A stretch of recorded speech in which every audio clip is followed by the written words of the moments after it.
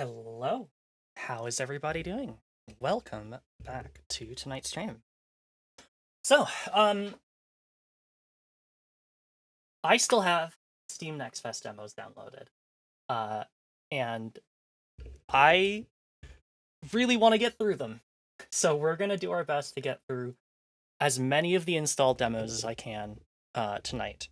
I do want to try and give them enough time for us to kind of get an idea of what they're like. But as always, I encourage you, if it's still available, if something interests you, like go download it yourself, give it a try. Because I may not be able to fully cover a demo in the allotted time, or maybe I just don't jive with it for some reason, and maybe you're like, that's really weird. Soroka, you're really weird. I don't know why you don't like this game. It looks awesome. In that case, give it a try. Maybe I'm just weird. Or maybe that, like, by playing it, you'll understand that there's just something off about the game. Anyway, that was kind of the wrong order to introduce myself. Hi, it's me, Soroka.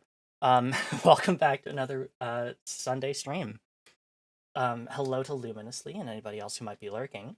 I think I'm good to just go ahead and start things off with our first game of the night. I hope. I'm going to cover some more hidden gems. Fingers crossed. So our first game of the night is called I Am Your Beast. Hunt the military-industrial complex across stylish comic book micro-sandboxes in this fast-paced, covert espionage FPS thriller from the developers of El Paso Elsewhere, which was a game that came out, I think, last year, and it was kind of like an indie Max Payne where you fought werewolves. It looked pretty neat. I just didn't really get a chance to play it yet. So this is the pre-alpha. Apparently, the launch version will be August 15th for this game. So look forward to that. They're not going to be updating the demo, but they say feel free to give us your feedback, which we'll do. I Am Your Beats, like it was a rhythm game. Oh, no, I didn't get like a ton of rhythm games, but I did get one that's kind of a rhythm game. So we'll see about that.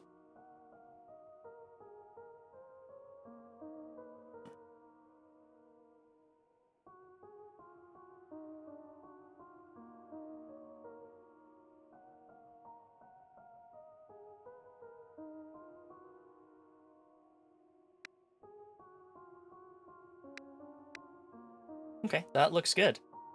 So I saw some gameplay of this. It looks very, very quick, kind of like Hotline Miami kind of style of like constantly moving, even though you don't actually constantly move in Hotline Miami, but the kind of vibes of like really, really getting a good Hotline Miami thing. Also, I'm going to turn down some volumes.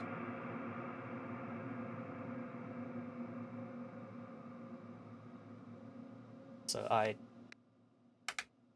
speedy game. It is. Dear Diary. Dear Diary. Did I tell you that I saw a bird? It had brown feathers and a red chest that gleamed against the sky. Wrong kind of bird. You had one job.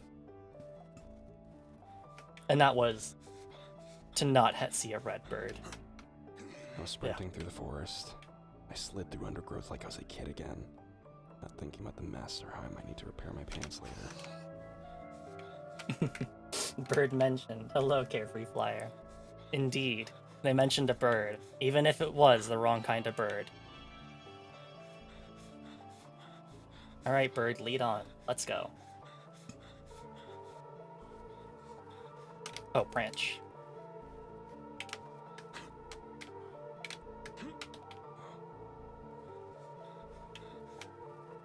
Oh, here we go. Perch. Like a bird. Leaping across trees.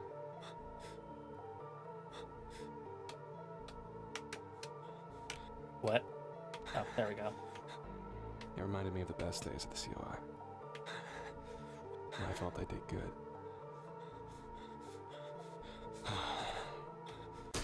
Then I heard the gunshot. Why'd you do that?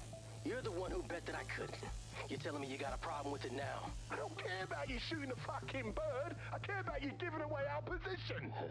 Need I remind you that we are not supposed to be here? Ah, come on. Harding barely leaves his nest. Anyway, as long as he doesn't say no to the next mission, we won't have to be here at all. Hearing them say the quiet parts out loud, seeing the way they treated this innocent, beautiful thing, they snapped. Oh. He's here! I was reminded of the other part of being in the COI. No! The people that made me break. Was it the bird? Is it because of the bird?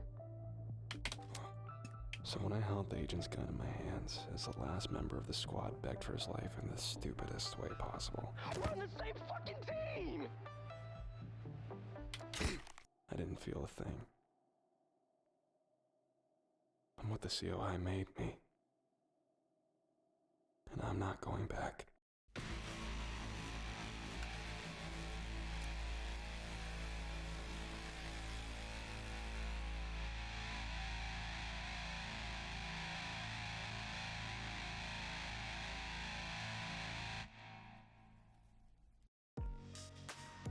Oh boy, okay.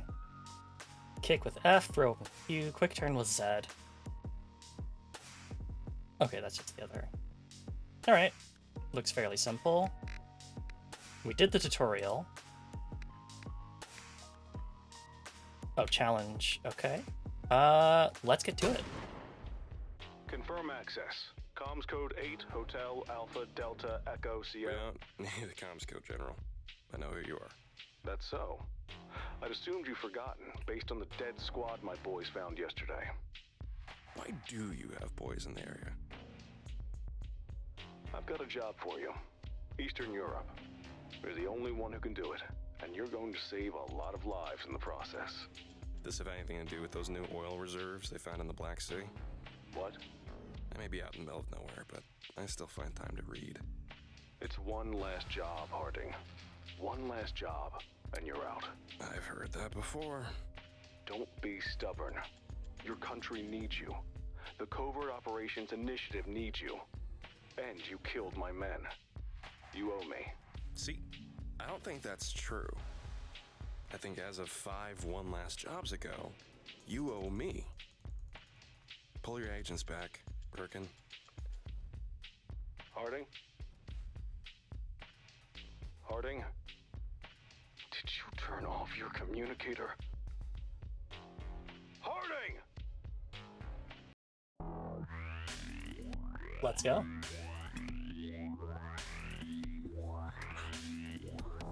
Harding in sight!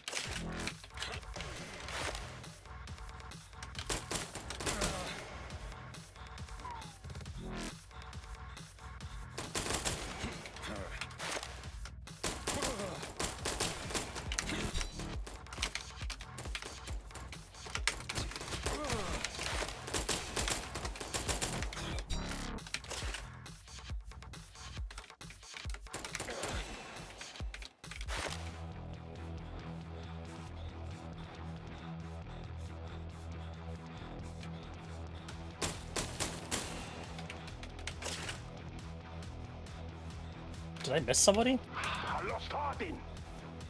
I don't even know where you are, mate. Where the fuck are you? Oh. Harding spotted.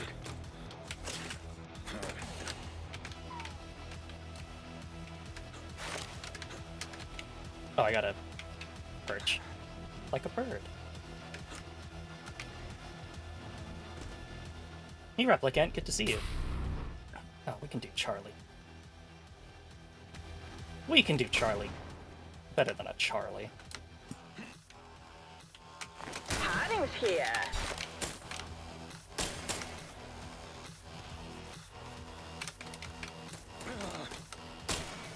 Oh, I don't think I killed somebody last time.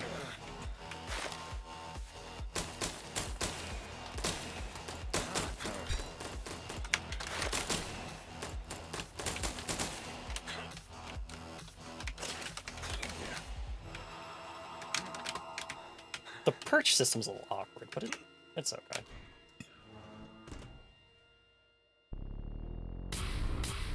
Much better. We can do.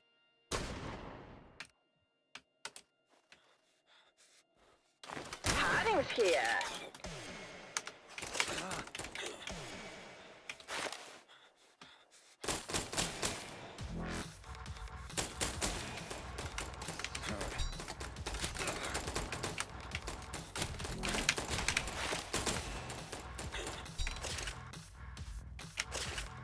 What?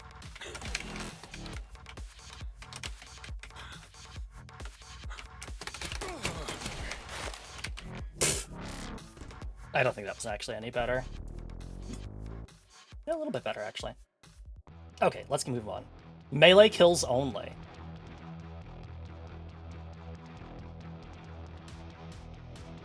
No, I can see how you get that. I was gonna be like, that seems really hard, but no, I think I know how you would get that. You would essentially throw a gun at the guy up on the ledge, knock him prone, and then move up, and, and then move to kill. Kitty, kitty. Where are you hiding? You can't hide forever, you know. The more you hide, the more agents we send. And the more agents we send, well, the forest will feel awfully small. Come on out, you big bitch. Okay. Wait, no! Be careful what you wish for. That was quick.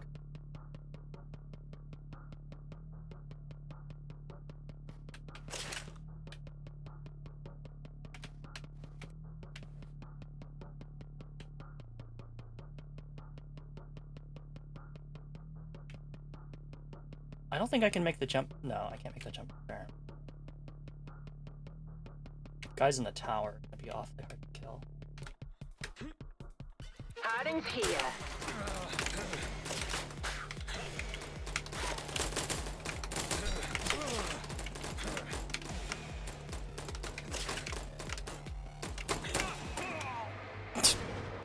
That was bad.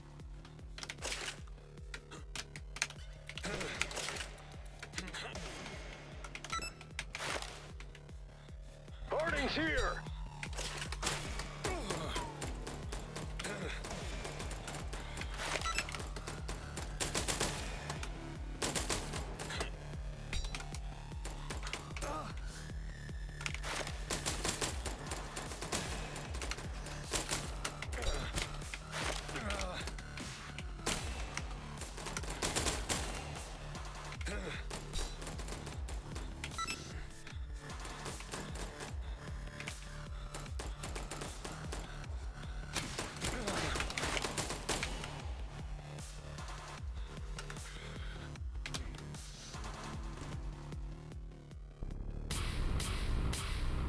Not bad. Confirm access. Comms code 8, Hotel Alpha. I told you that we don't need to use the code. What do you think you're doing here, son? I believe I'm making it very unpleasant for a COI agent to exist in the relatively small patch of forest I've made my home. What do you think I'm doing here? I think you're making a fool of yourself. You're going to take the job. You know the difference between right and wrong. There's work to be done. Let's get this over with. Please, Birkin. I'm really not taking the job. Damn it, Harding. There are innocent men in that forest that you are cutting down for a foolish tantrum. You know what's funny? That you only bring up innocent men when it sounds like I'm not going to do what I'm told? And fly halfway around the world to put a bullet in somebody's head so a friend of some senator can make more money next year. I'm not taking the job. You're setting a dangerous precedent, Harding. There are consequences for your actions. Oh, I know. Every time I wake up in a cold sweat remembering some poor kid's face torn in half by a gun you made me fire. I know. Leave me alone, Birkin. Captain, deploy the demolition squad.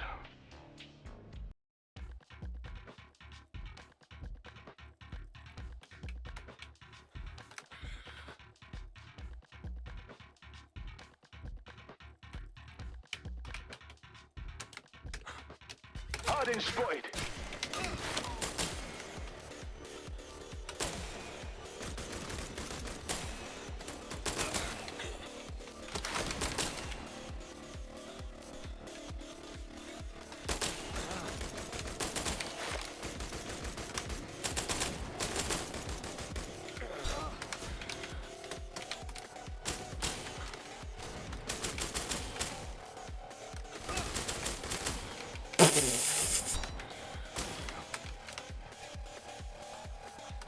Whatever. Got it. Oh, not bad.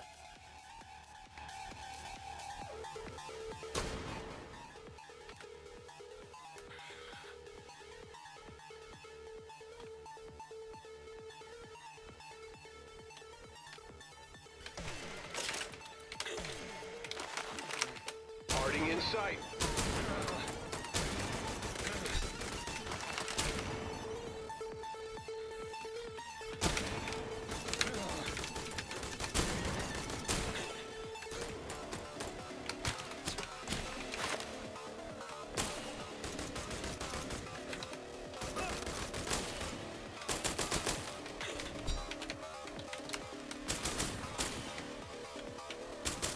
Ah.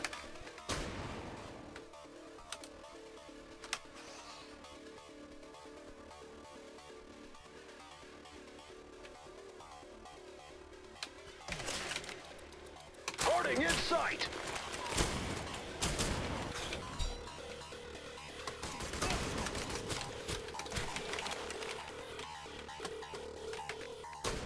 I fucked it.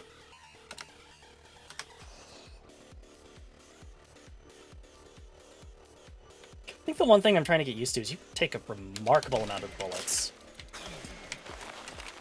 Harding in sight.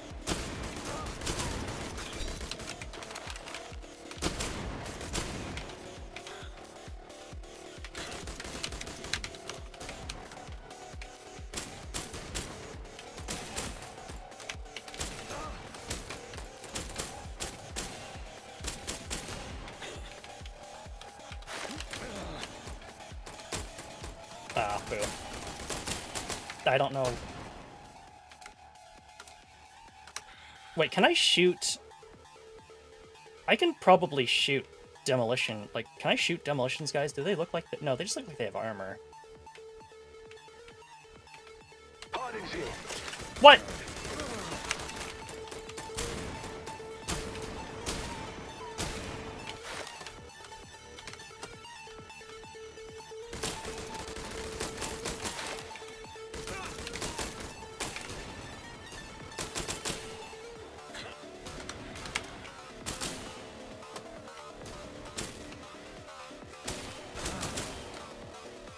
Oh shit! No, there's more. Split up so we can... Harding spotted. Boo. Oh, cringe. I had it. Oh, double cringe.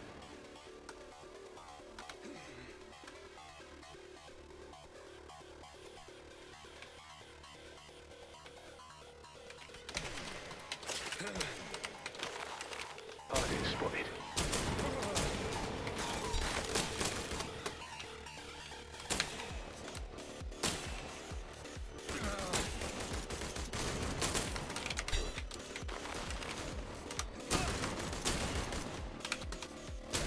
What am I doing?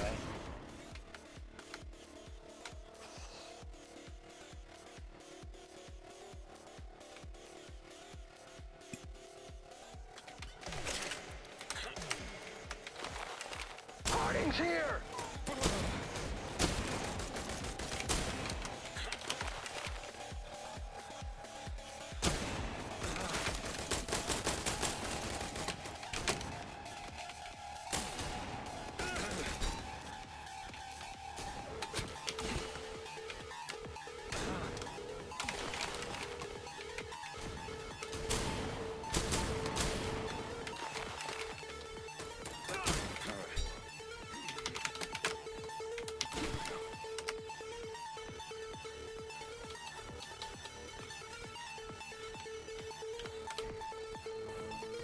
Better. think. No.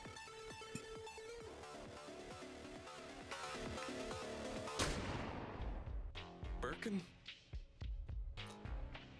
Birkin? How was my home? You? Are you there? Yes, I am. And while I have your attention, I think it's important that we discuss the purpose of life. A lot of people think that the purpose of life is to be happy. And that's wrong. The purpose of life is to find a box that you are well suited to fill, and to fill that box for as long as you have the honor of doing so. You rejected your honor when most people go their entire lives never finding their box in the first place. So, do I need to keep destroying things you care about? Or are you ready to get the fuck back to work? I'm going to use your guns and your tech to kill every agent you sent into this forest.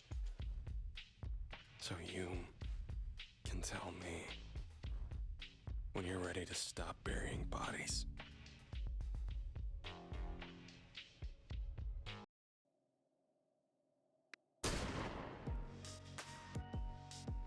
Oh, I need to complete bonus objectives. What was the other one? Melee kills? I don't actually need to complete the bonus objectives in a thing, so let's do this.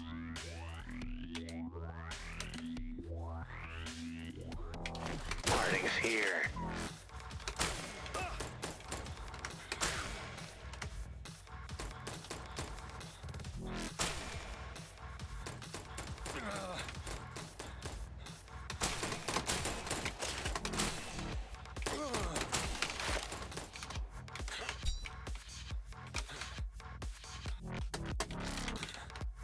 I lost Harding!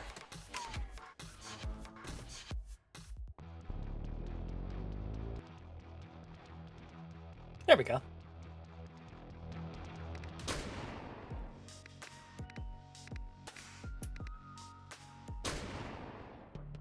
One was... Oh no, it's gonna tell me, isn't it? Kill all enemies. Okay.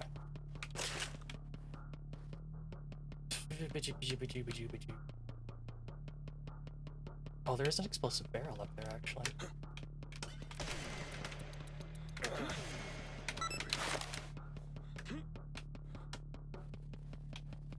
Harding in sight! Okay, apparently that's not an explosive barrel.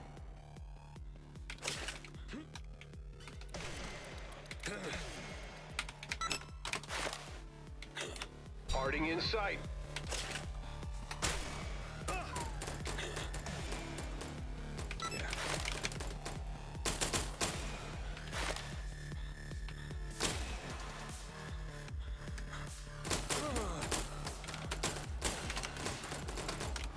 It is an explosive barrel, I just wasn't hitting it.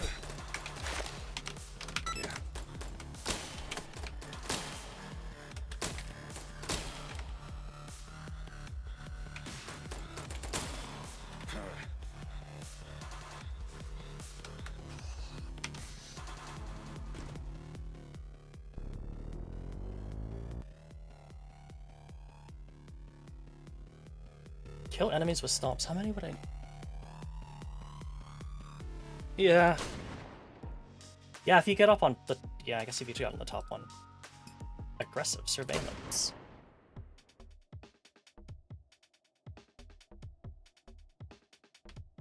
Destroy the satellites.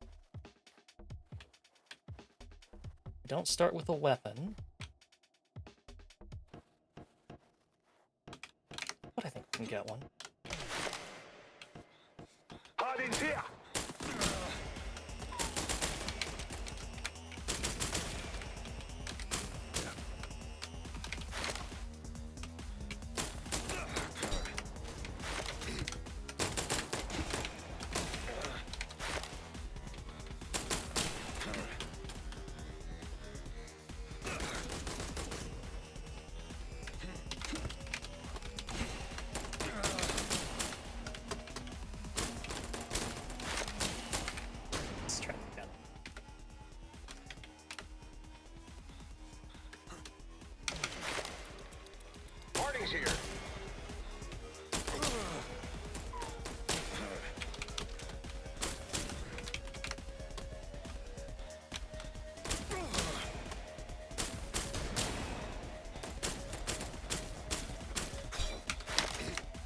Shit.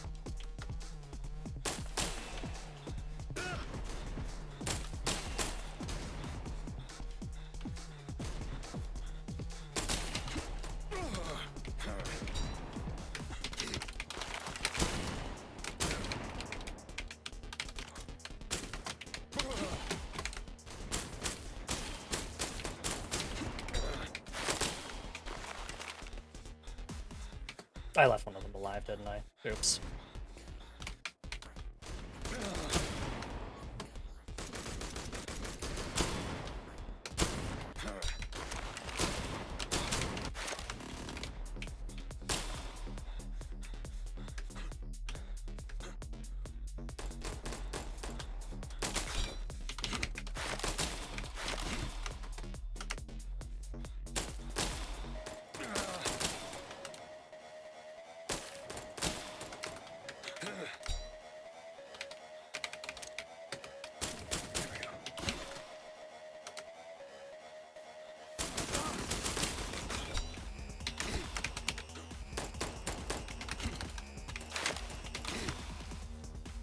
Okay, so kicking is just better than melee. You should basically never punch anybody.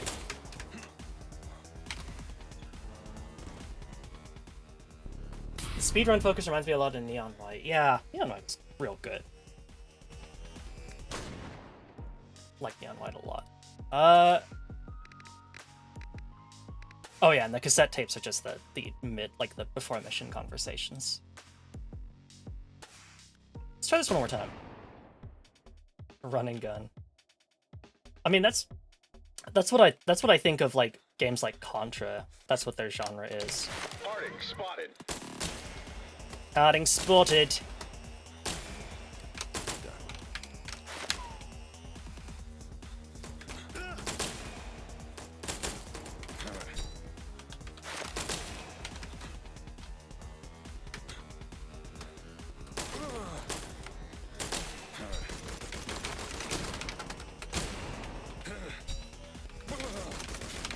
I thought I grabbed a gun. How cringe.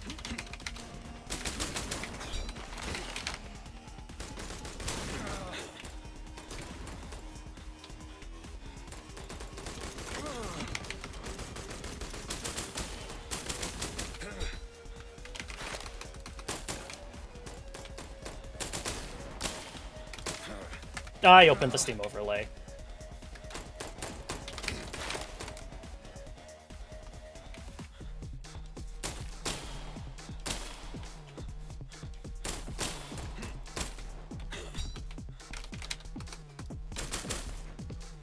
This is such a terrible routing I've developed. Excuse me. Okay, so guns break after you throw them once.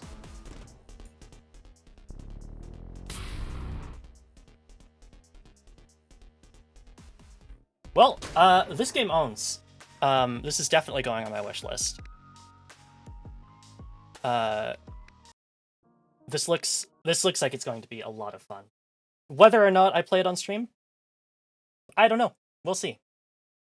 But real big fan of this one. This one was very fun.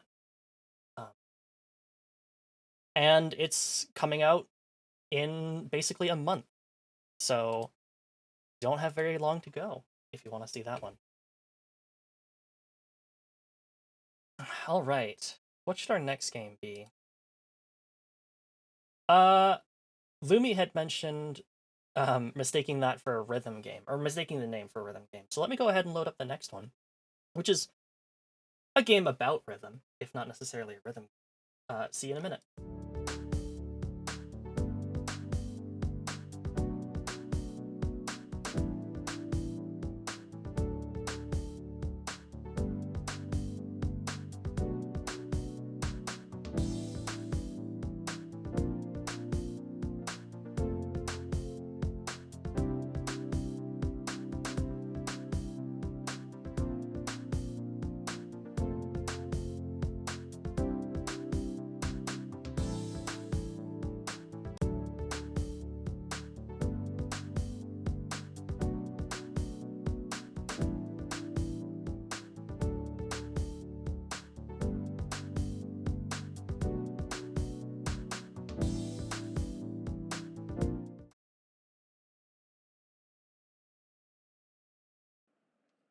I just accidentally clicked on the slider that controlled my volume. This is unfortunate. Didn't mean to, but I did. Please do let me know if like now any game is unhearable or it's too loud. Oopsie doopsie. Really wish I could lock those sliders. Anyway, on to the next game. The game's name is Odada. A tactile music maker game with endless freedom to play. Use gadgets, gizmos, and funky melodic toys to piece together a handcrafted music track. Share what you make. Unlock new instruments. Odada. I appreciate it, Lumi. Thank you very much. And so this looks really cute and charming. So I was like, yeah, let's do it.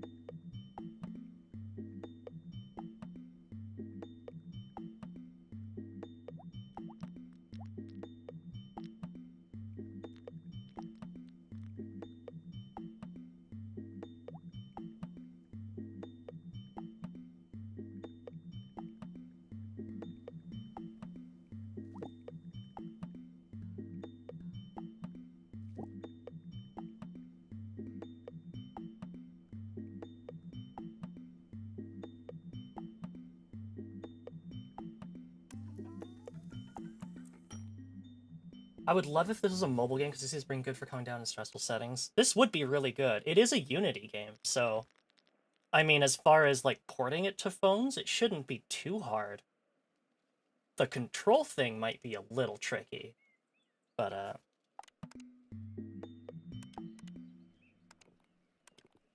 what the? Huh? Huh? Oh. What? I...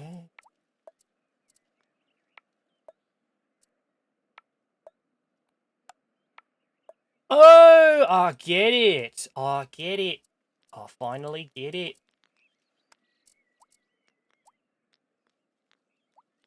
I don't know why I just ripped out all of the...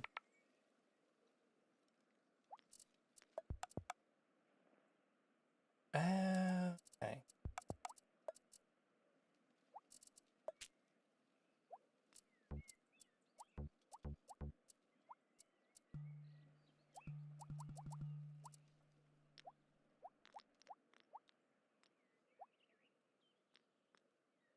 Do I have any more of those funky sounds?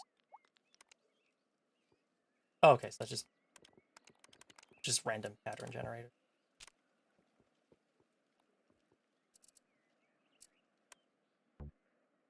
Oh. I don't... Nope.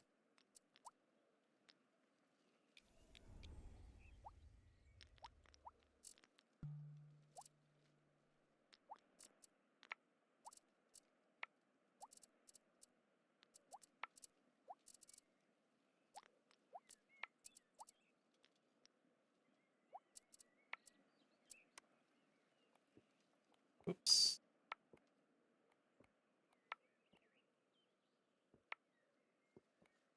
What?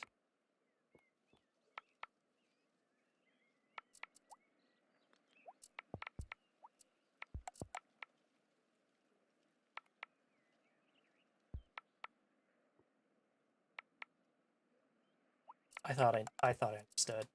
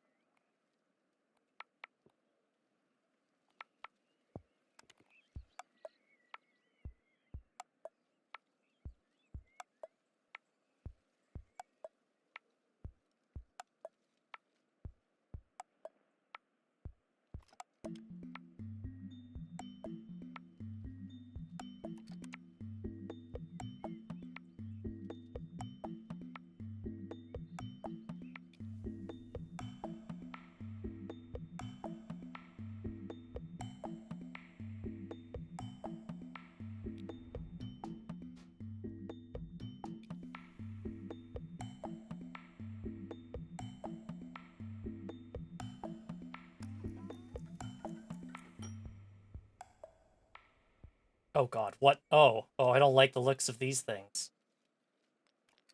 Uh.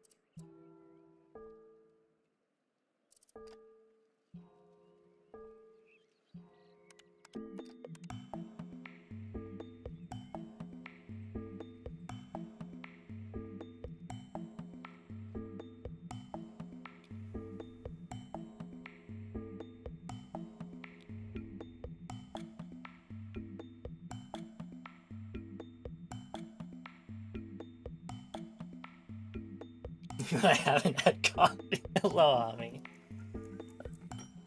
Hope you're doing alright. Good to see you.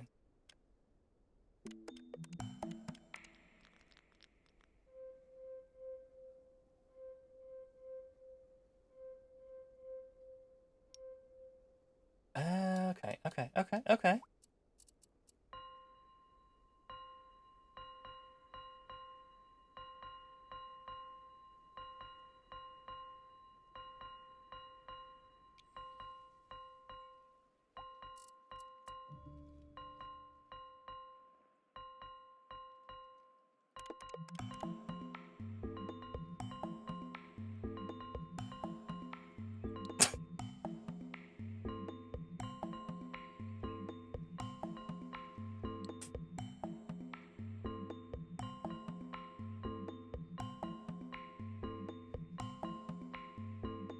Stomach's feeling better than that. Just been drawing and playing Zenless Zone Zero. Nice. I hope you're having a good time, and I hope your stomach feels better soon.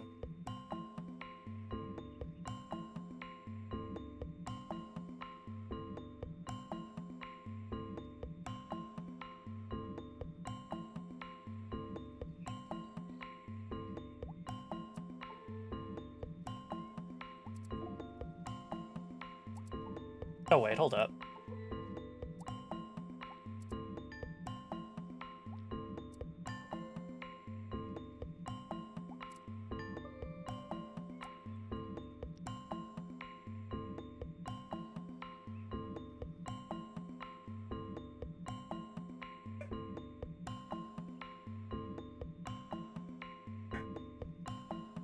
And some good jams? Yeah.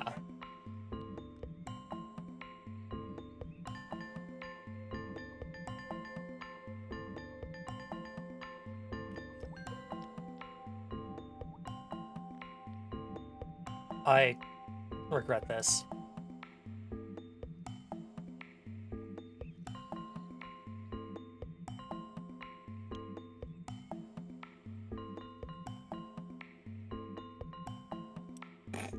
Was this rhythm that bad?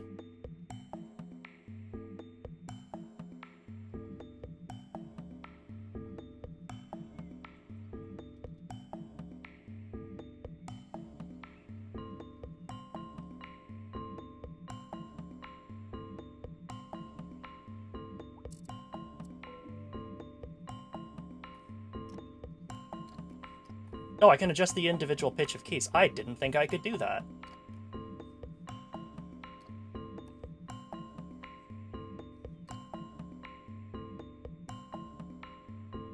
You know what? Pretty happy with that, though.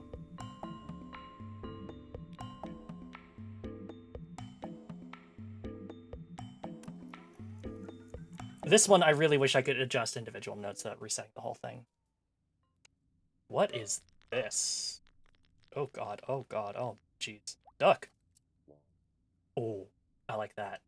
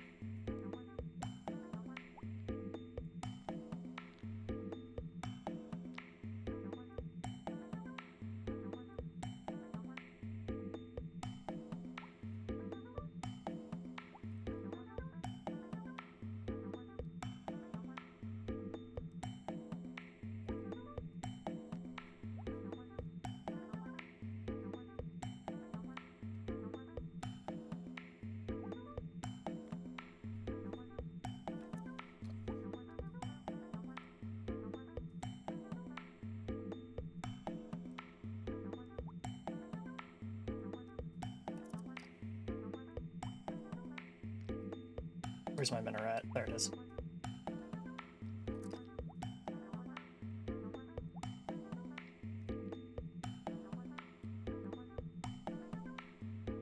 Do I not have enough minarets to make a whole thing? That's so sad.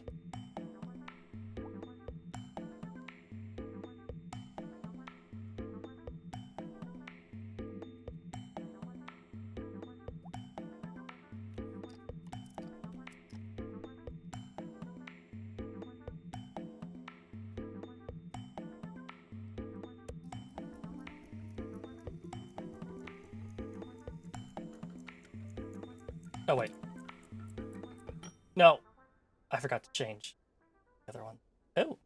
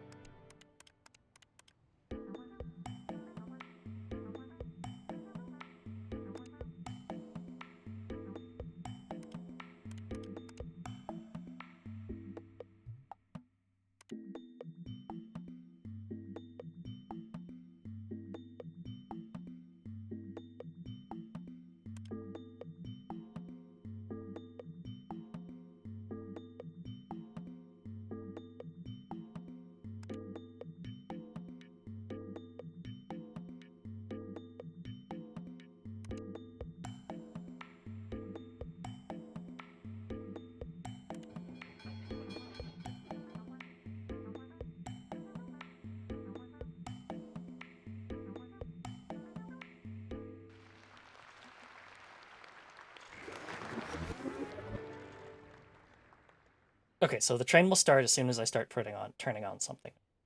One of the buttons. Okay. I wish I could sample them. Oh, wait, I could adjust the pitch? Oh!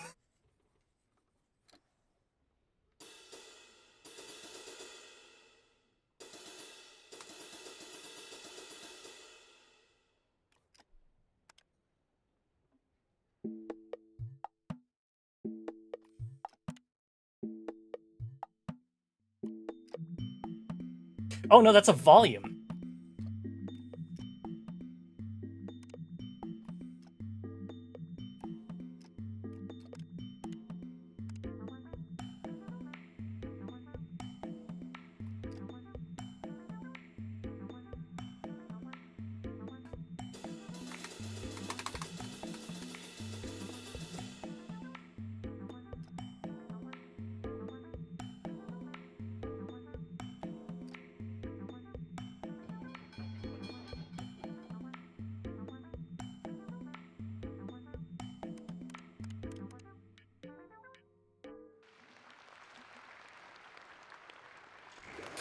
Magpie Music Maker. I really wish... I know that, like, I was supposed to kind of sample them as I went along, but... I really wish I could listen to them individually before deciding on a mix. A little annoying. I don't remember what this one... I don't remember what the apartment sounded like.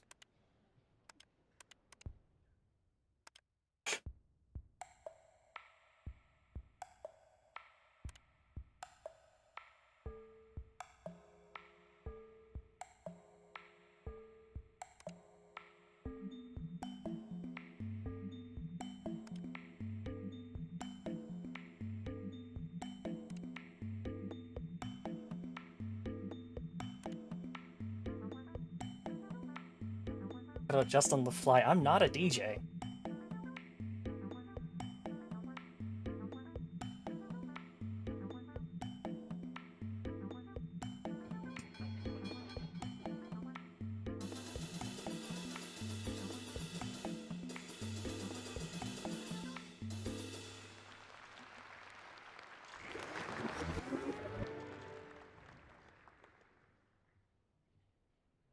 I always thought you were a DJ VTuber. Oh my god.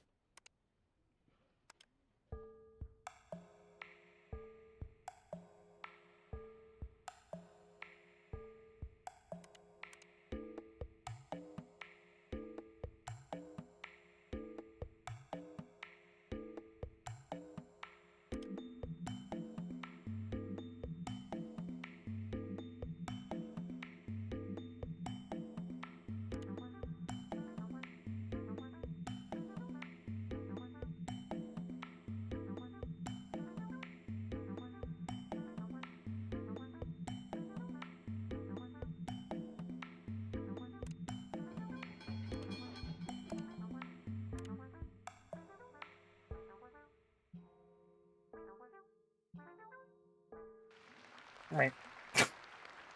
Sure, whatever. 60-second long simple song. You best start believing in DJs, cause you are one.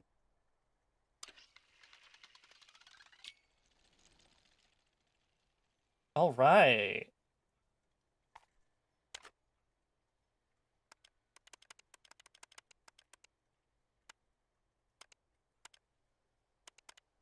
Oh, it's gotta be Woke Blue. The spools can be... Oh no, the spool's gotta be white. The inside has to be black. This has to be blue. No, hold on. Yeah? Yeah! No, that's actually... No. Fuck that. Redo it.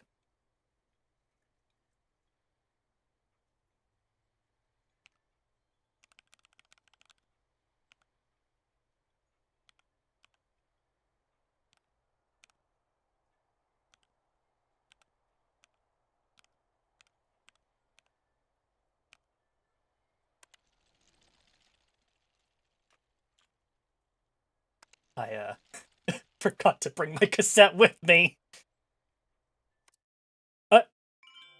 What? Oh! Oh! Oh!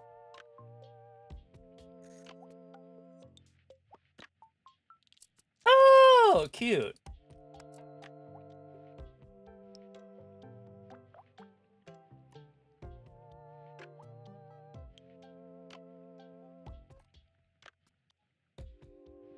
Oh, it's gotta have a fire symbol because this is straight fire. Oh, can I only have symbols of one color?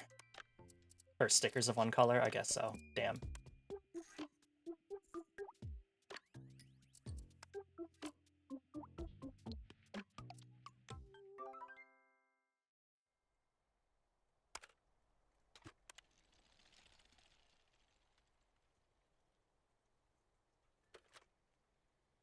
Alright, well, first of all, we have to listen to the classic.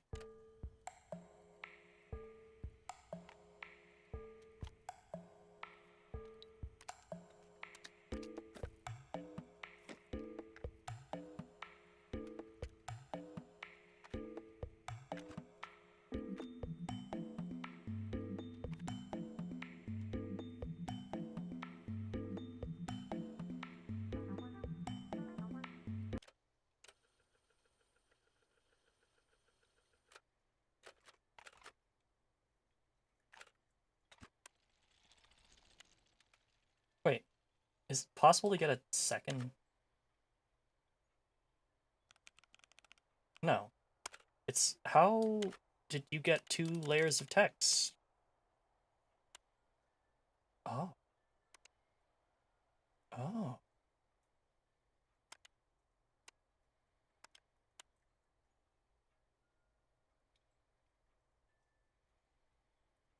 Still think that's too much blue. But that's pretty.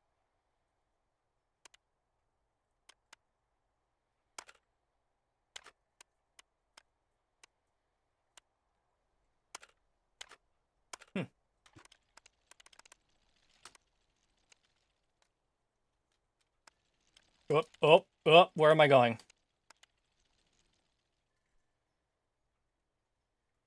Alright, let's listen to Triola.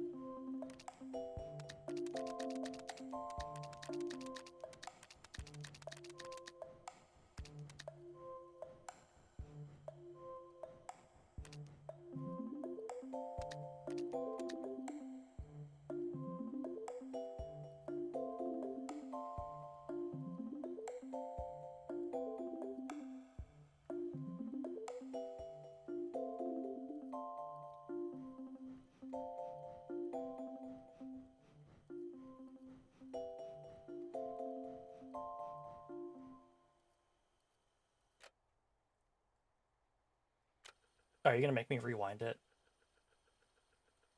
I guess I should be kind and rewind.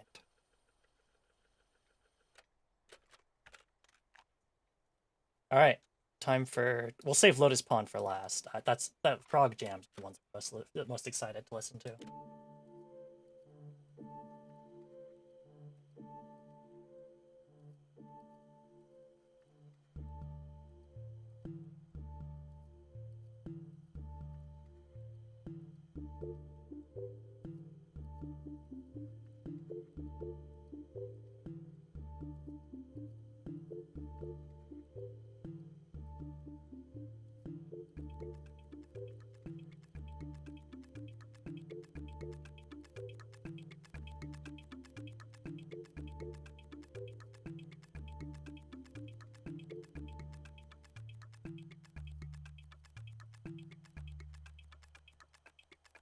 Skeleton Rave. Ooh, spooky.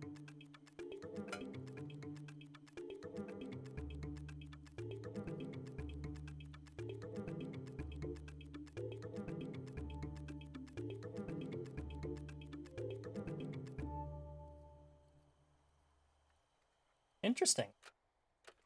That's not what I expected to hear out of a tape with a design like that. All right, Frog Jams. Here we go.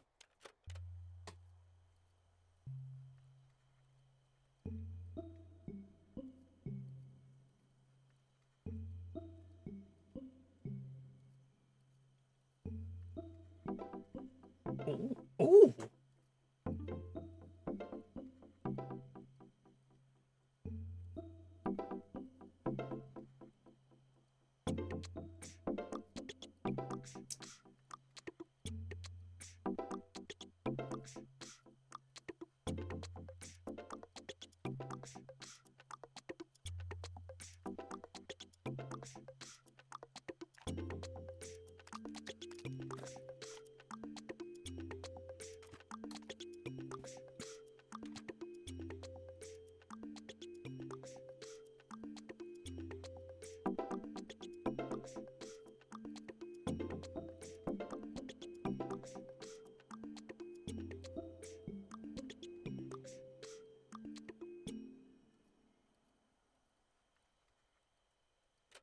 Oh no, that was good. Frog Jams did not disappoint. I am going to be kind and rewind this one for sure. I don't know if putting them in the case does anything, but might as well put everything back correctly. Okay, so we can save. What does that do?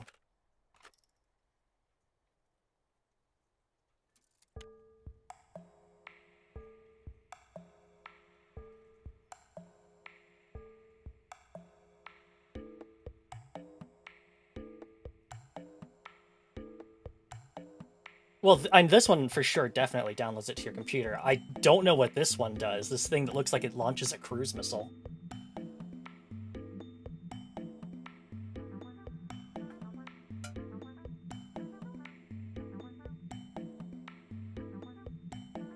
I'm so sad I didn't get one more Minaret.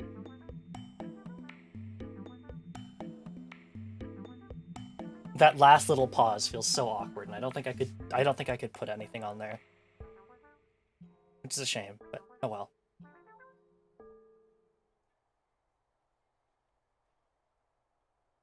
It is downloaded. Sure.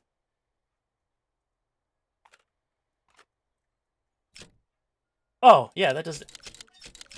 Yeah, that does delete it. Fuck that. What does this do? What awaits you in Odata?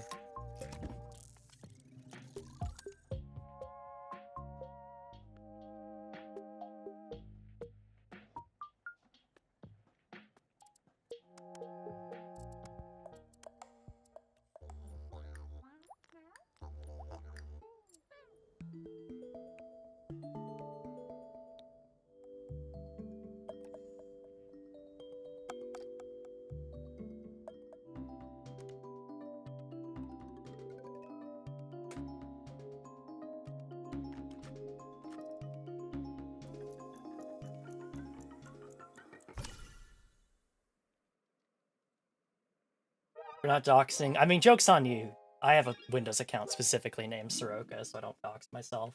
But, that was really cool. Really charming. Obviously not like a super, like, experience, like, you know, obviously not like a big, big, like, advanced music generator by any means, but that's a lot of fun to just play around with.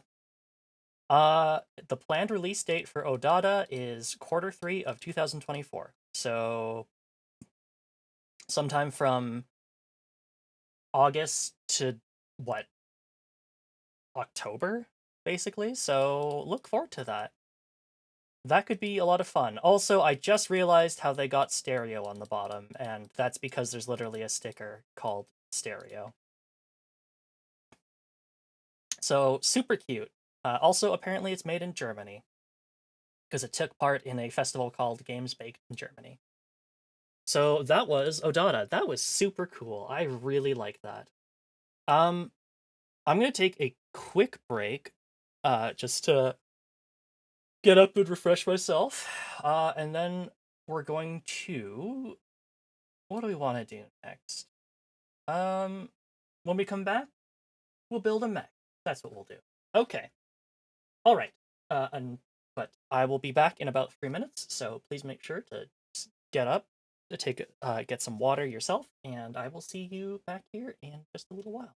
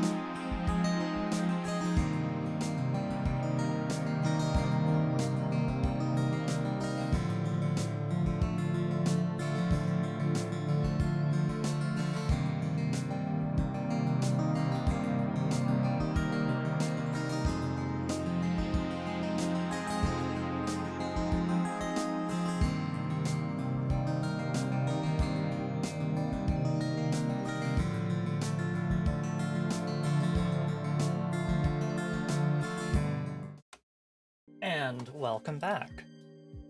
It's time to play some Mech Builder, which, according to the EXE, was once named, I think, Gundarium, which is a pretty good name, but I can definitely understand why you maybe they maybe didn't go for it, because that's a little too close to comfort for Sunrise, probably. But let's play Mech Builder. So here's the link to the game. Welcome to Mech Builder, a relaxing puzzle game inspired by Malda building, aka Gunpla. You will experience the relaxing process of building a model kit with complete freedom on over 150 puzzles. So this sounds pretty cool. You are playing the third demo version of Mech Builder, Kit Bash mode implemented for you to try. Have fun. Nice. Oh, that's checked and that isn't. Okay, yeah, alright, fine. Fair enough. I guess we'll start with this one. Q to drag.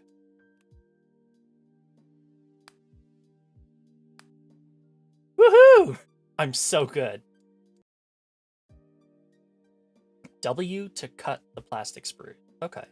So Q is your drag mode, and then W turns to... Okay, so let's first of all get those out of the way. And now we'll swap to cutting up the sprues.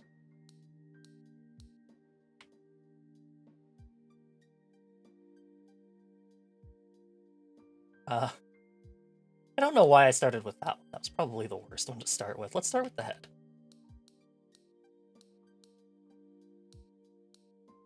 Built a lot of gunpla, which is kind of a shame because it looks like a lot of fun. There we go. That's the head build. Let's next build the torso.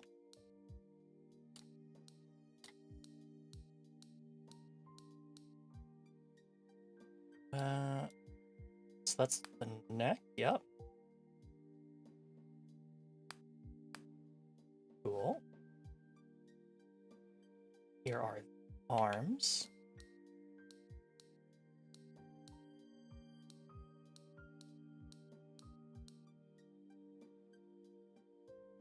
Oh, whoops.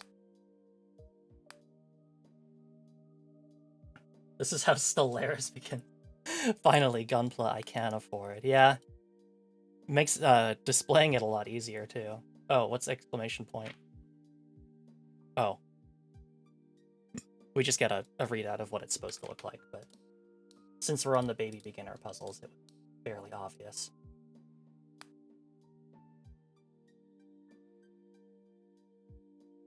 Still, the robot lesbians one, Signalis?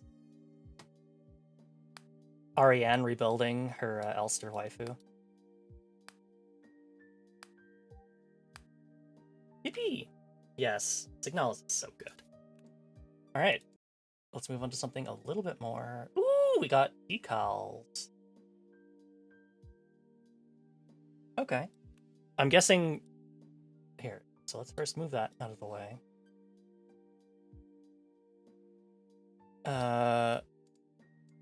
Here we go. Here's the instructions. And that's what the decals are supposed to look like. Okay, and that's what the main thing looks like. So, where to begin? Let's start with the torso.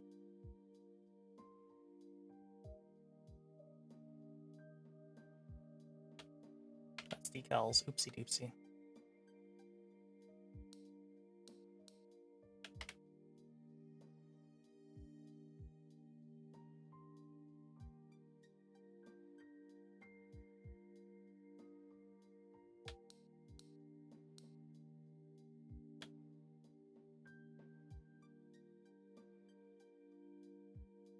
Man, I wish I had a better workspace.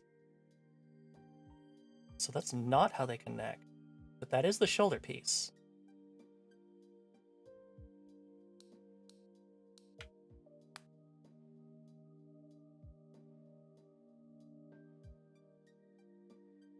How does that connect? Oh, never mind.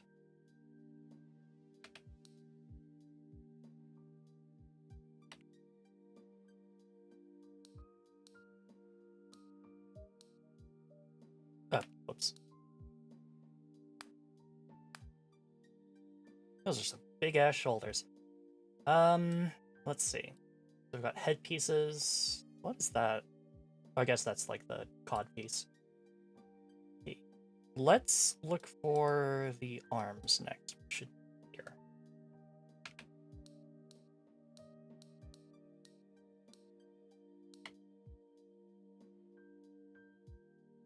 No. Oh, I see.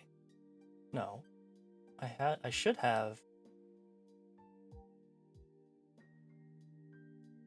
Man, I'm so glad that having built exactly one Gunpla in my life that the instructions were a little bit more clear than this, but then it wouldn't be a puzzle game, I suppose.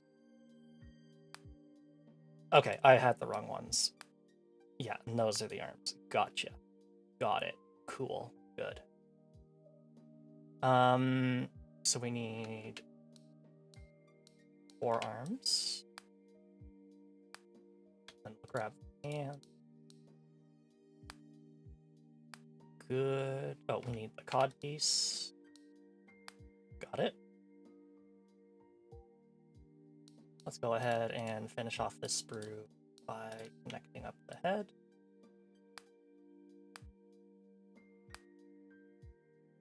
And let's go ahead and get those legs.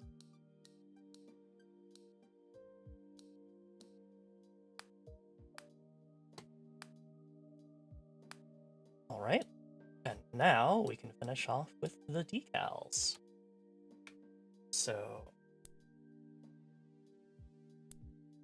I'm so bad at applying the decals in real life. I'm so bad at water transfer stuff. What is that one? Oh, I see. It's on the shoulder.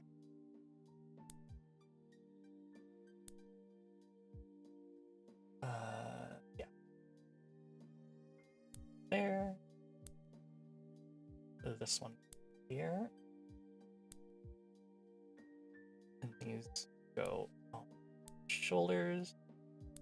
Am I allowed to move them? Oh, I am. Oh, this is way better than building Gunpla in real life. I think that goes up on the orange piece there. Yes. I think I messed that up, didn't I? Sure did. I think that one goes there. This one here. Ta-da! Completed. Ooh. And paint, which is optional. Okay. Oh, baby, we got some.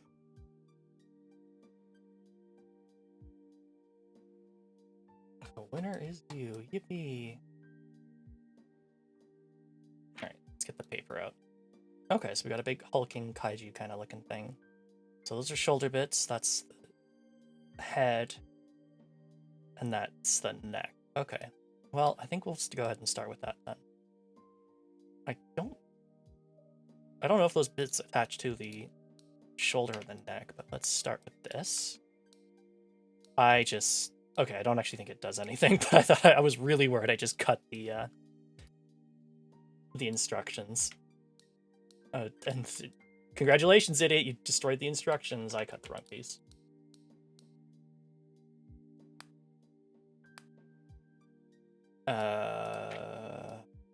Those must attach to the shoulders then. Those are the thighs, okay. Well, might as well grab those.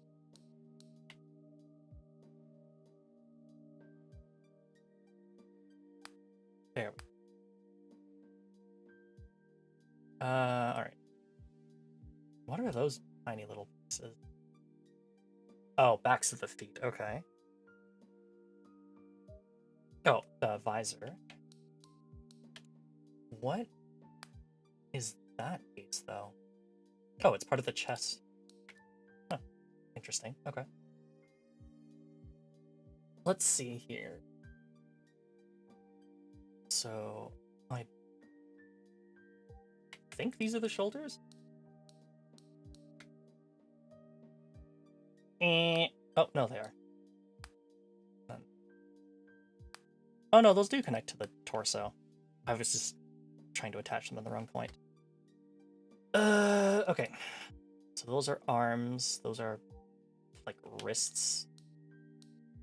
Go ahead and put those together.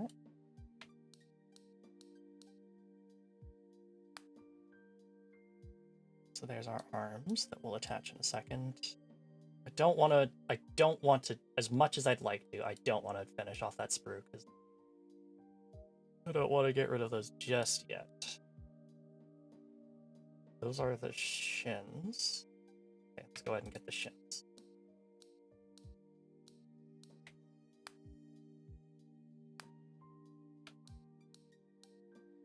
let's go ahead and get foot.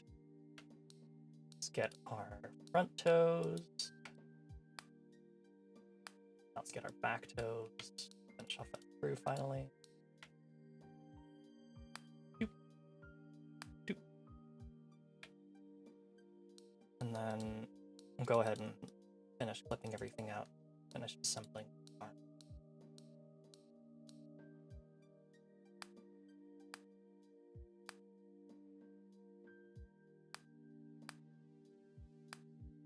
Okie dokie. So let's get our decals on.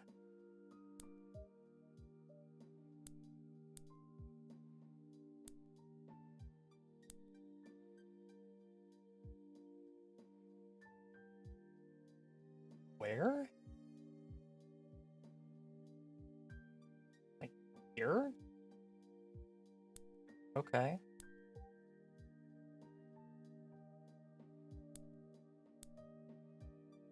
I think like that.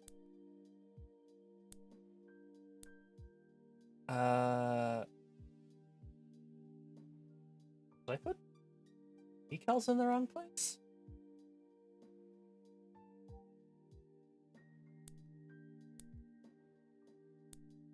No, I guess they just didn't include those. Many such cases.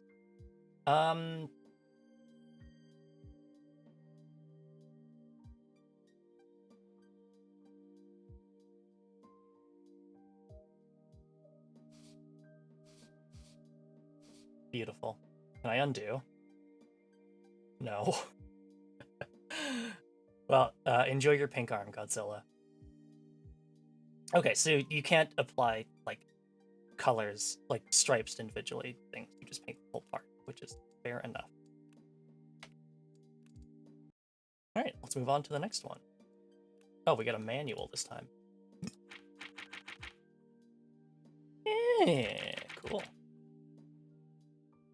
Alright. Now this is more like it. Alright, so the head is built with parts from A, so hopefully that means we don't need to worry about any of the other sprues at this moment. I will say, one thing that's definitely challenging, and it's going to be really challenging if this game has way harder puzzles, is just the sheer lack of workspace that you have.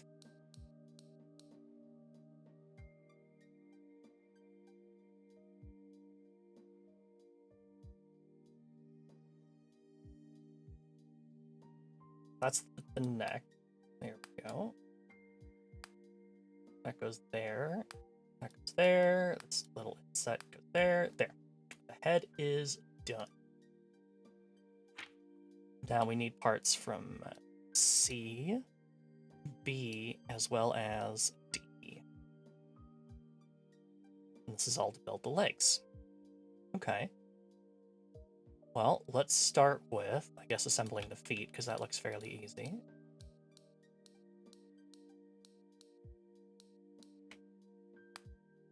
Oh, I lied. I don't know why I didn't notice. That's...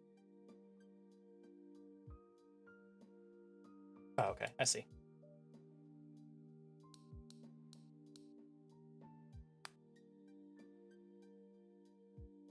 No, I don't see at all.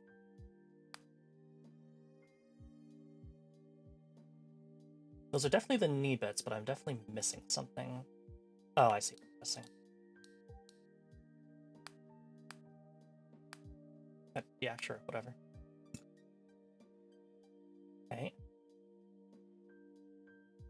What are those little... Where do those little flanges go? Oh! They're the, like, bits of toes. Cool, there we go. So that's the very, very top. So we've got... Okay, so this should be the part that connects here. Yep.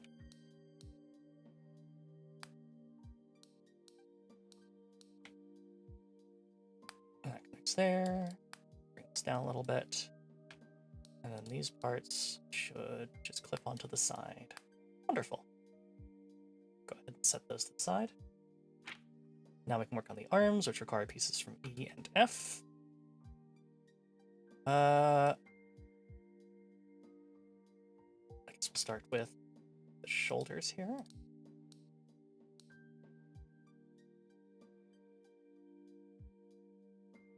Looks like there's some sort of generator-looking part that attaches not to this part. I'm a fool. So first of all, let's attach this kind of armor plating.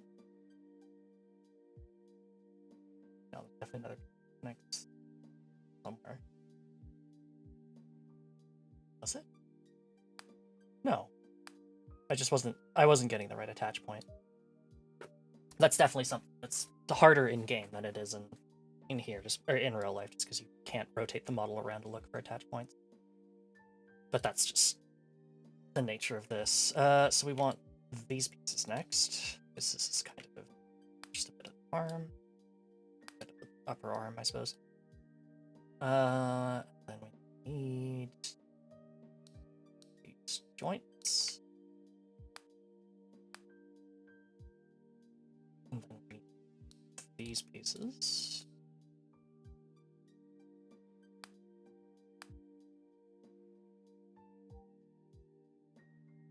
What is that?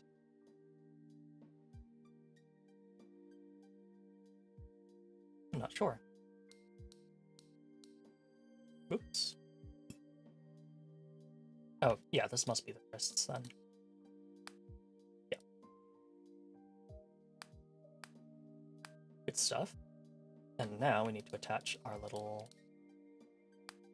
arm bits.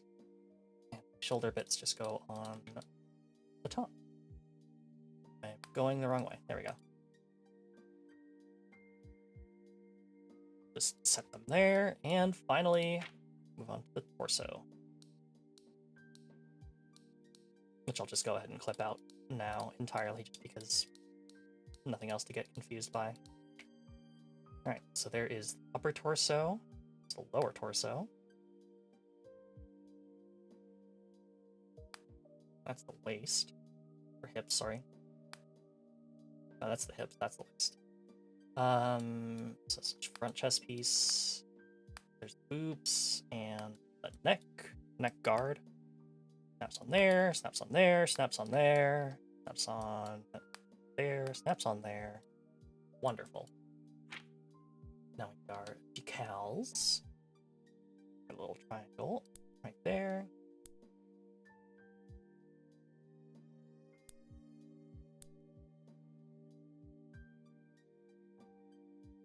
Oh, it's actually right above that. Makes sense. And these go right there. Don't look like they will line up super well. Okay. And just...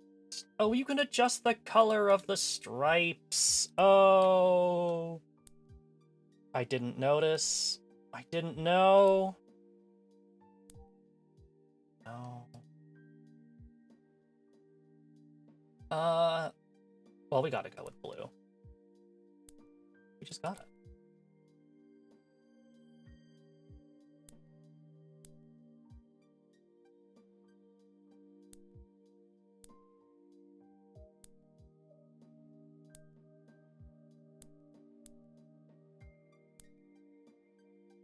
And this piece goes there.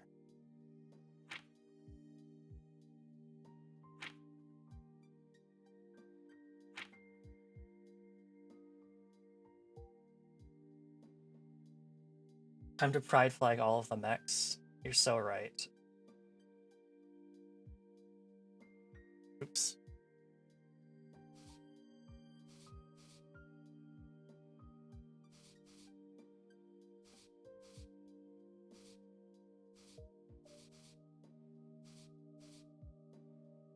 Okay.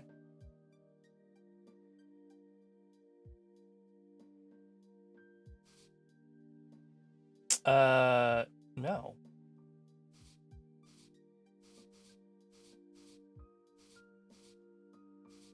But what? Oh, I could just use a dropper instead of just repainting the whole fucking thing, huh? Anyway,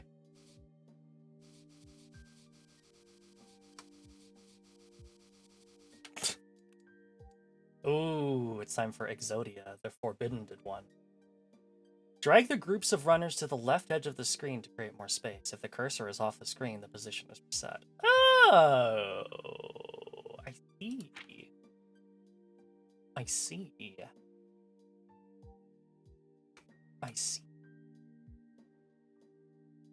Delta, Echo, Foxtrot. Oh, so it doesn't actually, like, lock it to the side. And unfortunately, this means it's behind my iPhone. But this is good enough. Okay, so that's definitely intentional. Oh, wait, no, I need Echo, don't I? The problem is this L1, but I guess I can just leave it down here. L, M, N, O. All right. Well, let us start with torso bits.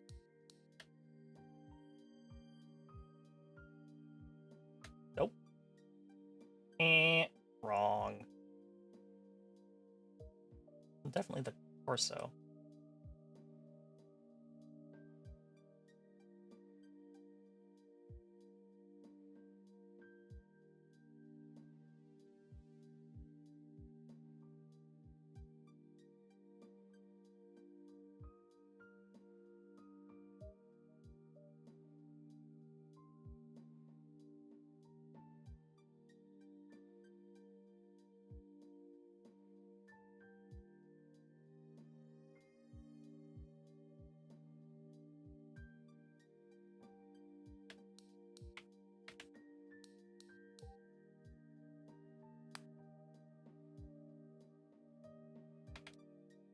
They definitely got harder.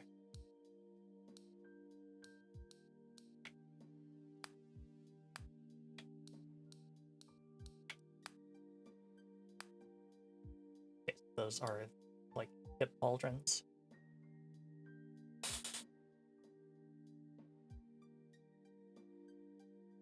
Okay, so this should be the back of the torso. Never mind, it's part of the waist.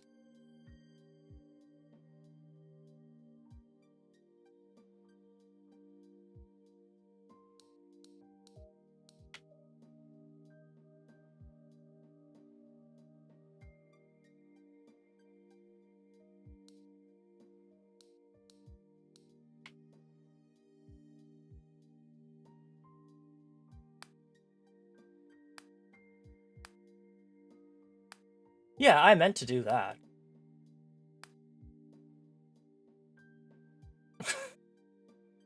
Fuck.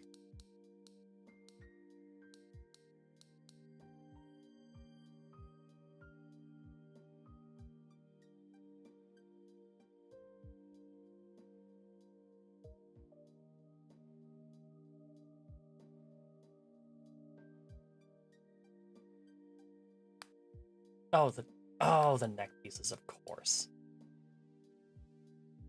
Oh, we haven't finished. Okay, that's why I'm like, huh? Why is nothing snipping together? And that's because I hadn't finished putting everything together. No. Definitely not. Okay, yeah, those are definitely hip parts. Can we touch the hip pauldrons? Okay. Hey, there we go.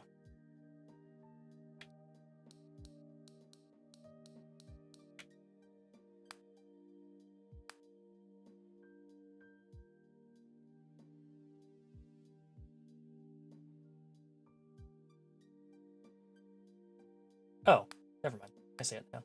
Okay. Well, that was a little bit of doing, but we got it done. I really wish I could put the manual on top of something. Guess I can just kind of set this off to the side there. Good enough. All right, so now we need golf, hotel, India, and J. What the fuck is J? I don't remember what J is in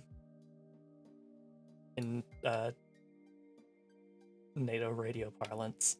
So here's the shoulders. Those look sufficiently shouldery to me.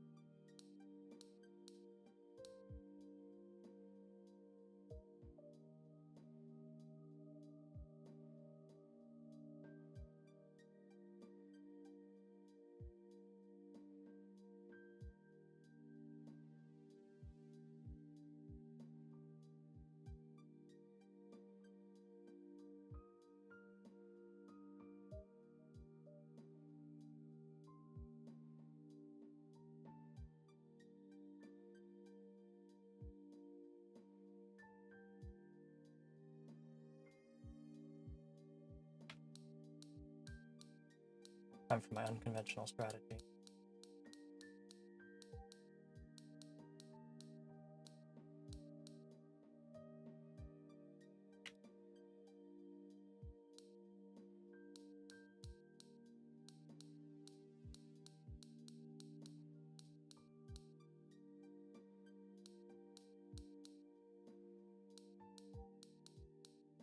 Surely having a million little, like, pieces to get lost in my work table is way, way better than keeping them neatly attached to the sprues.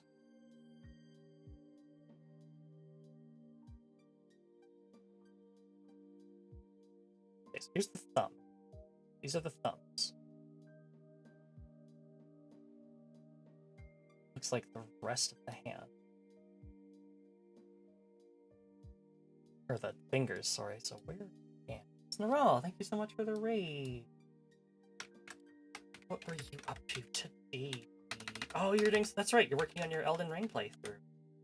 I hope you had a great time with that. What was the last thing you got done, or what are you working on right now?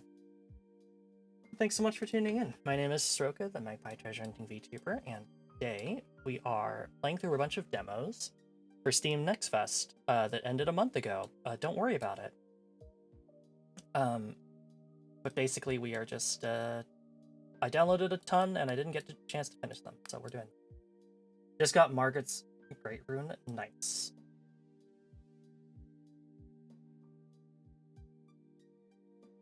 But right now we're playing something called Mech Builder, which is about putting together fake Gunpla, and you know what? This whole thing where I clipped out everything at once, not my greatest strategy. What piece is the hand?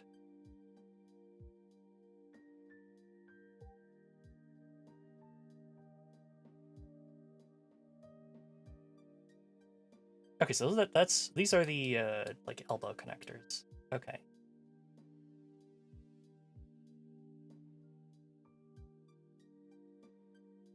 That's the lower part of the hand.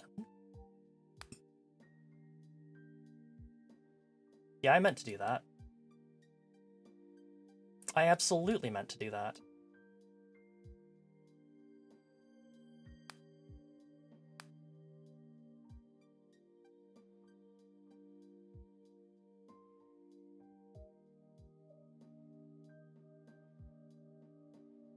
Okay, so the layer kind of gives you a hint on where it in the hand. What did I just connect that to? Oh. Oh, okay. Okay. Yep. Where's the bladed part? This, right? Maybe?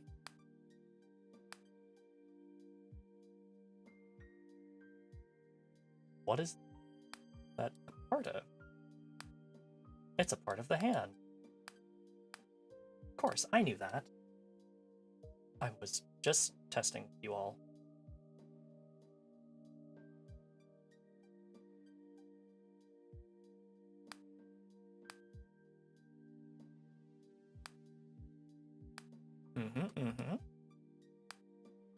And there's little, like, blades. Is it that piece? No. It is... No.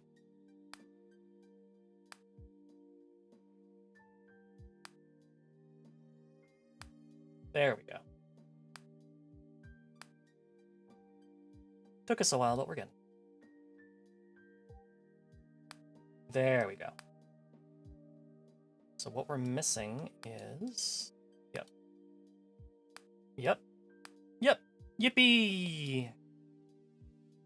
Alright, on to the next piece, which is the legs, which are made of Hilo, Ligma...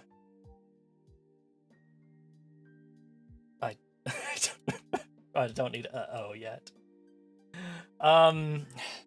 So... I guess we'll start with the feet. These look pretty feet-like to me.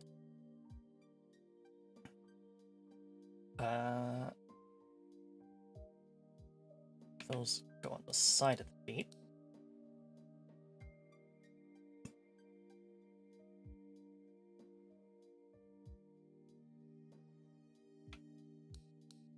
think these are part of the feet. What do they connect to, though? It's probably the top of the shoe. Or just the shoe, okay. No, missing something there. Those are the knee parts. Oh, I guess.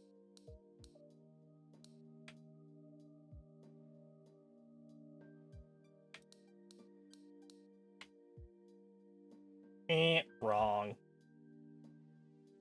Unfortunate. Just go ahead. Set those up there for now.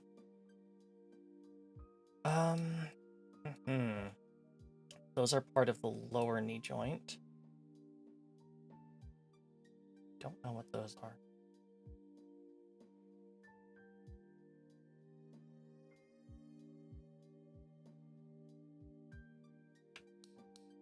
Those to me look like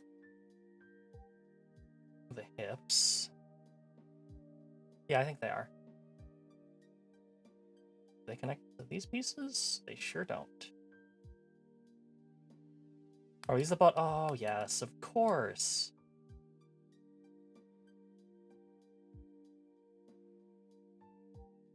No, those aren't those pieces. What are those pieces? They look like they should be part of the foot.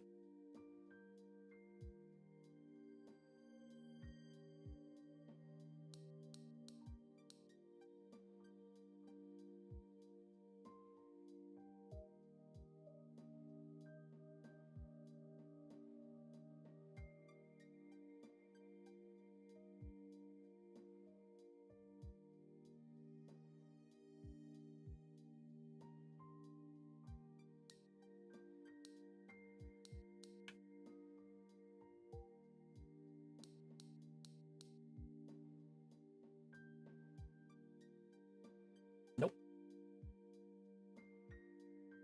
Alright. Time for another dose of my unconventional strategy.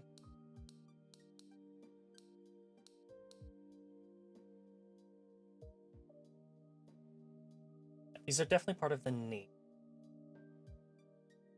These are... I'm not sure.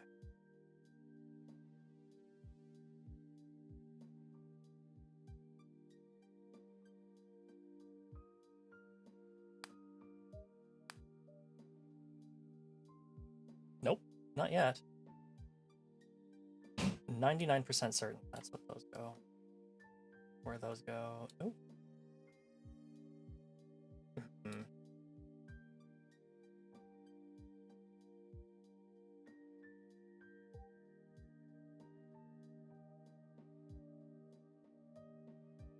Did I try attaching these yet? I sure did. I guess the smart thing to do at this point would be to try and find what parts connect there. Let's see. Can we connect these pieces yet? Nope, I'm missing something else. What's the front knee pad? Like this? Yep. Yep. It's all coming together now.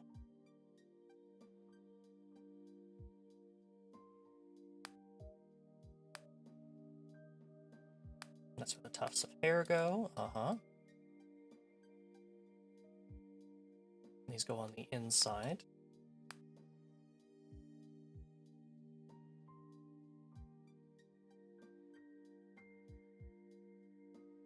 Nope. These bits. What am I missing? Oh wait, there is no hip bone. We're not there yet. Ugh.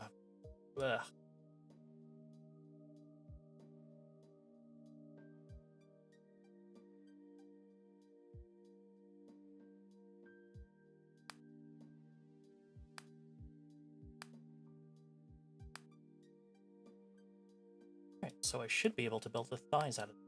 There we go.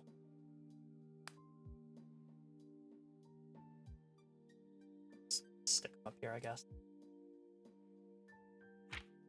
And oh.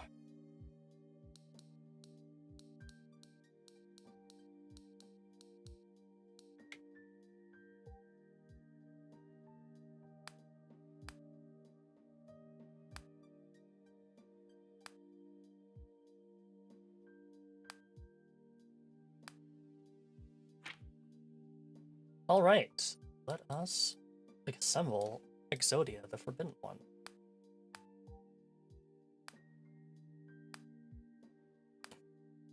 There. What do we want these lines to be made out of? Orange? Orange is probably a pretty good one to make them out of. Ta-da! There we go. Thank you for trying the third version of the demo. You have unlocked Kit Bash mode. You can add it to your wish list here. That's pretty cool. What is Kit Bash mode like? In Kit Bash mode, the pieces not snap automatically, but you'll have access to the Kit Bash bar with which you can group, ungroup, bring forward, sync to the background, and delete pieces to assemble your own models. Okay.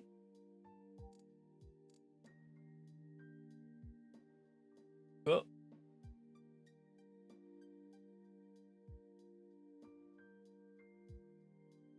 No mode selected. Okay. You'd have to have a real deft hand to get these to kind of snap together. That's cool. Oh, you could adjust your work mat. That classic green is always good. But that was Mech Builder. So that is fairly fun. Definitely excited to see what the puzzles are. This is something I could definitely see being like a really nice, just little like chill out game on stream. Depending on how many people you have yelling at you that you're not noticing the very noticeable thing, a combination. But so this game actually comes out July 16th, 2024. So this is going to unlock in 1 day and 10 hours. So if this looks exciting, you don't have long to wait. And this honestly might be something I pick up someday. Whether or not I play it on stream, I don't know, because I don't typically play a lot of kind of chill puzzle games to relax or whatever with, but it's certainly a lot of fun, and I could definitely see myself just spending a lot of time just kind of clicking stuff together. All right. Let us move on to what?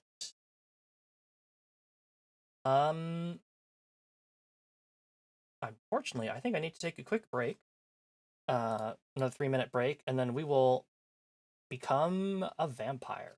I think that might be pretty exciting to see. So let's do that. Quick break, and then vampires. See you then.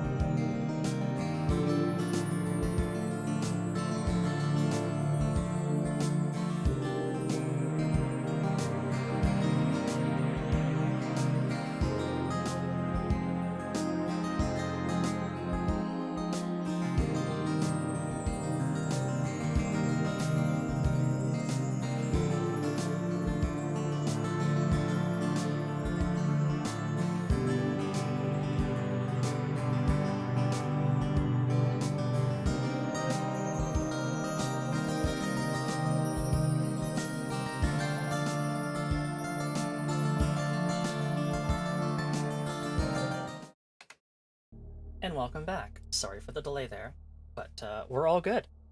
So, it's time for our next game of the night, Vampire the Masquerade: Reckoning of New York. Vampire the Masquerade: Reckoning of New York is a narrative game set in the World of Darkness universe. Play as one of the members of the vampire clans in a shifting political landscape between the Camarilla and the Anarchs while trying your best to survive.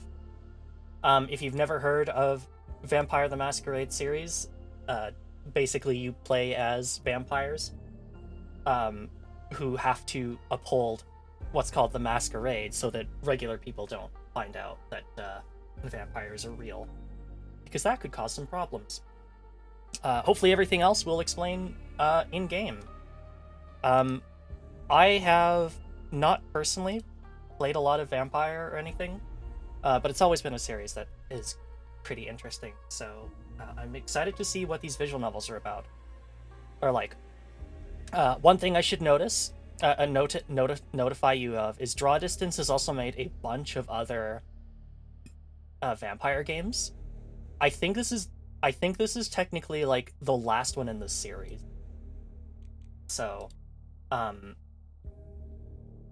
don't think it's gonna spoil anything if you haven't played the rest of the series. But if you like what you see, this one is yet to be announced, but there are several of them that are available right now for you. So, English is good. What is the other language? English and French. 44 hertz, sure. Full screen mode, yes. Glossary with G. S and W for dialogue scroll, J for journal, navigate change. Keyword mode.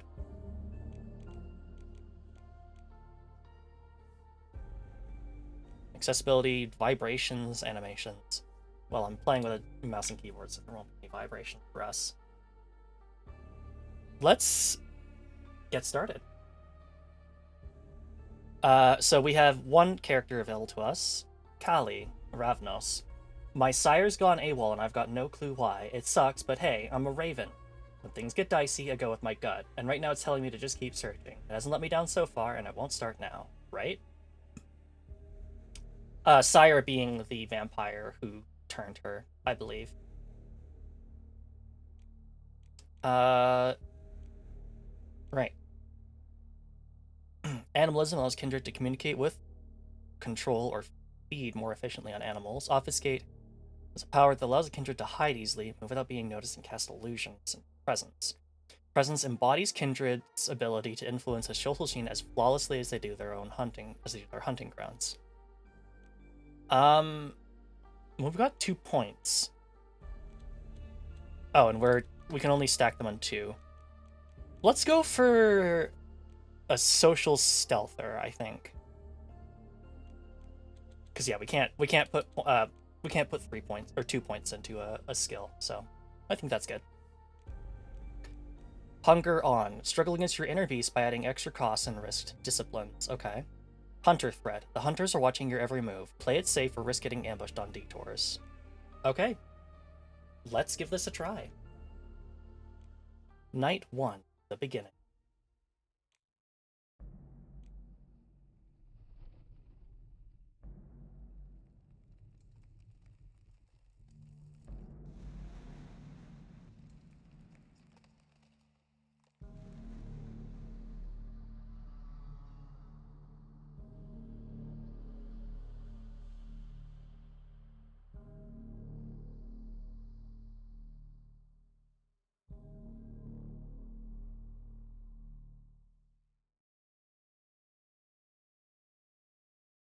December 2024.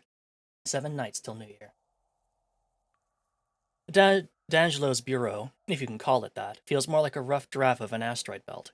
Suggesting it's shabby almost gives it too much credit, as if there's some hidden allure to the mess, which there definitely isn't. His head is cocked thoughtfully, beady eyes piercing me right through. Does this acute interest stem from the matter I brought in, or does he simply enjoy watching me wriggle in this wretched chair? I'd ask, but underneath the repulsive mask of his face, I noticed something that looks a lot like fear. A detail I pocket for later. A strong synthetic odor taints the stiff air. The world is moving forward, but this crap reeks worse than your average smoke. and the way he squashes those mini cigs in the ashtray, it's clear D'Angelo's struggling to shake off old habits. Not that I'm one to throw stones, but he's quite the character. Useful, but infuriating too at times. Like right now, for example. Just let me get this just straight. You lost your sire, huh? Sire, a vampire's begetter, the kindred who brought them into undead existence.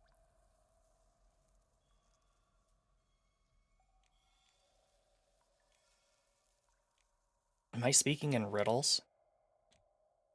No. Did my words evaporate before hitting your ears? He rolls his eyes so theatrically, he thinks he's auditioning. You'd think he's auditioning for a noir play. It's my way of cracking the case, you know. I'm here to lend you a hand, Kali. Now come on, spill the beans, lay it all out. That's the issue. He just flaked out on our meeting, and I don't know why. Reynard Castle is a knack for vanishing, though. Maybe he had to make himself scarce? Skip town? He'd have left me a clue, for sure. You still relying on those wall tags, the hobo code or whatnot? Cryptolek, a specific cipher unique to each Ravenos band, allowing them to communicate in coded language. Kali's coterie employs a modified hobo code signs, distinguished by the addition of 3 lines over a dot, which alters the original symbol meaning, allowing only those in the know to understand the message behind it. Little Chandler here has totally been killing it lately. I mean, I might have casually mentioned the code once or twice, but nothing major. Well, alright, maybe I showed him a symbol, one that's pretty much useless on its own. If Renard catches wind of me spilling the beans, he's gonna flip. He's like Fort Knox when it comes to our secrets. We do, and I found absolutely zilch. Which doesn't happen, by the way. We never bail on each other like this when we split up for stuff. We never bail on each other when we split up for stuff like this. It's just too dangerous. Maybe you didn't have a chance to leave a trail. Where were you two supposed to have rendezvous? Why is he snooping around so much? Feels like I'm on trial here. You literally asked me to conduct this investigation. What do you expect me to do? Pull an answer out of my ass? Really don't know what he could pull out of his ass, and I intend to tell him as much, but he speaks first. Besides, I already know your spot. Coney Island, right? I feel my eyelid twitch. You're bluffing. I was, but your reaction spelled the whole story. Maybe dropping by D'Angelo's wasn't such a great plan, or maybe he's not as useless as I assume. Definitely got me on edge.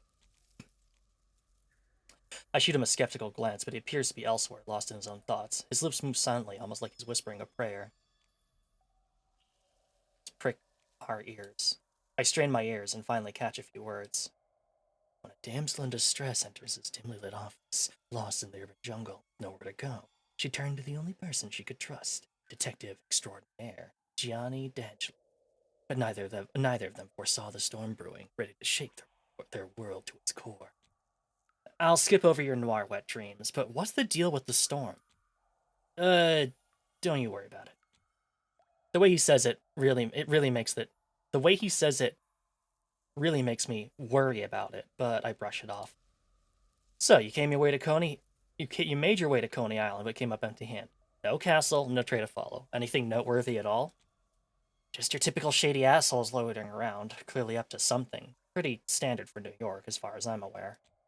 Shady assholes, who? Kindred? Which is the term used by the Camarilla to refer to a single vampire or the entire vampire community. The term lick is used by the Anarchs to serve a similar purpose. Regular folks, all twitchy and restless. If it wasn't so passé, I bet they were going to pull off a flash mob. A look of confusion flashes across his face. Flash mob? The hell's a flash mob? Don't you worry about it. We stare at each other for a while, I smugly and he utterly perplexed. I savor the moment, waiting for him to break the silence, but when he finally speaks, it's not at all what I was expecting to hear. To be frank, Kaylee, I'm running short on answers. Your sire just seems just temporarily unavailable, or gone for good, or something else. Can't say I'm entirely shocked. He tries to stroll around nonchalantly, but the mess in his bureau just as nonchalantly throws him off balance. It completely ruins his noir vibe, so I shoot him a cheeky grin, but he's too caught up to even notice. Breaking character must have rattled him good. If I were you, I'd take a leaf out of his book and disappear. Pronto. In fact, that's exactly what I intend to do once I'm through with my business in the city. I unpocket the fear I observed a moment ago and give D'Angelo another good, lasting look. He's genuinely terrified, like seriously scared. But there's this hint of desperation, too. I've got to tame my inner Connor. She's practically salivating in my head, just waiting to join in. But when things go south, D'Angelo's the buddy you stick with, not somebody you ditch and forget. Gianni, seriously, what's up? I'm kind of freaking out over here. There are too many loose ends to stitch together a complete tale, and frankly, it's too lengthy for just one night anyway. But there's a storm gathering in the city. I've been through some rough patches, but this feels like a whole different kind of trouble. Cut the cryptic shit, just for once. He looks over my shoulder, lost in thought, like he's figuring out how to drop an anchor on somebody who's already drowning. Archine has been dropping like flies lately. Nobody seems to be a specific target, but it's hitting mostly Duskborn, who are thin blood. Neither entirely vampire nor mortal, the ever-changing nature of the Duskborn evokes pity, jealousy, and fear in equal measure. Considered little more than trash by most vampires, the Thin Bloods are banding together, leveraging their resistance to sunlight and the strange mercurial adaptability of their powers against their oppressors.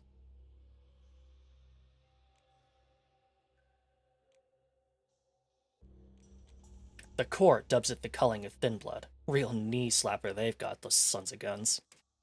The court, the social system of a city's kindred, resembling the feudal system of mortals.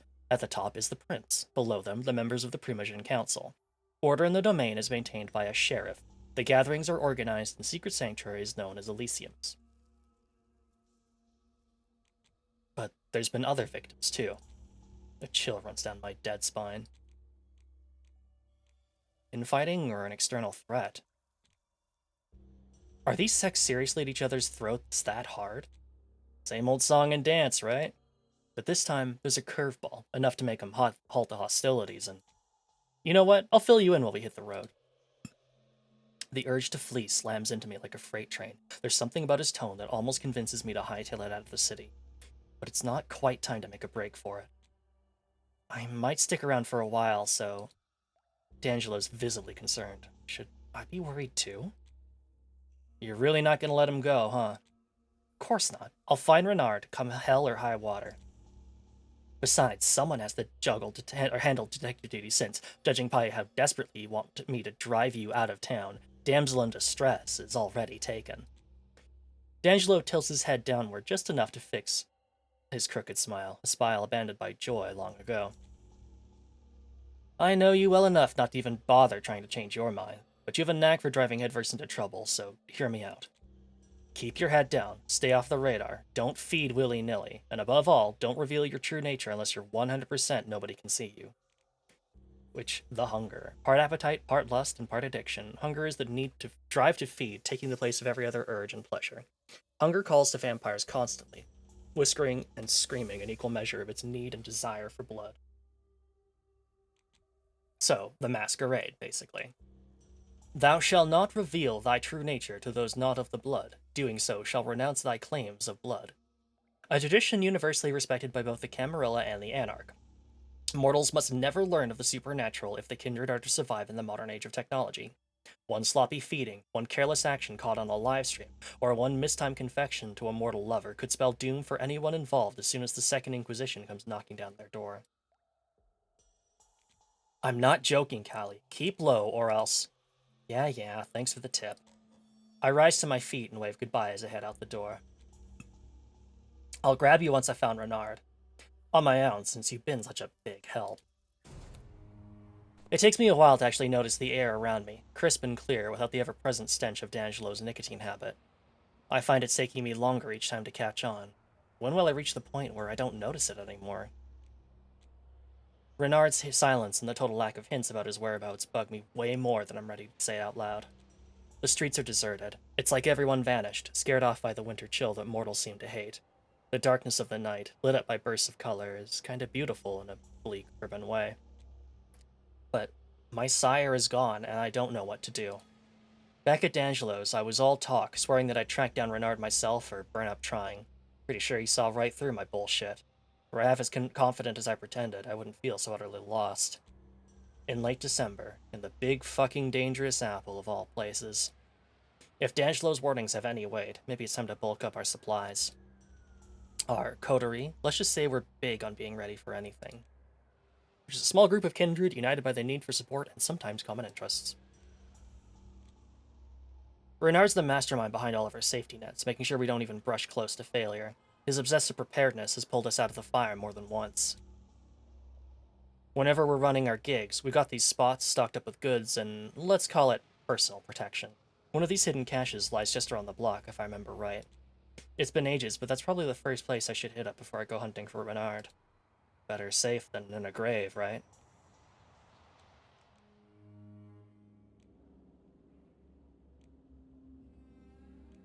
Okay. Square 1, the RV, main quest. Sure, my RV is a fortress on wheels and all, but I better move it before it starts drawing too much attention. And if anything happens to our stash, well, I better not dwell on that unless I want dodging Renard to become my main focus instead of figuring out where he vanished. But let's go get these supplies. Survival is the game we all play, or so Renard always told our coterie. That's why we stash supply caches all over, with the closest one near Washington Cemetery. If D'Angelo's warnings hold water, grabbing some supplies might actually come in handy.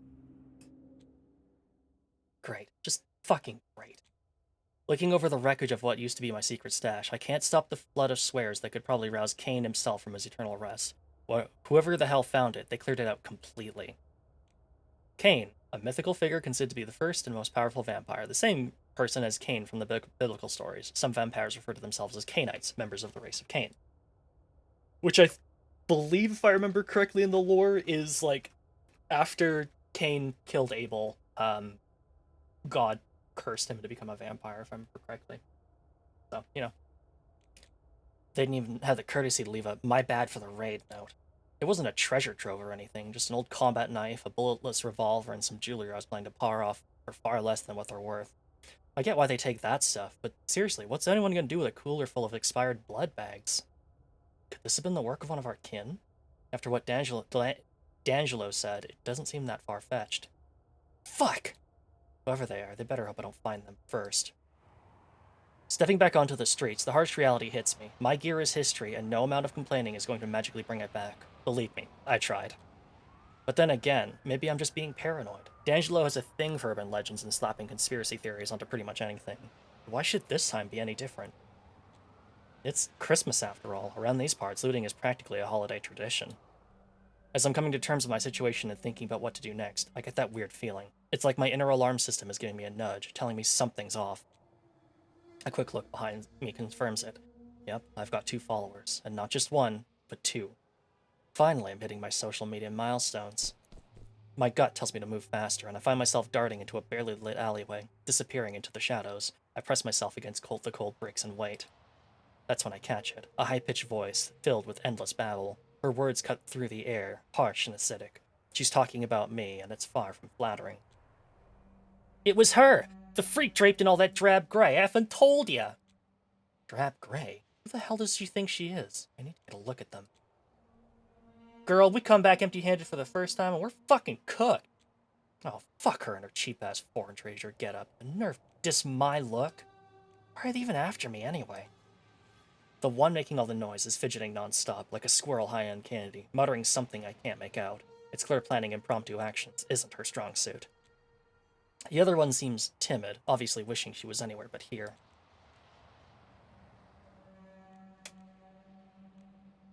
I find the whole scene hilarious under different circumstances, but I've got bigger fish to fry than this low-budget, permanent midnight remake. Let's get out of here. Unseen passage, walk away undetected. Enough is enough. I'm out of here. When the shadows envelop me, it feels like slipping into another layer of myself, cool and weirdly comforting, whispering ancient mysteries that seem meant just for my ears. It makes me feel invincible, like a stealthy panther looking unseen in dense undergrowth, gliding silently through the serene, alert darkness. As I walk past both girls, I catch a glimpse of a 2-way radio and a revolver. My revolver, tucked under the loudmouth's jacket. She's the embodiment of every mean girl stereotype, but armed and dangerous. Mostly to herself. In the end, I leave them both be. They weren't exactly a threat, but damn, turns out D'Angelo wasn't just blowing smoke up my ass. But none of that alters my goal. Finding Renard remains a top priority. I could go back to Coney Island and see if he turned up while I was gone. The possibility of berating him for thoughtlessness cracks me up, if only a little. And yeah, I gotta move the RV before it draws too much attention, or some busybody develops an unwanted interest in it. But there's no point in driving it to Coney Island when I can take the subway, so what to do first? Let's go do the RV. If anything happens to our stash, Renard's gonna skin me when he shows up. I happen to like my skin. Had it for as long as I can remember. Plus, it's not like he's facing his final death or anything. I think. When a vampire crosses from undeath into true death, once they reach this point, they are unable to be brought back. Fire, sunlight, decapitation, dismemberment, or total destruction of the body are things they can bring upon final death. A vampire less than 1 year old becomes a rotting corpse, with those older become skeletons or even dust. New York really lives up to its rep as the city that never sleeps. People keep walking past, oblivious to the intensity of my gaze. The blood slowly coursing through their veins just beneath the surface of their skin tempts me in ways I cannot describe. I force myself to look away, not for the dregs of my own mortality, nor because I feel any grand respect for them. It's simpler than that. Too many eyes, too much risk, my coteries' unspoken credo. As I approach the ruined parking lot where I've stashed my RV, I freeze. Shit, there's already a crowd milling around. 3 of them. Maybe mortal, but kindred or ghouls are much more likely. Because what, random thieves only got their hands itchy for an RV as old as mine? No, they must be Camarilla types given where we are. I can feel my vitae starting to boil, but I play it cool. What's their interest in my RV? How'd they even find it? More importantly, how do I get them to leave? Archaic term for the blood of a vampire. Might as well use our better skills. Chimeristry, I'll give them something to chase. I gesture subtly towards the far end of the lot and conjure up the loud, discordant sounds of a garbage bin falling over, coupled with muffled curses and retreating steps. With luck, the looters will take the bait. They do. They carelessly drop whatever they were holding and, one by one, cock their heads and prowl towards the source of the sound, moving away from my spot. This is my moment. I sneak over to my van, only to see that it's completely ransacked. They've wrecked it, digging through hidden compartments, flipping through confidential documents that won't reveal anything to them, spilling my meticulously distorted blood and tossing my sparse furnishings onto the pavement. My home, violated, ruined, done. Barely containing the wrath simmering just under my cold, undead skin, I force myself to calm down. I'll sneak into the driver's seat before my illusion fades away. Speeding right off under their noses is bold, maybe even a little stupid, but, well, I follow my gut like I always do. It rarely fails me, but when it does, oh boy. I mean, I am Ravnos, right? The first idea that pops into my head is typically the winner. Ravnos. Masters of misdirection, the Ravnos prefer not to fight or bleed for something they can obtain through subtler means. They can charm and vanish within the same mortal breath, and those once fooled quickly learn to question their very senses when in the company of ravens. Always on the move, the Ravnos can never rest in the same place for long, lest their curse light them on fire as they slumber. Oh. Well, then RV makes a lot of sense then, doesn't it? Just as I'm about to make my move towards the RV, I spot her. Actually, scratch that. It's my skin that reacts first, every hair standing on end as if electrocuted. An alarm blares in my head, screaming danger. Only then do I see her stepping smoothly out of the shadows, gait relaxed and yet somehow predatory. Leaving so soon, sugar? I have no idea who she is, and I'm normally spot on at identifying those who prefer me dead. It's handy in my line of business. Yep, duty calls, and by duty I mean you can fuck right off. She doesn't even blink at my quip, and just keeps inching closer. I feel an urge to step back, but a quick side-eye informs me that the prowling kindred have returned and are standing right behind me. I'm afraid you're gonna have to come with me.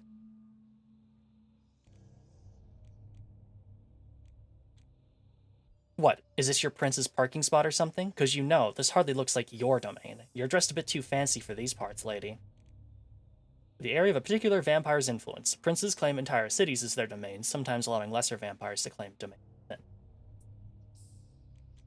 Her smile stretches wider, but it's devoid of any real humor or warmth. She only steps away now, and I'm effectively trapped. Parking's hardly the concern, and I do hope you're not naive enough to think so. No, it's your extracurricular activities that have raised a few eyebrows. Somebody has been very naughty indeed. This red-haired woman looks so tired, like me to you, girl. I mean, she is dead, so, you know. That probably makes you very tired. Extracurricular activities? You've lost me there. Oh, how she jests. I'm not going to run down the entire list of the Council's accusations, but incidentally, that is where I'm taking you right now.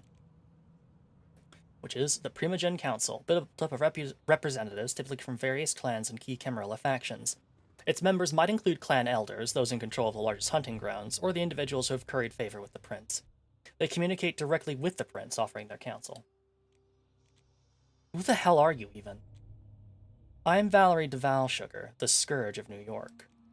An executor, subordinate directly to the sheriff, with a penchant for limiting caitiffs and the thin blood. You can either accompany me without a fuss, or, well, let's just leave it at the first option. It's decidedly in your best interest. She gestures to one of the kindred behind me, who brandishes a hefty, sharpened stake. My throat tightens involuntarily. What the fuck does the council want with me? Our coteries' business isn't all that against their precious traditions, is it? I'm not without reason, darling. Your move?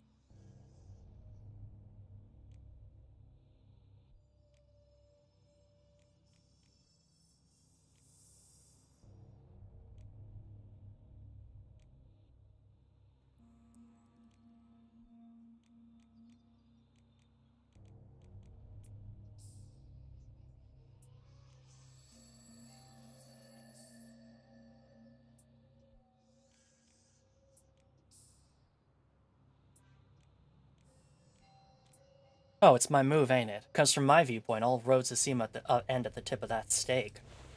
Said tip jabs painfully against my back, right where my heart would be beating madly if it wasn't all shriveled up. Case in point. The council will undoubtedly release you, following meticulous inquiry, of course. This is your final chance. All right, Jesus, I'll fucking go with you. Valerie tosses me a so-called smile, the sort that could turn the sun into ice. Good girl. Now come, the council is waiting. Judgment at the Elysium. Now I'm being slammed with accusations of off-book blood trading and hauled to Elysium for interrogations. What the fuck? There's no way I'm playing along. Well, maybe I am, seeing as I'm about to go fang to fang with the creme de la creme of New York's ivory tower. So this is their joint, the art hole. Seriously, could they have picked a more pretentious spot? The ivory tower splinter has wedged itself right in the middle of New York's swankiest row. The ivory tower is a slang term for the Camarilla, mocking their aloofness and perceived elitism, pointing out their withdrawal from the realities faced by the broader vampire community. Welcome to the still heart of the Camarilla's intricate machinations. Here's where the local kindred clink their glasses, all the while plotting each other's demise. Unless, of course, you're a pariah like me, an outcast from a wrong clan with a knack for stirring up trouble, in which case you're screwed from the get-go. Yes. A bloodline of vampires who share similar, common characteristics passed on through the blood from sire to children. There are 14 distinct clans in the modern Knights, as well as caitiff, the thin blood, and numerable minor bloodlines. Honestly, I preferred not knowing how posh it is. A place like this don't exactly roll out the red carpet for someone who deals with my kind of stuff. But since I've got no immediate escape plans, might as well play along. I happily shit on it on principle, but gotta admit it seems pretty low-key on the outside.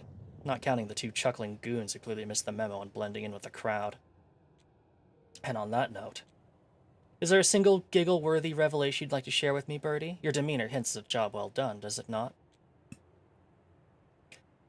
The awkward freeze frame those two are stuck in would be comedy gold if I wasn't knee-deep in my own mess. Yeah, Mrs. Duval, sir. I mean, not anything too wild, you know? Just like the usual stuff we're seeing, I guess. Does this usual stuff include dubious characters within a mile's reach of Elysium? Groups for which you were specifically instructed to watch out? 3 of them, to be exact, if my count holds true? 3 groups of what? Honestly, I didn't spot a thing. Then again, maybe I'm just not cued in on what to look for. Let her cook. I mean, I apologize. We really should have... Yes, you really should have. Boy, that shot through him like an icy bullet. I wasn't exactly cozy myself, but that poor sod probably just shed the last ounce of warmth left in him. Return to your duties at once. I'll be expecting a detailed report within the next hour. Yes, Mrs. Duval, sir. He waddles off like a scolded kid, and his pal refuses to meet our eyes. I throw Valerie a look of unwilling respect. She obviously holds some serious clout in these parts. Come now, dragging your feet earns you no favors, and believe me, you could use a few. Is that an offer, Mrs. Duval? Her smile serves as enough of a silent veto to make it clear that prying any further is futile. Not exactly a good sign. She swings the doors open, but there's no warm invitation in the gesture. The place doesn't quite live up to the posh art gallery image in my mind. Sure, there's a hint of what could be Basquiat on the walls, but most of the art is either shoved aside or covered up. My instincts shift into overdrive. A quick room survey.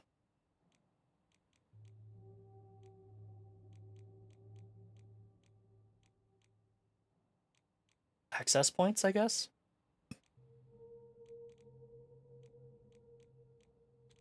No exposed fuse boxes, no signs of optical fiber installations. Frankly, not a trace of any civilized tech in sight.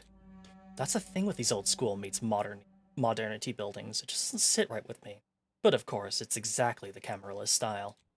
Step 2 practically unfolds on its own. The room's a powder keg of kindred in the middle of an intense debate. The tension is palpable, suspicion dialed up to 11. That's when their voices finally break through the walls of my focus. Would have been such an issue if we had taken action when the signs were so glaringly obvious. The long-haired hunk must be Kadir al-Asamai, the Camarilla sheriff. I had my fill of stories about him, but now I can put a face to the reputation. A kindred who maintains order within the prince's domain, often acting as more of a hitman than a policing force. As the Camarilla founds on modern ideas like due process, most executions take place without a trial or the victim's ability to speak against the crimes they've been blamed for. If only the rest of us were blessed with your profound gift of foresight, Sheriff. On life would be a walk in the park.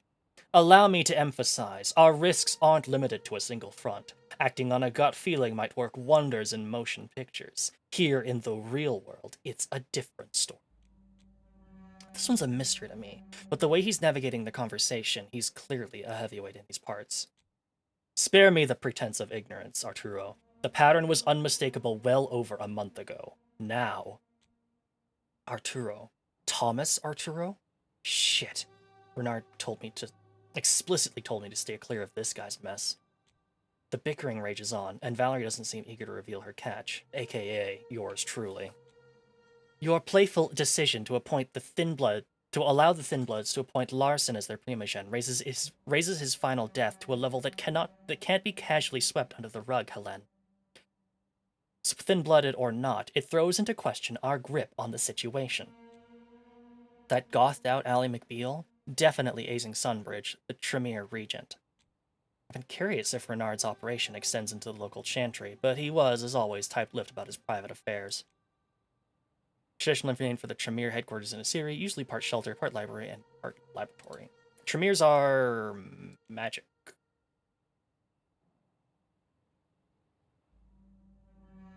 The magic clans, I believe. The regent is responsible for the tutelage of all other Tremere in the domain. While the regent may not teach them personally, the city must ensure all Tremere are being educated. The regent's other duties extend to the clan's protection in the domain, and sometimes reputation on the Primogen Council. Yes, the arcane clan Tremere were once a house of mortal mages who sought immortality but found only undeath. As vampires, they perfected ways to bend their own blood to their will, employing their sorceries to master and ensorcel both the mortal and vampire world. Their power makes them valuable, but few vampires trust their scheming ways. What would you have me do, then? Unleash our dear sheriff without adequate reconnaissance, just in the name of haste? We can't overlook his excessive efficacy in the last skirmish, can we?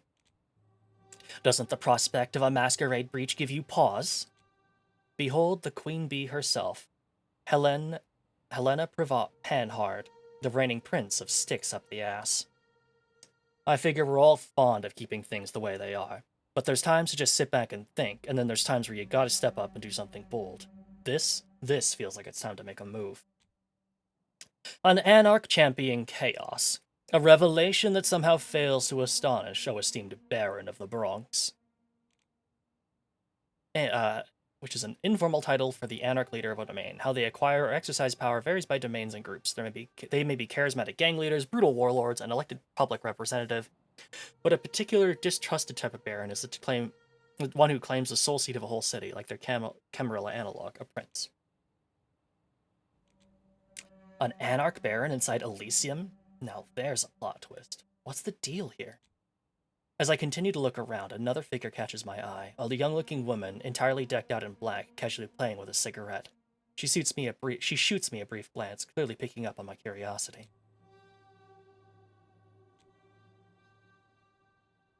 That ancient fart in the wheelchair, whispering to his servant. Who's that? Right as he's about to chime in, some lanky guy I totally missed till now decides to butt in. My apologies for interrupting, Mr. Payne, but it appears Mrs. Duval has brought forth the issue you mentioned earlier. It might be wise to ensure she is not exposed to unnecessary information. How did I overlook this guy? He's all limbs and quirks, playing with some odd ring on his finger. He sticks out in this upscale bunch like a sore thumb. Is my mojo on vacation or what?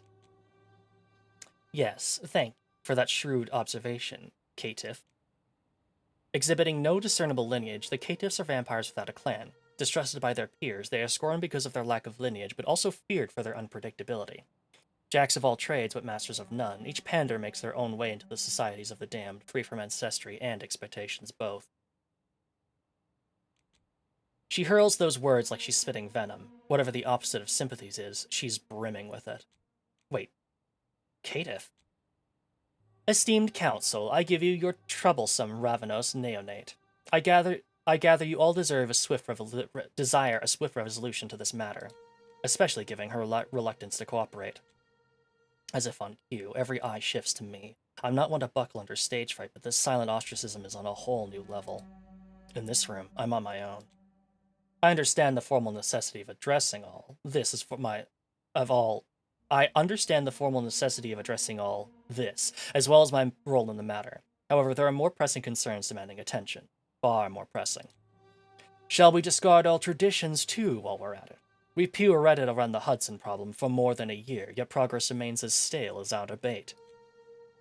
Clearly, a few additional moments to honor the very laws you spearheaded so vigorously couldn't hurt, could they? The Hudson is a completely different beast, as you're well aware. We need to address the locust swarm engulfing New York before Camarilla's entire framework crumbles under its weight. And how does that sit with you, Payne? Just last night, 2 Duskborns and a fledgling from your clan were reduced to ashes, and we're still in the dark about who's pulling the strings. Shouldn't that worry you more than policing the purity of the red market? The old guy's servant steps forward, all awkward and rigid. In principle, I agree, Sheriff. However, should we continue to disregard even minor infractions, we broadcast a message of vulnerability. Vulnerability threatens our efforts within and beyond our borders. Efforts we plan to carry on without interruption once the locust swarm, as you've termed it, is eradicated. I can't believe I'm saying it, but I'm inclined to agree with Gramps on this one. We simply can't let something like that slip through the cracks without taking proper measures. So you've assumed the role of his advocate now. Quite the bold ascent up the ladder of your own making. What's next on the horizon? Another hostile? Enough! Enough already! An awkward silence falls over the room, but it seems more about customs than actual respect. Guess we're all just creatures of habit, undead or alive. The sheer theatrics of the situation give me a moment to sneak a glance at the prince, Kadir, or the old fart. Look at the old guy. Nodding off in his wheelchair, the coffin dodger looks like he's miles away from forming any independent thought, much less speaking them. Yet somehow he signals his wishes to his aide, who flawlessly translates them to the crowd. Am I the only one calling bullshit here? I might be reading too much into it, but I wouldn't trust that aide to pass me a napkin, let alone act as my voice. When the prince finally manages to speak, her voice lacks the confidence you'd anticipate from someone at the helm. We're all here for the same reason you are, Aisling. Or am I mistaken and you've forgotten where your loyalties lie? Even now, as she turns to me, her presence is weighed down. Not that I care. My head's on the chopping block, and she's the one calling the shots on whether it stays put or rolls off. Now let's put this issue to rest here and now. Strive for brevity, Sheriff. Understood. The weight of his gaze is enough for me to lower my shoulders. Whatever comes, it's not going to be pretty. Kali of Clan Ravenos, you stand accused of violating the New York Camarilla's praxis, infringing on the tradition of hospitality, and endangering the masquerade, among other things. Oh shit. Wait, on what grounds? Drop the act. There's a wealth of evidence in that recreational vehicle of yours, most of it confirming the suspicions we've been harboring over the recent months. Petty theft from our subjects, impersonation of other kindred, lineage forgery, need I go on?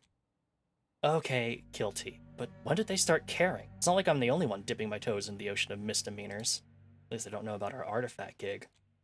But your involvement in large-scale blood and mortal trafficking, outside our scrutiny in the jurisdiction of the circulatory system, is as obvious as it is dangerous to the stability of our domain. Large-scale my ass. We hardly move anything through New York, definitely not enough to impact their operations. Plus, we're super careful. Especially with your clientele often being in direct hostility to our interests, as Primogen Payne was kind enough to confirm. Seriously, this can't be right. We always check our clients. Well, Renard does, but is this some twisted way to set an example? Are they really playing the undead IRS? What is their game, really? While some might chalk this up to colossal stupidity, I am neither so forgiving nor tolerant of fraudsters who respect nothing but their own gain. I'm not blind to the fact that Renard's completely MIA in this whole story. He's the big cheese, the head honcho of the entire affair, though calling it an affair might be giving it too much credit. So why are they making it out like a mastermind behind some global crime syndicate?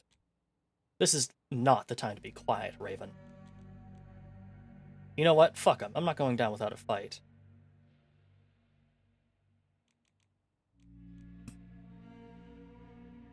I'm not your scapegoat.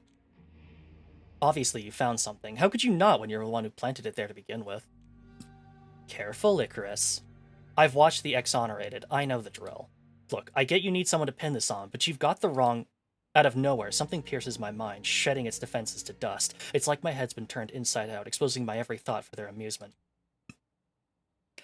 I whip my head towards the source of this eerie sensation, and boom, there's Kadir, the freaking sheriff with those piercing eyes, slicing through my layers of BS like it's cake. I earnestly hope you're not taking me for a fool. That would be a misstep of monumental proportions, unlike anything these walls have witnessed. I get a glimpse of Aisling out of the corner of my eye, silently mouthing words that look suspiciously like, I beg to differ. Right then, a curved sword appears in Kadir's hand, as though he's just pulled it straight from thin air. Or maybe I'm just going nuts. Honestly, I'd be totally shitting my pants right now if that part of me wasn't offline. I'm not here for your games, little Raven. Choose your next words carefully. I'd argue this utter lunacy clears her of charges. She couldn't even cobble together a feeble story, much less orchestrate clandestine trading of this magnitude.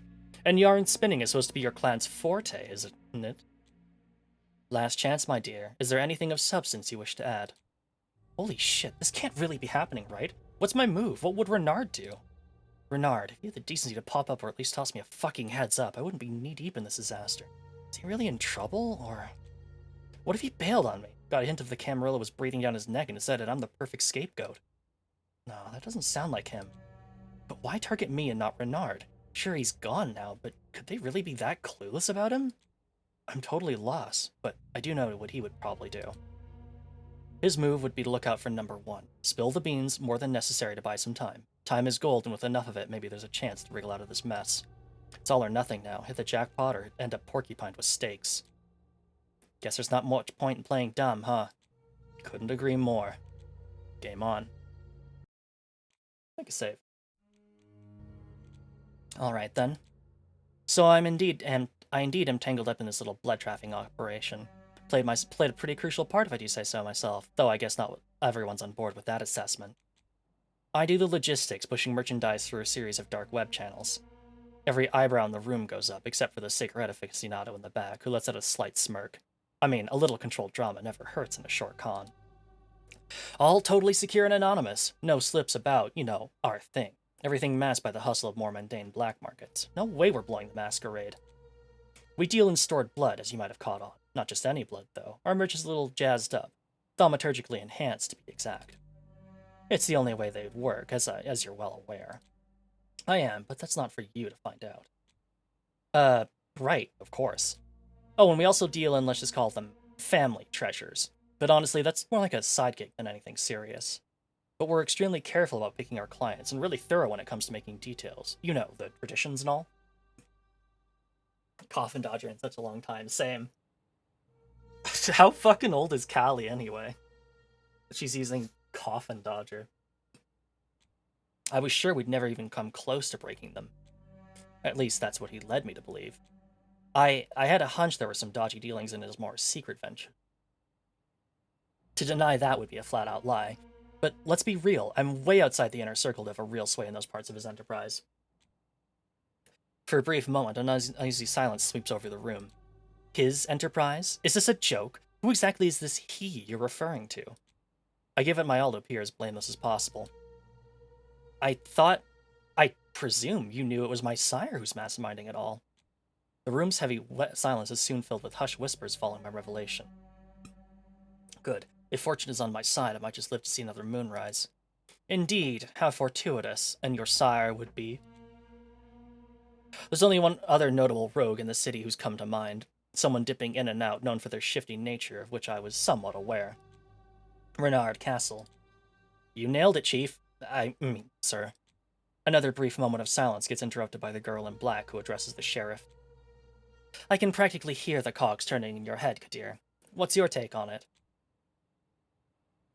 Truth be told, it does add up, though I had him pegged more as a con artist than a trafficker. Then why hasn't he been apprehended yet, Sheriff? Are you secretly endorsing activities that impede the circulatory system's operations? For your own good, Payne, I'll pretend I didn't catch that. Or would you care to question my dedication to our cause again?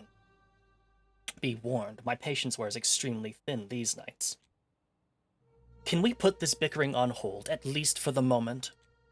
An opportunity staring me in the face. How could I resist squeezing myself right into it? One more thing. Renard and I had a meeting lined up for the client a few hours back, but he never showed up. In this whole year and a half I've been in this gig, he's never just vanished like this. And what do you make of it? Now with the floodgates of truth wide open, it's time to dive into the art of lying my ass off. To be honest, I'm not sure, but now that I think about it, he's changed over the past month, been a lot more erratic than usual. Ready for my theory? I'm pretty sure he caught wind of you lot and decided to feed me to the flames while he made a run for it. Whether they're swallowing my story or they're just tired of my presence, it feels like I'm nudging things the way I want them. Not everyone's convinced, though. An unwitting pawn betrayed by her master. A likely story. Suitable for the stage indeed, but in this context, if I may. Damn it, Pedrak, don't go getting yourself into. Baron's warning arrives a bit too late. Instantly, the others shift their focus, fixing their eyes on the caitiff with unmistakable hostility. It's clear they're not exactly fond of him. Hi, Purslin. Thanks for lurking. Good to see you. Since you've already disrupted the proceedings, you may as well say your piece, mediator. Very well, then. I'm inclined to believe her, at least in the aspects most significant to the interests of our allies. Thanks, you mysterious weirdo. As ever, your assertion remains devoid of substance. My guy's advice is pretty much always on point. His track record speaks for itself. The sheriff has a point that seems to hold water. Her sire may just be the one at fault. She is essentially a non-entity, is she not? A nobody that slipped under the radar until, by a stroke of sheer bad luck, she got caught red-handed. Do excuse the pun. When you give it another look, the evidence you have collected should indeed back up that claim quite convincingly. And what it grounds your intricate evaluation? Precisely? My judgment is shaped by your vast experience and simply tempered by reasoning and intuition. It changes little regarding the consequences she must face for her complicity in her sire's crimes. It's do or die. How about I serve you Renard's head on a silver platter in exchange for mine, unscathed on my shoulders? Kadir's stare pins me under silent disapproval, but he lets me, as the curly-haired asshole puts it, spin my yarn. I know all his secret spots in this town, plus the spots he wouldn't touch with a 10-foot pole. I am wired into his network, his contacts. I've got his playbook down, and I can stay one step ahead of him with ease. Just give me a chance, and we'll all be thanking our lucky stars by the end. They slip into a quiet introspection, or maybe they're just playing around a mental chess, trying to read each other's minds without uttering a word. I have reservations about this daring proposition. Consider the potential fallout if this entire situation spirals out of control. Kadir throws up his hand, clearly over-dealing with my case. Capturing this whelp hardly proved a challenge. I wouldn't sweat the idea of catching her again.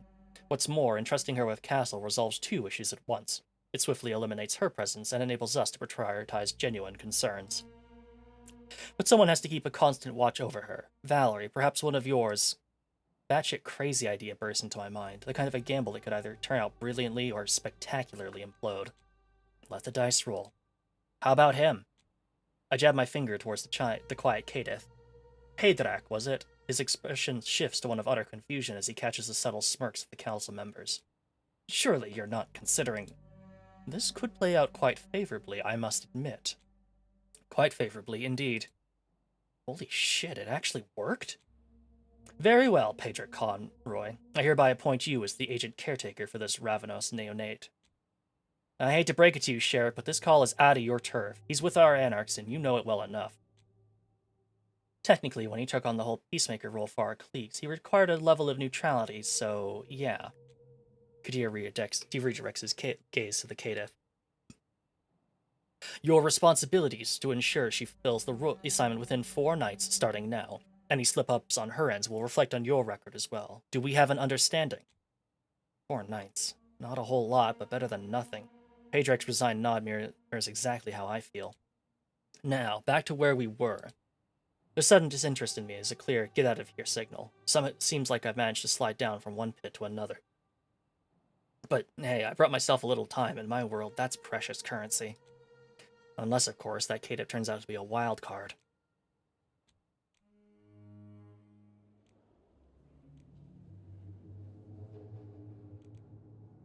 I think we'll go ahead and leave it there. Interesting story. I'm definitely gonna pick up these other games at some point too. The New York bundle. Looks like you can get both of them for, I think, about $30. The ones that are out, and then the new one will come out in a bit. It just says coming soon, so it probably won't. It'll be a little bit before it gets released, but yeah, Vampire the Masquerade is a very interesting series, and definitely seems like a lot of fun. The one thing I'm not 100% sure is like how the skills are used. Whether like using them means that like whether it's like those options only appear when you have a certain amount of investment in the skill, or whether the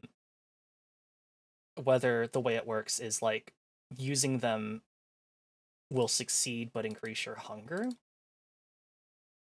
I'm not 100% sure on how that works. I think that could have used a little bit more explanation, but maybe it would have been explained a little bit better in one of the earlier games, because I imagine they all use a similar system.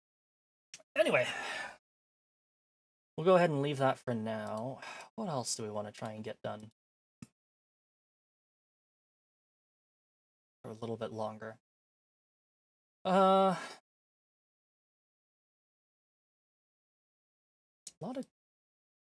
lot of different ones. Okay.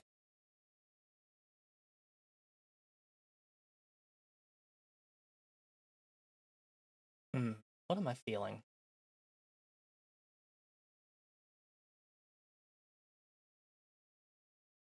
Yeah, let's do this one. This one looks really cool. So let me go ahead and set that up, and I'll be right back.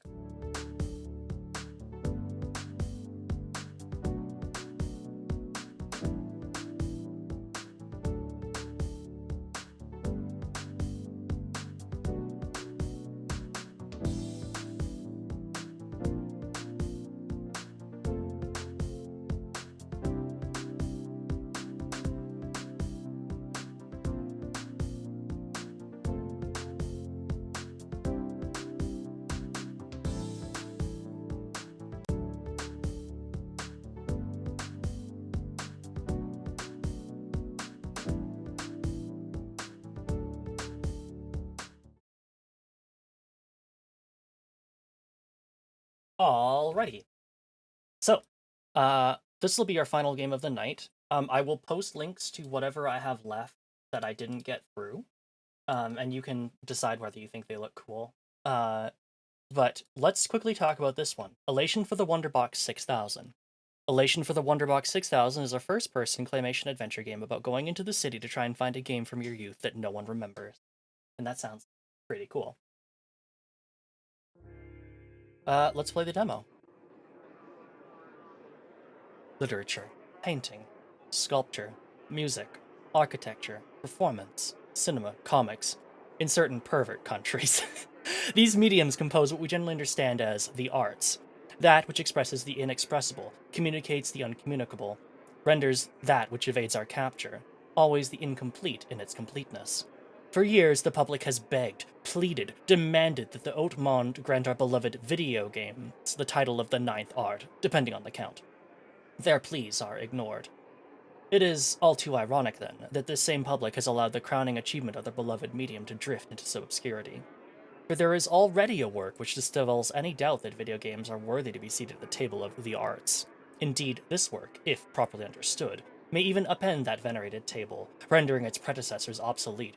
It is a work so monumental in achievement that it not only outshines all prior attempts at representing the sublime, but completely redefines the nature of the sublime itself.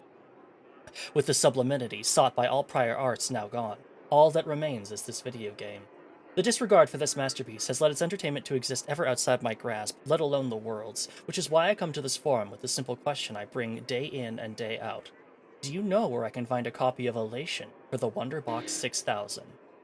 Tactical pedophile, I'm going to kill you. Actually, all video games are bad, this one especially. I'm sorry, but how are we supposed to believe that the Wonderbox 6000 holds one long-forgotten gem? I laugh at thee. It was a closed-source piece of junk, with the games hand-welded to the chassis, so you had to buy a whole new console each time. Consumerism at its worst, I say. That guy should kill you! Has this guy been killed yet? I'm closing out his possession. Does it have highly customizable interactive sex scenes? No, it's trash.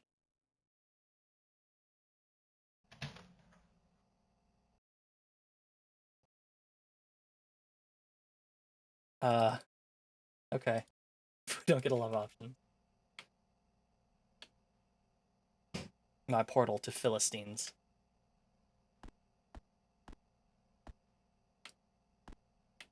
Oh. Hi.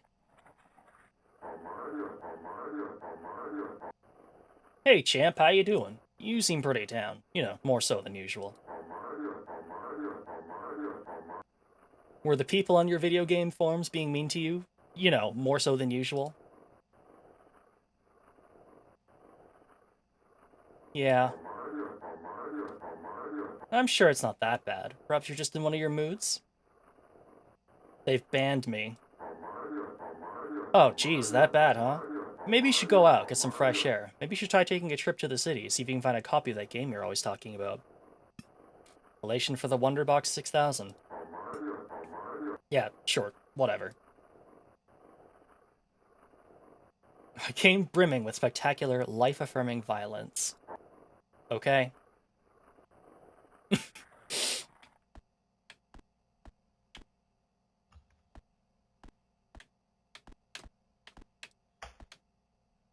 My exhaustive collection of limited edition steelbook game cases. People have referred to them as ridiculous, but when the apocalypse comes, I will be able to melt them down and forge them into weapons and armor. Empty beverage cans also conveniently serves as many tiny trash cans.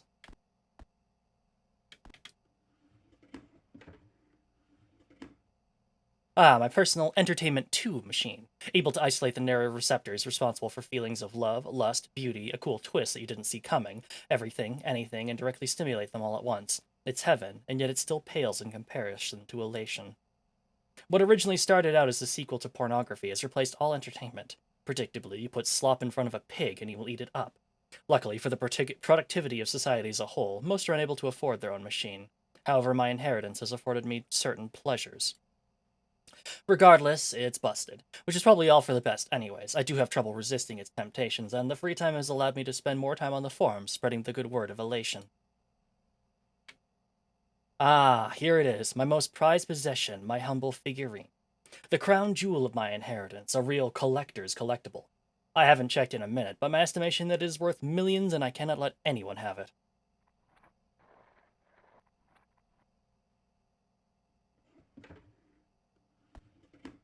Ah, delicious, more beverage cans.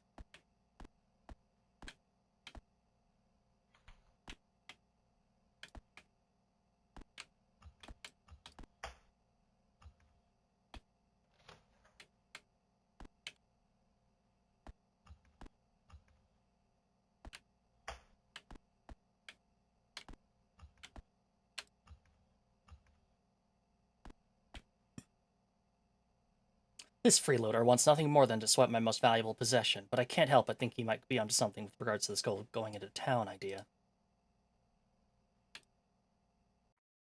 All right, let's go shopping.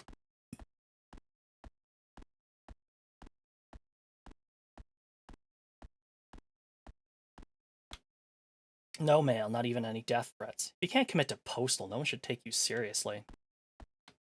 Yeah, mail out your death threats like someone really committed.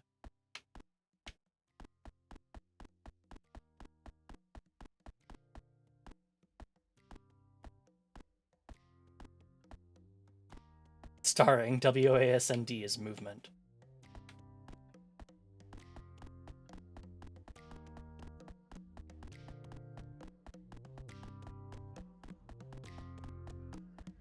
Starring. Left click as interact.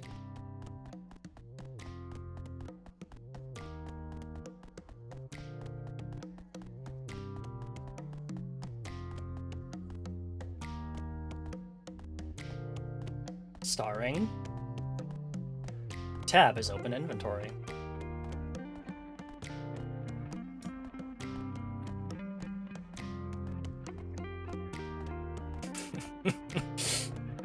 Great cast of celebrities, they sure did.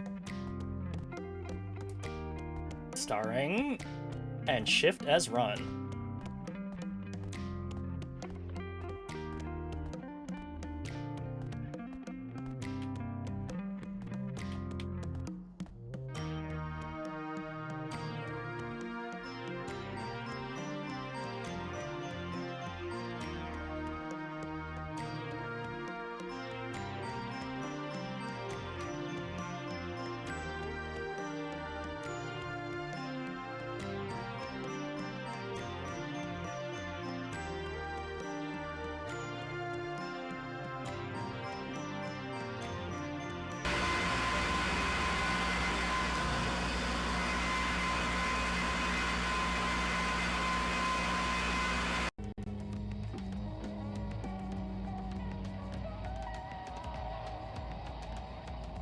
Okay.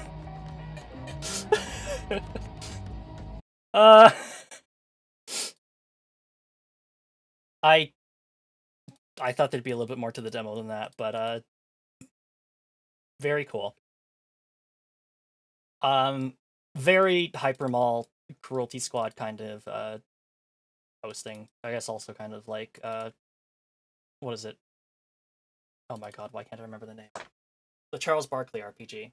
That was something. That sure was. Very cool. This will release in Q4 of 2024. Okay, since that was so short, let's go ahead and do another one.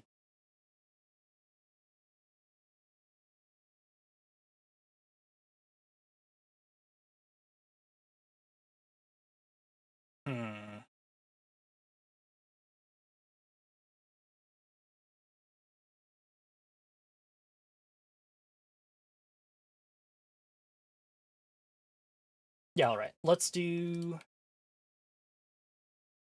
this one. So let us play. I will actually give me a minute to get it set up properly.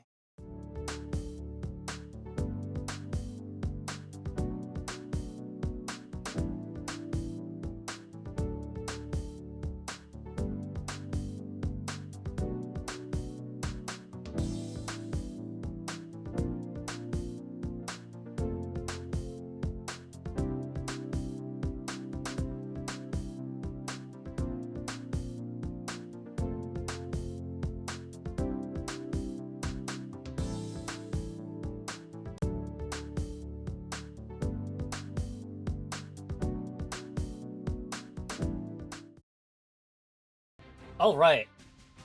Let's look at the demo for Tactical Breach Wizards. In Tactical Breach Wizards, you lead a team of renegade wizards in Kevlar through turn-based battles to unravel a modern conspiracy plot. Combine their unique spells in clever ways, or rewind time to try every crazy plan you can think of to punch a traffic warlock through a fourth story window. So if I remember correctly, this game is by... Actually, let me look at the credits. I was going to say Tom Hall, but no, it's Tom Francis, who did Gunpoint as well as...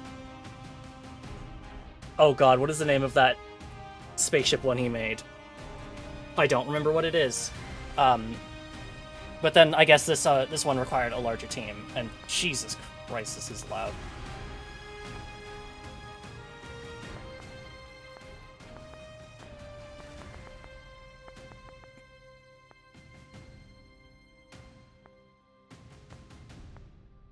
Stick default, sure. Typewriter, sure. Laser sights, red, sure. Max tactical breach wizards. There's no frame cap, is there? No. Hopefully it's fine.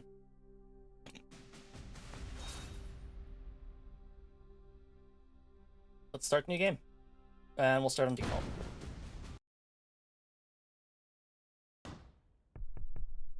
The Jodasa Strait, a few years ago. WizTag, this is Mage Actual.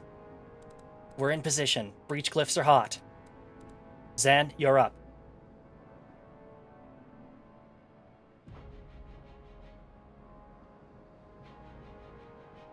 Trauma control charms engaged. Suppression aura online. Slowfall wards in place. Alright, what do you see in there? Foresight on 3 spring acolytes. Softwood silenced Mac 10s. Want me to leave you one? If you're losing our touch, sure, I can pick up the slack. Breach!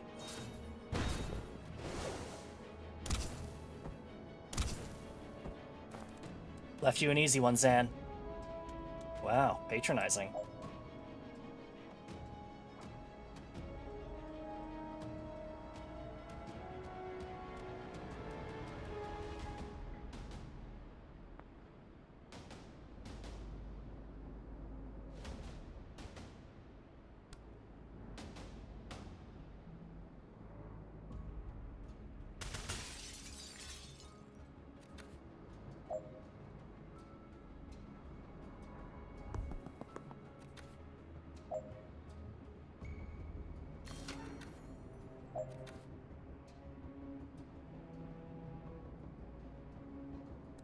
Alright, what's behind door number 2? I see 3 more sprigs and an elder shrublord with an M4. Is it clear to you why we're hitting a druid mafia ship in the first place? They've got a high value target, they've got guns, and they can do weird planty shit. That's all I need to know. You're not worried about the heat we'll draw if this goes south?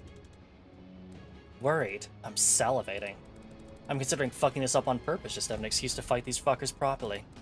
If they send their best guys from me, we could end a global crime empire overnight.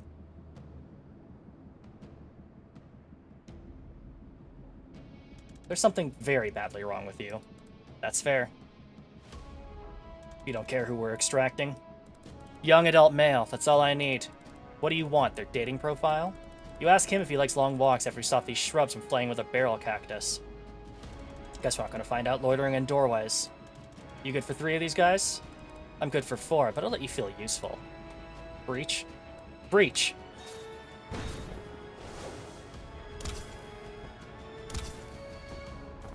That was only 2! I'm letting you blossom.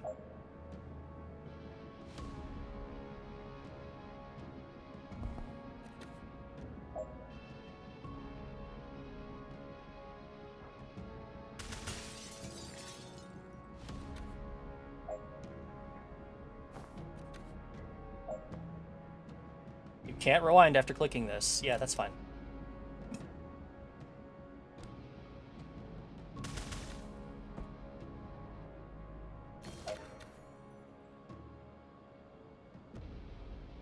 I can get over tactical with this game is it's hilarious. It's very funny to just be very straight-laced, like, we're all tier 1 operators, but we're also wizards. Alright, what's next? 2 sprigs and a great oak in a ghillie suit. The great oak is wearing a ghillie suit? It is, yeah. Isn't it already a tree? Maybe they want to be mistaken for a sniper. Let's get in there and kill it. Breach.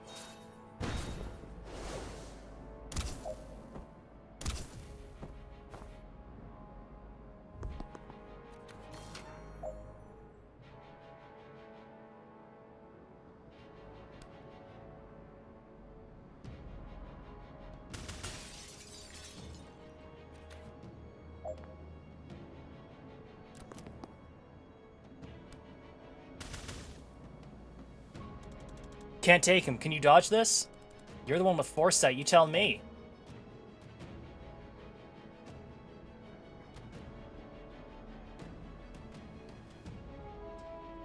Oh, the 4C phase.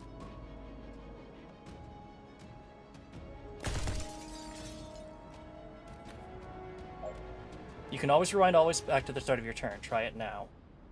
Okay. This guide is only shown on this level. Drinking that sweet tutorialization while you can.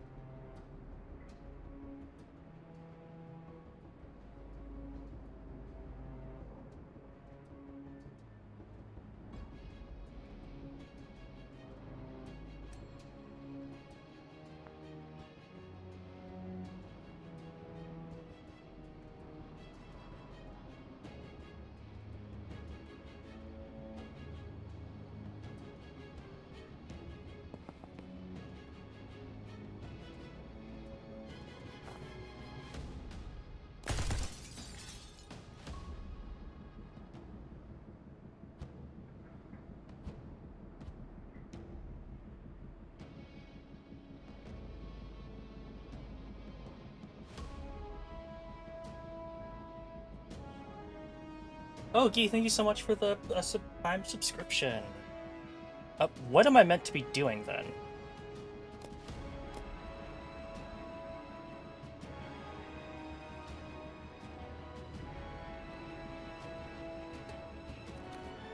Oh, there we go. Move close enough to the shrub lord that he attacks you instead. Alright, I'll take the hit. But you owe me a mending vial after this.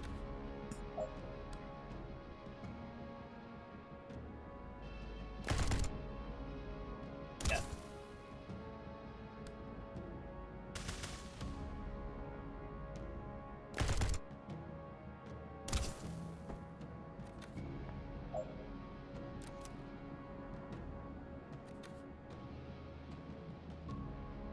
And done. Alright, Intel said this is where they're holding the asset. You see him? Yeah, they've got him bound and bagged. Don't you feel something weird coming from him? No, but then I can't see the future. I can only move infinitely fast. Maybe I'll feel it for all the 0 seconds I'm clearing this room and extracting him unharmed. Don't rush this one, Liv. There's a wild card in that room. I'm a chronomancer, Zan. I'm just saying, if something goes south, you know your orders. The asset is the priority. If you have to blink him out of there yourself, you do it. Liv, did you just admit you could fail? Are you okay? I'm just indulging your insecurities, Zan. Stop clutching your crystals. You're gonna breach this year?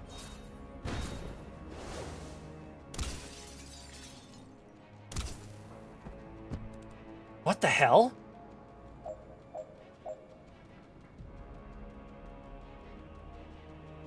You only have time to deal with one threat. Try saving Liv and see if they suit the hostage. Try saving the hostage and see if Liv can save herself.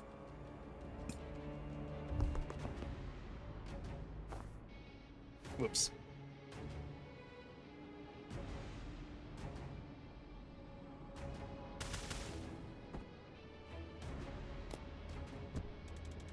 Damn it, where did that thing take her?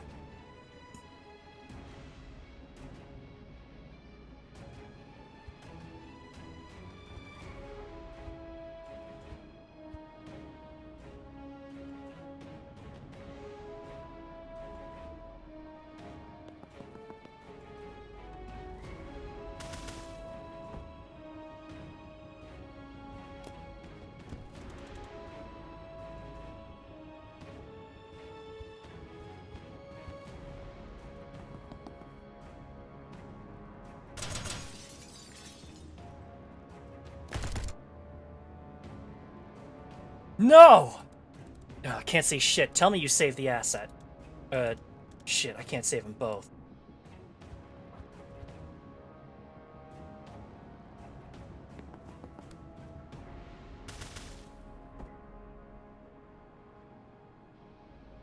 You only have time to save one person. The hostage must survive. Should probably just do this. Just run in, shoot him. Shit, I think this is the only call.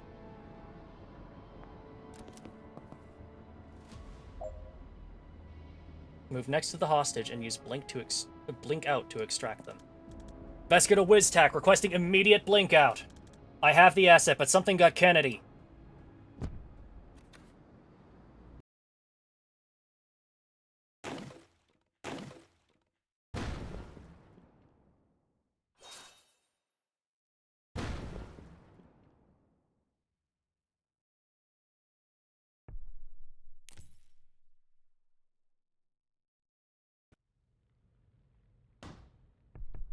Rushwater Police Station. The DSR. Now-ish. So let me get this straight. A notorious Druid Mafia enforcer gets shot by a doctor. And the first person on scene just happens to be the meddling witch every cop loves to hate. Jen Kellen, P.I. Being near to locations is my passion. What's it gonna take you to stop inserting yourself in every missing persons case we investigate? I genuinely didn't know you were searching for Wexler. His sister said you ignored her. Then I hope you've learned your lesson about getting your information from hysterical civilians with a personal connection to the case. And here I was thinking you'd been dismissive. Alright, so you hear a shot, and you burst in with these breaching glyphs, and you find Wexler already dead. Describe the shooter. White-haired woman, good-looking, smartly dressed, except for the surgical gloves. And a gun. No, she put the gun down. And you went for it, even with all your spells and trinkets?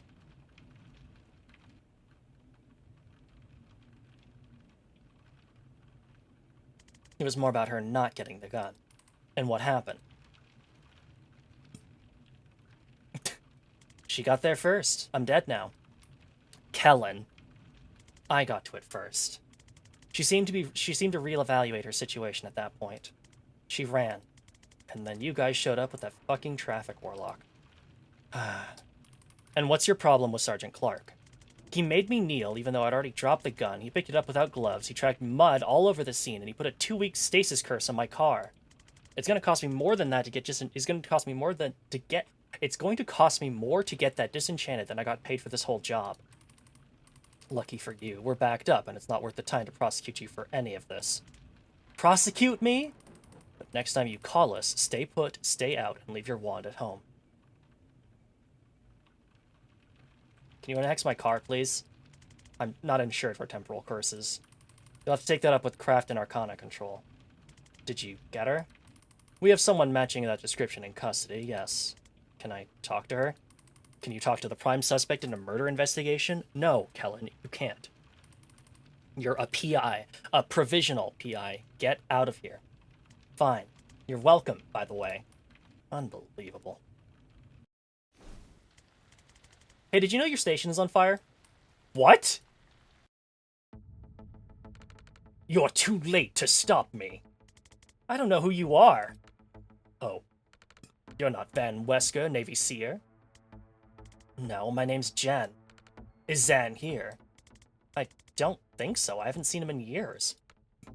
Ah. Well, prepare to burn. No thanks. Defenestrate the Pyromancer.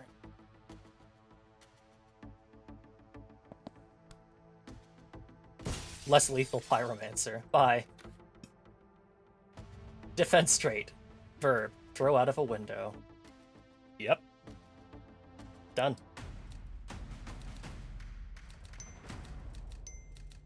Turns 1. Hostiles unconscious 1. Defenestrations 1.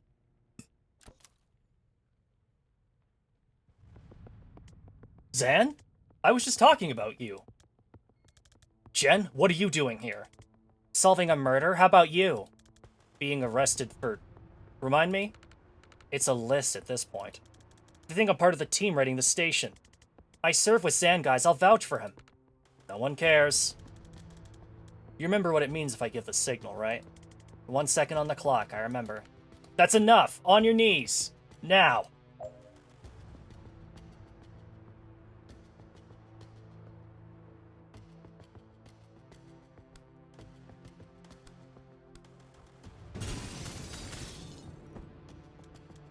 Thanks. Sorry it came to that. One of these guys kinda had it coming. And the others? Didn't know them, but they'll be fine. I cast slow fall wards on the windows.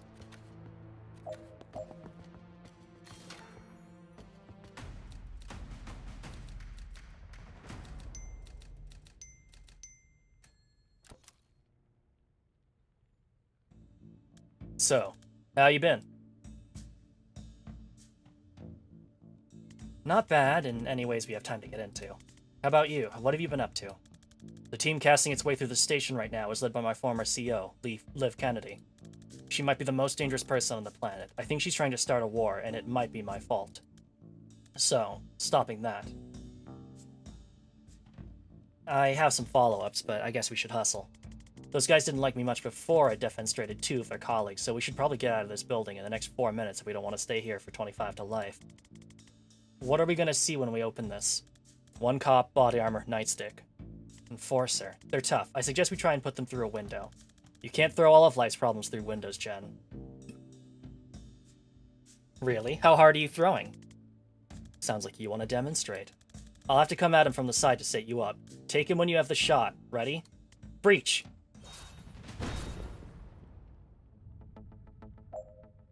Alright, Zan.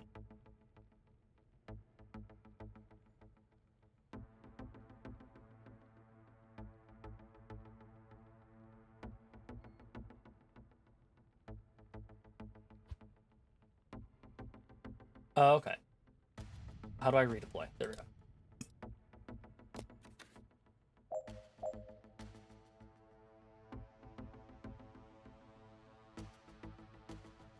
Oh, okay, I get it, I get it.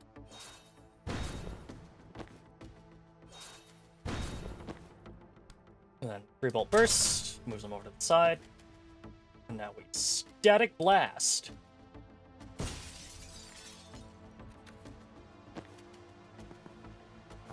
Whoops, laptop. This game rules, it's so cool. Good to see you, Corey. Hope you're doing well.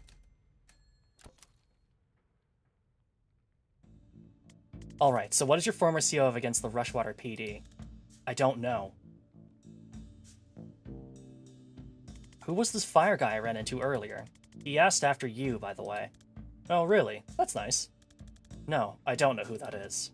Right, maybe we'll stick to Liv. What's her overall objective? I don't know.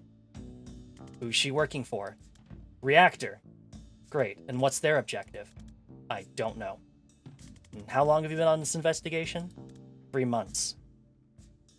Zan? I'm a clairvoyant with an assault staff. I've never had to solve mysteries before. You need someone with investigative skills.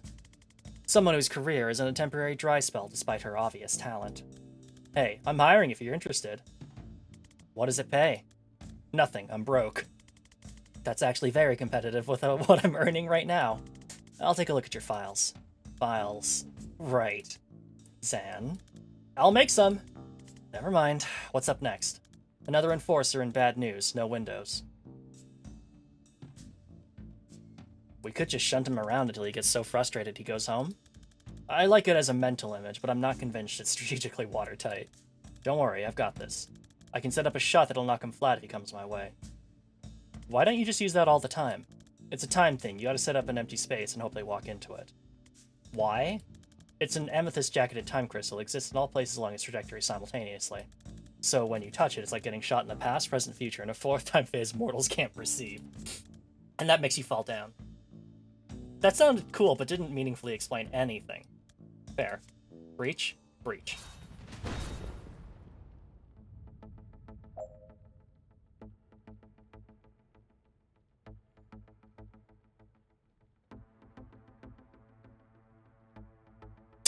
Aim in a direction with no enemy ahead to prepare a shot in the future. You'll need to fire at the first enemy to cross that line. You can't aim where an enemy already is, because that's not really predictive. Okay, we only have 1 breach spot.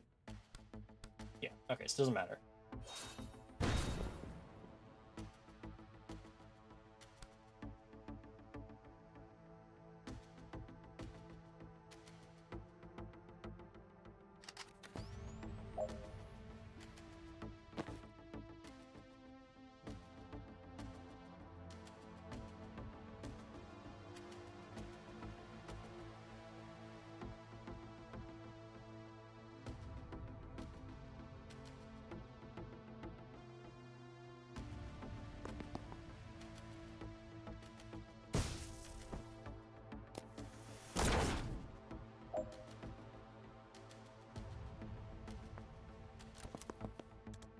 Heads up, reinforcements. Shit, we should put a ward on that door. How?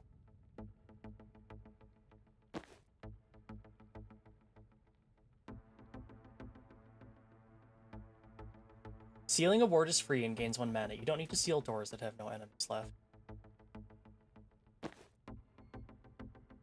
How?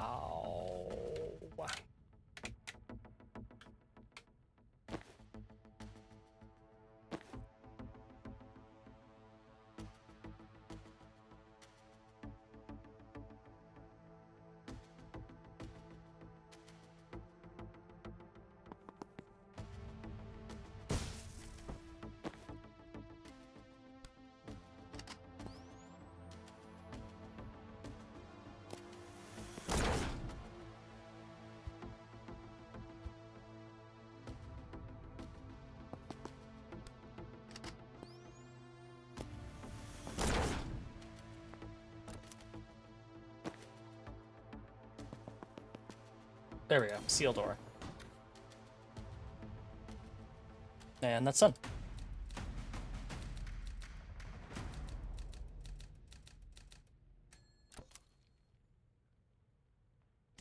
What's the plan this time?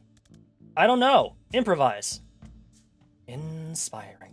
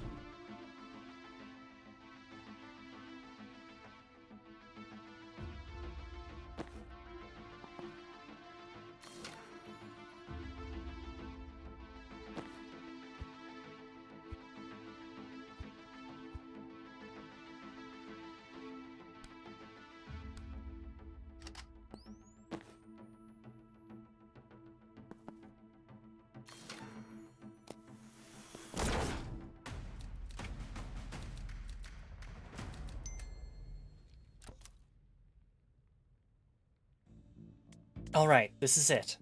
The way out? It's on the way to the way out.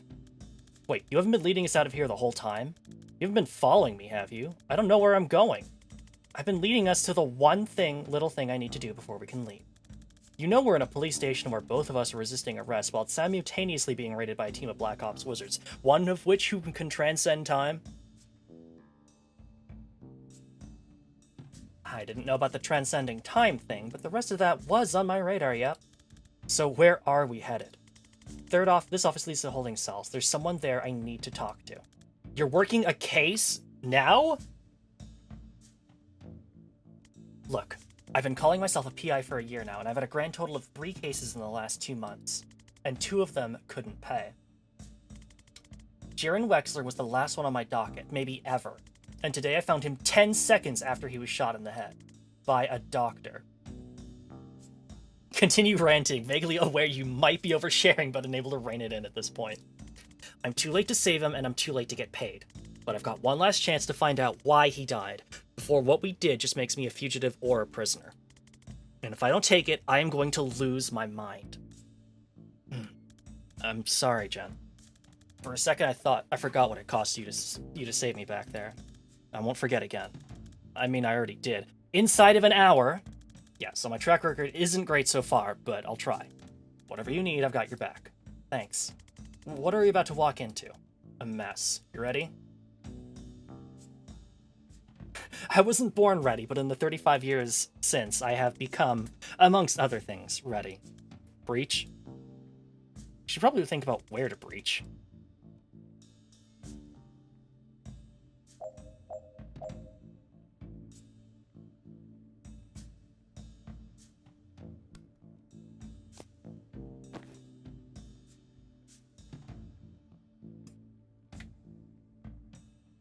Oh, I have to redeploy him to that side, I think. Yeah, only the person close to the door handle can breach.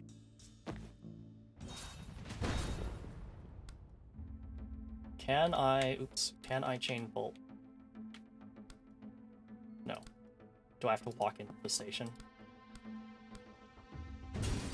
I fucked up. Already, okay.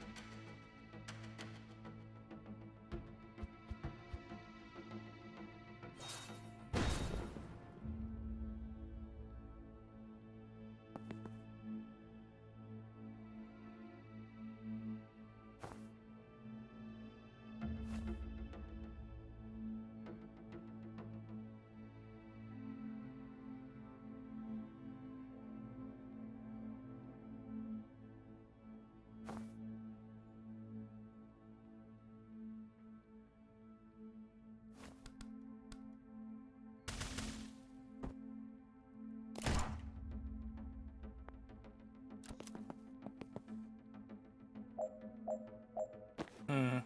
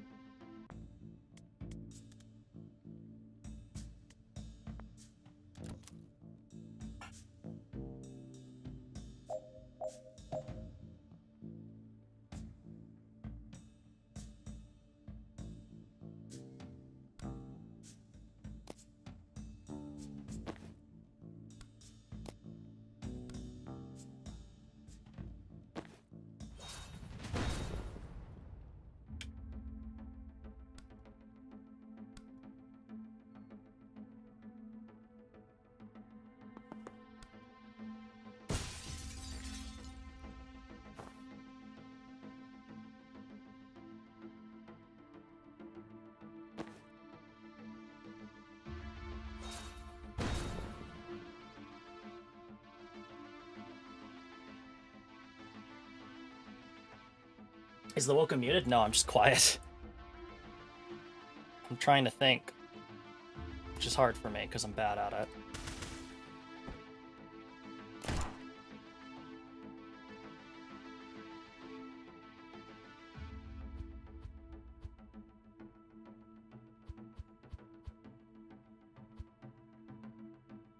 I got it.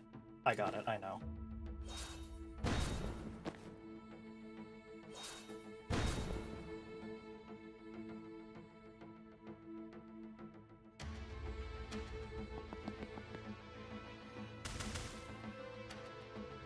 Oh no, cringe.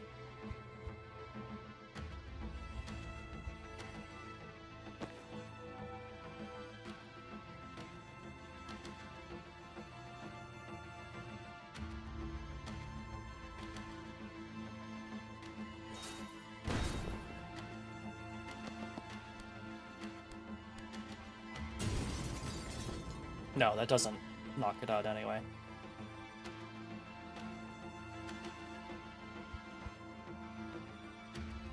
I doubt this works any better. Oh, I can't even do that. Oh,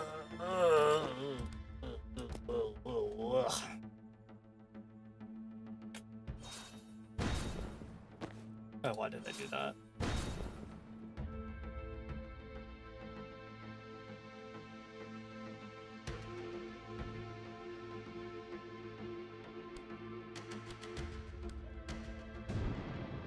Yeah, that... Oh, that would actually kill them. Or knock them out.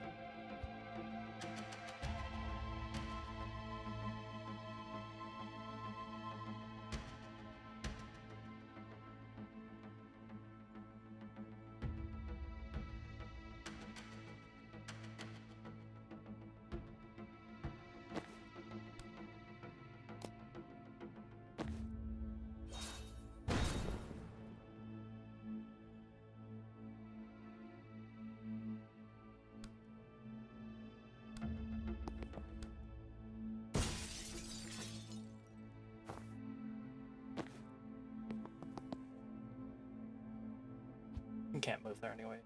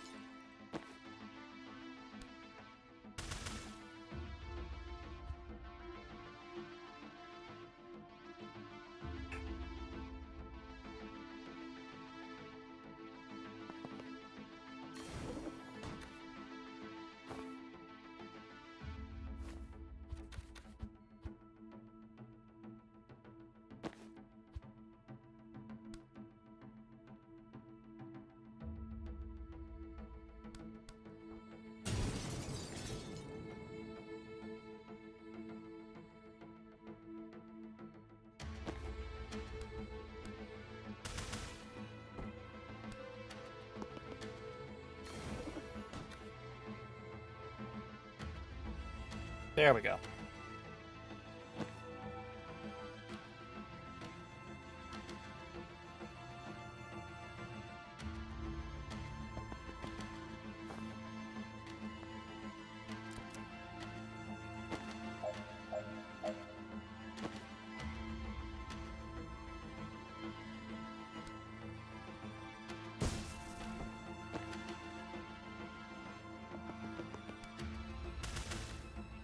Yeah, so pushing them into walls will do extra damage.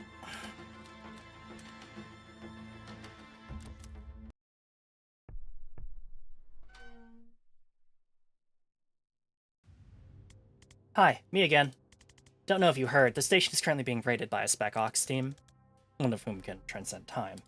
Right, and much of it is on fire. If you tell me why you shot Wexler, I can get you out of here before even more of it is on fire. How? Well, obviously, I'd go through the appropriate legal channels, but with the right lawyer, it could be under 6 months. And if I don't satisfy your curiosity, you'll leave me here to die?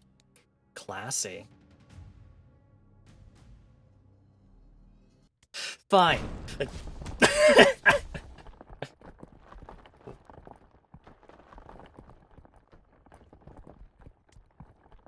The hell just happened? I think you just met Liv Kennedy. Didn't love it.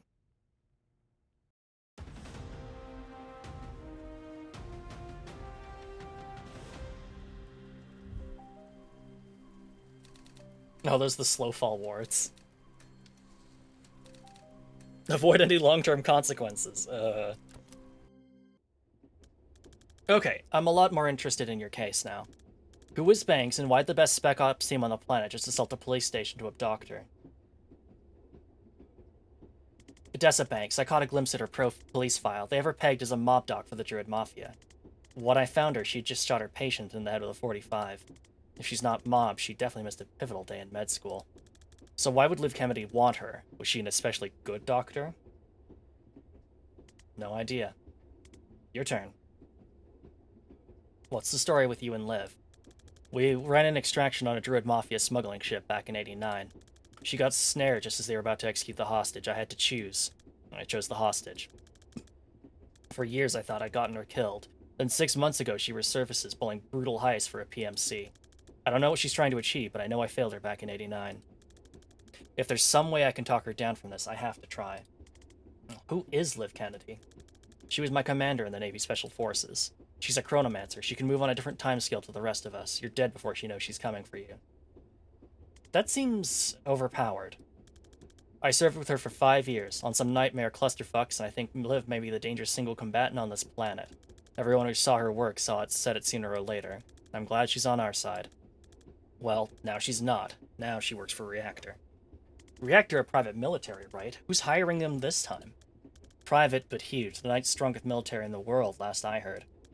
If you asked me yesterday, I would have said they're the DSR military by another name. But if they're sending Liv Kennedy to kill cops on DSR soil, something massive has changed, and I have no idea why. If she's gone off book, all we're looking at is a god-tier operative becoming a serial killer with an unknown agenda. And if not? If today was a Reactor-authorized op, this could light the fuse for World War V. The whole geopolitical landscape of the Southern Hemisphere is going to lurch in ways that even I can't predict. And I'm a seer. Okay, we do need to make some files. I have a map. Can work with that.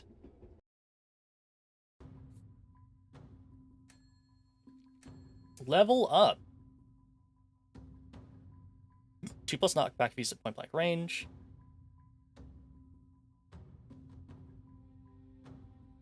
+1 target sounds pretty fun.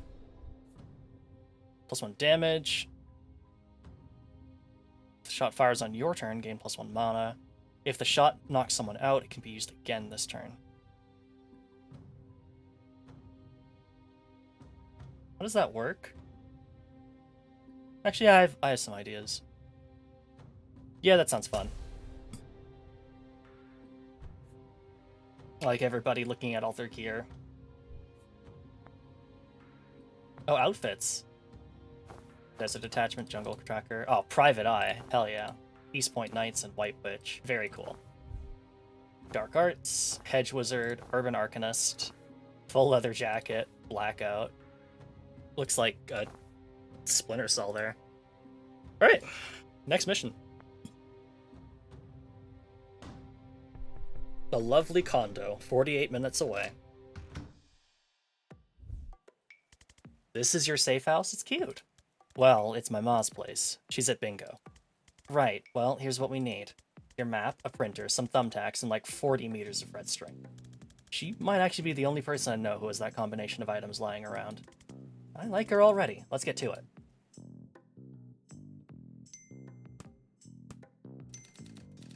So, how does this work? You drag red strings to prove between us to prove we're friends?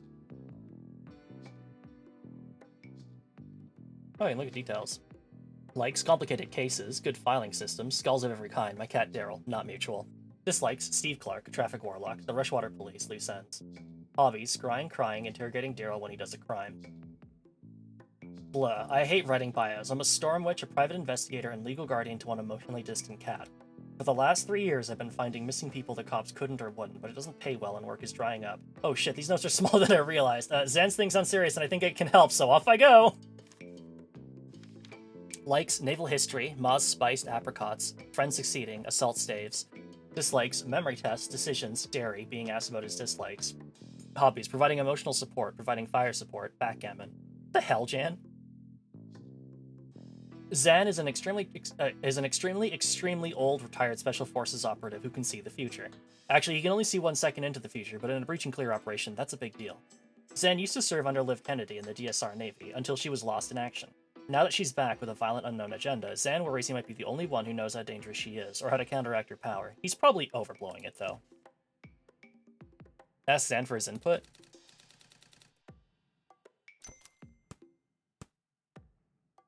Rushwater PD survived a brutal strike. A team of Special Forces wizards led by Liv Kennedy breached the Rushwater Police Department, killing 14 and busting out a prisoner, Dessa Banks. Zan arrived hot on their tail, arguably too hot. The cops assumed he was part of it. I heroically rescued him. Too much, Jen? And then we got out alive, but we're not popular in the DSR right now. It was Kennedy's new teammate at the Rushwater station. Liv Kennedy, Black Ops Chronomancer. Likes acting quickly, acting decisively, acting like a prick. Dislikes weakness, slowness, stowerness, town in Norland. Hobbies, dodgeball, don't play her at this. Bloody knuckles, don't play her at this. 100-meter sprint, don't race her at this. Liv was the DSR Navy's star covert operative. She's able to move on a different timescale to the rest of us, rendering her actions effectively instantaneous. It's absolute bullshit. She vanished at our last official op with Zan, and disappeared for 2 years. Now she's back with a team of Special Forces wizards, cutting a bloody path through the powder keg of southern eastern geopolitics like a bull in a house of cards.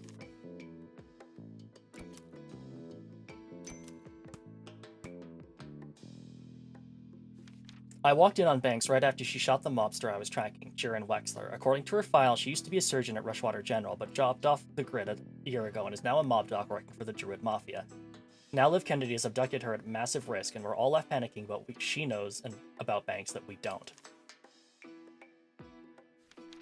One of the biggest and by far the most effective private military outfit in the world. For years, Reactor have done the DSR's dirty work, but now that they've hit a police station on Rushwater soil, they've bitten the hand that feeds them and swallowed it whole. All bets are off.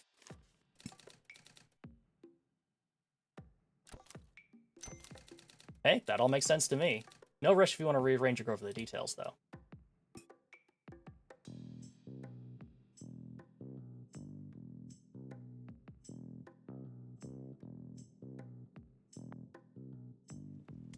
Okay, so we have no idea why Liv took Banks.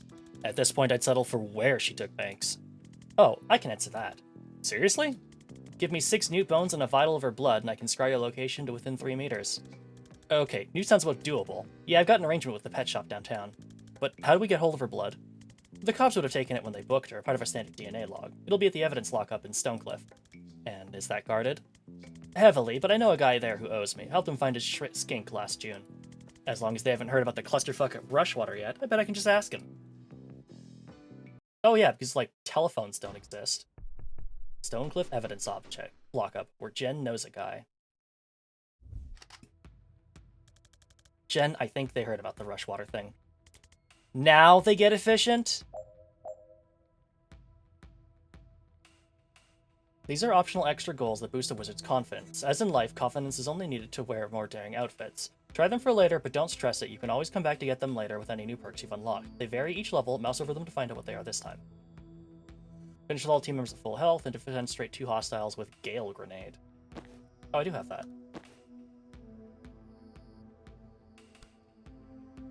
I see. Okay.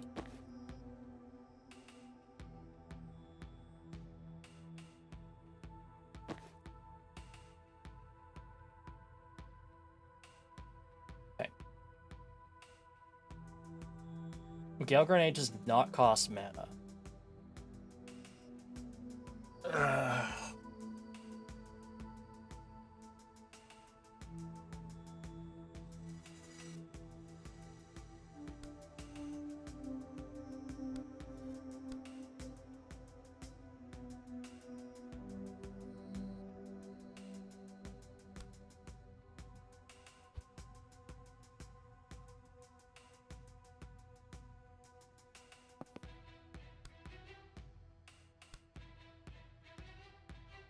Yeah, I can't go through it myself.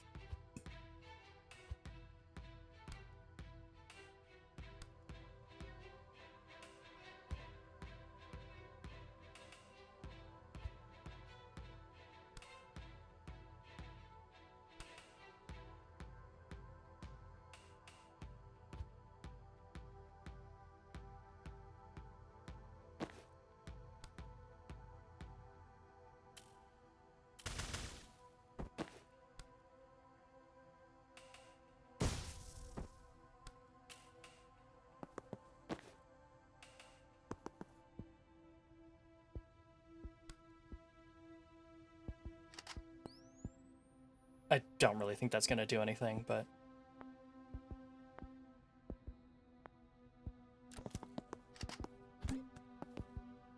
Oh, unfortunate.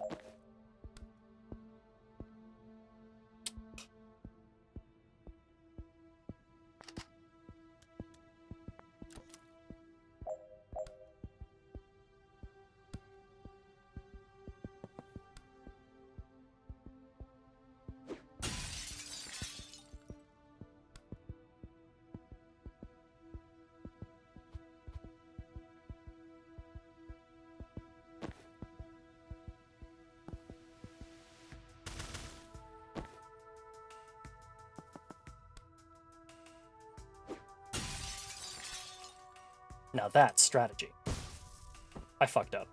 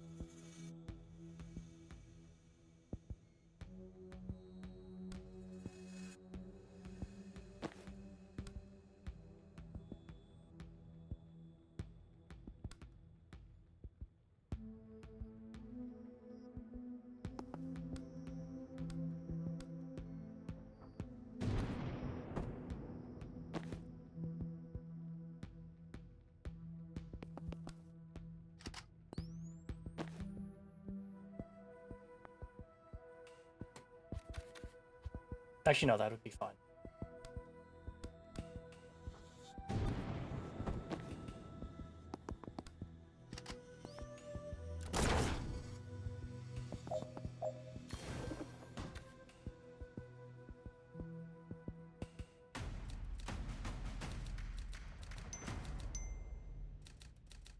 Have confidence. Alright, what are we looking for? A blue folder. Her blood's in a blue folder? No, but her file will tell us where they're storing it. Okay, so just grab every blue file I see? Yep, unless your time brain lets you read them instantly or something. I can do 1 second of reading 1 second sooner than I otherwise would. That doesn't sound like it's gonna do it. No. Breach? Breach.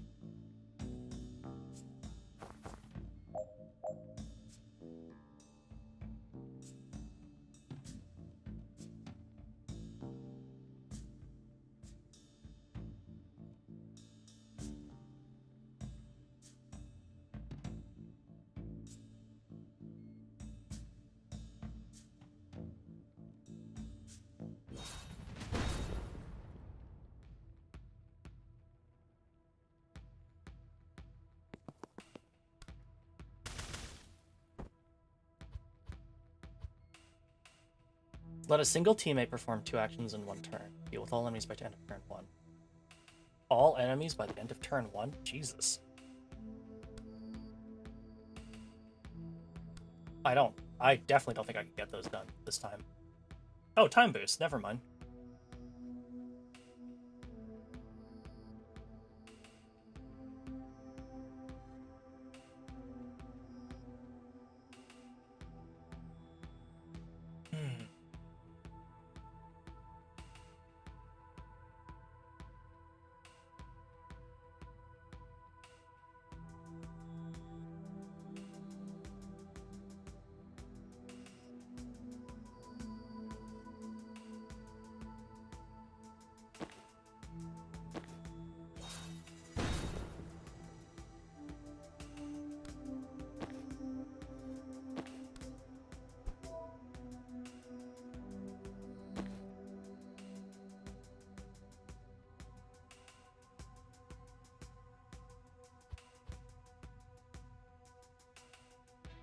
Just give it. Can I give it to himself?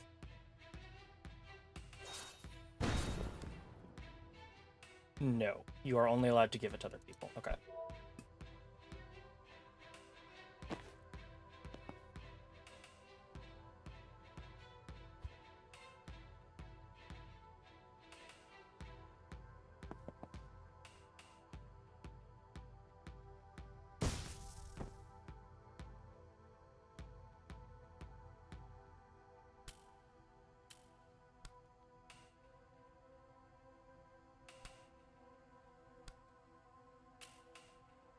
Oh, because he has cover against me. Oh no, that won't work.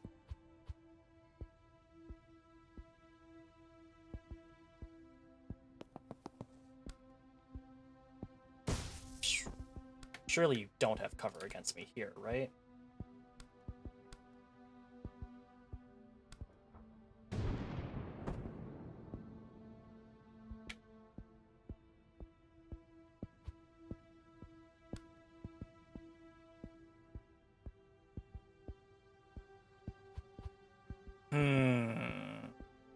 I don't think I can see around there. No. Okay, I kind of like that other idea a little bit more then.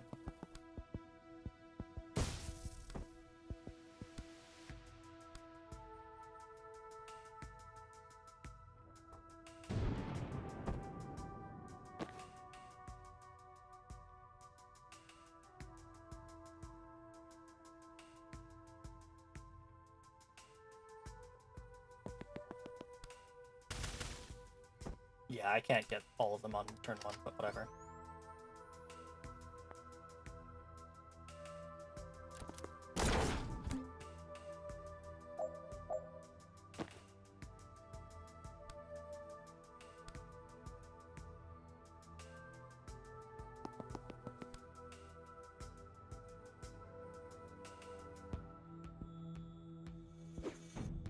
Okay, that... If I dump it directly on someone, they don't move. Oh, I should grab intel. Yippee! Actually, that might let me do something.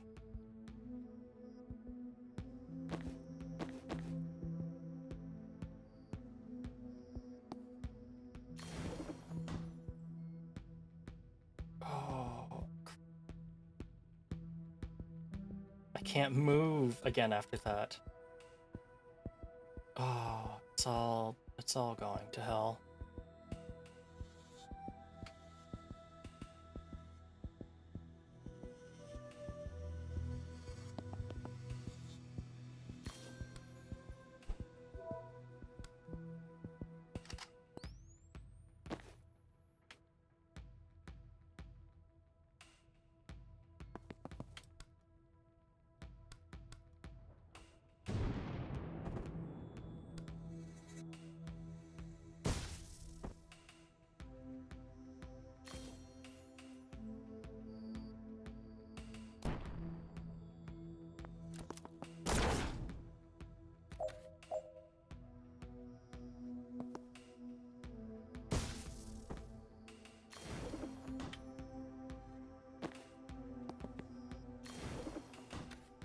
There we go.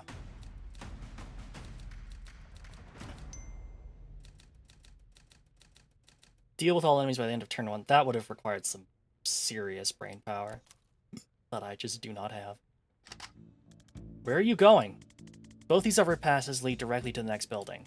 But we can do it in tandem. Okay, but you get shot the moment you walk through that door. Oh, good note. Let me breach first. I can take care of it from my side. Oh.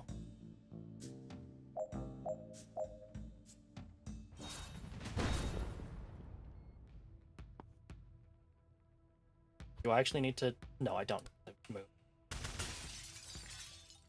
Okay. Now I can breach.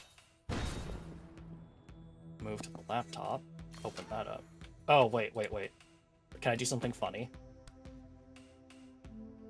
I don't think I can do something funny, actually, unfortunately.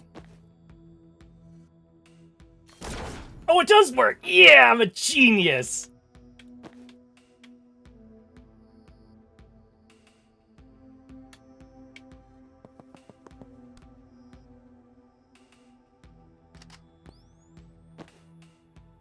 Can I static blast open doors? No. Damn. Ooh.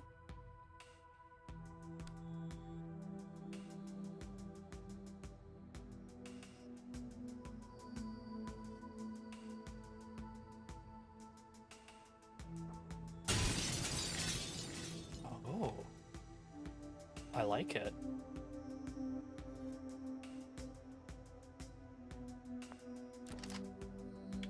Yeah, unfortunately. so I have to breach this. Yeah, and now you're gonna want to come to me, which is annoying.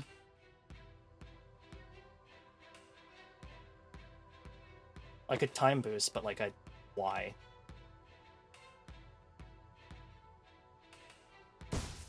Squish.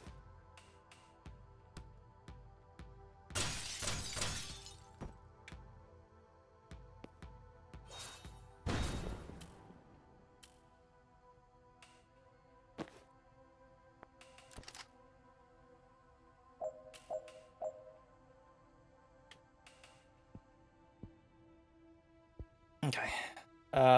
3 tangos inside.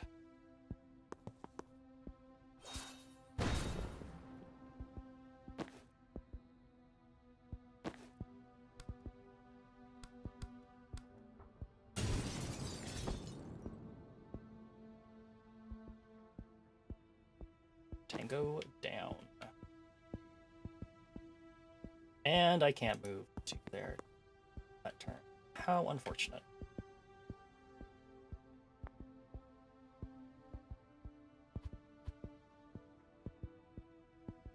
Yeah, that's why I was there.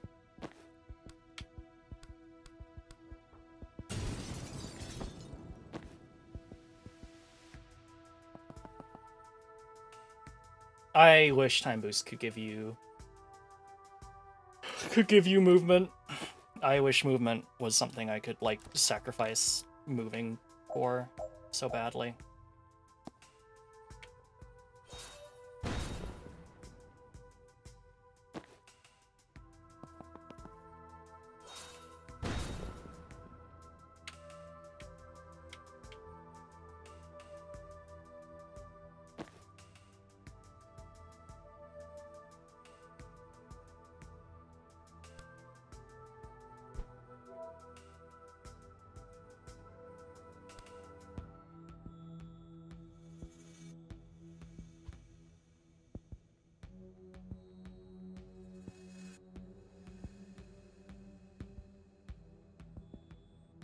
Oh, I didn't defend straight 3 in a while. 3 in a row. Cringe. I could mana boost, but, like, again, the only other thing there is to get shot, so probably not worth it. Bonk. Okay, now I can do this.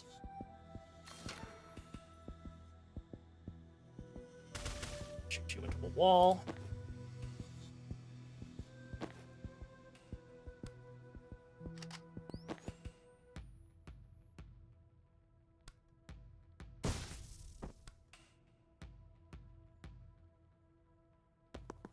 Okay. Owned idiot.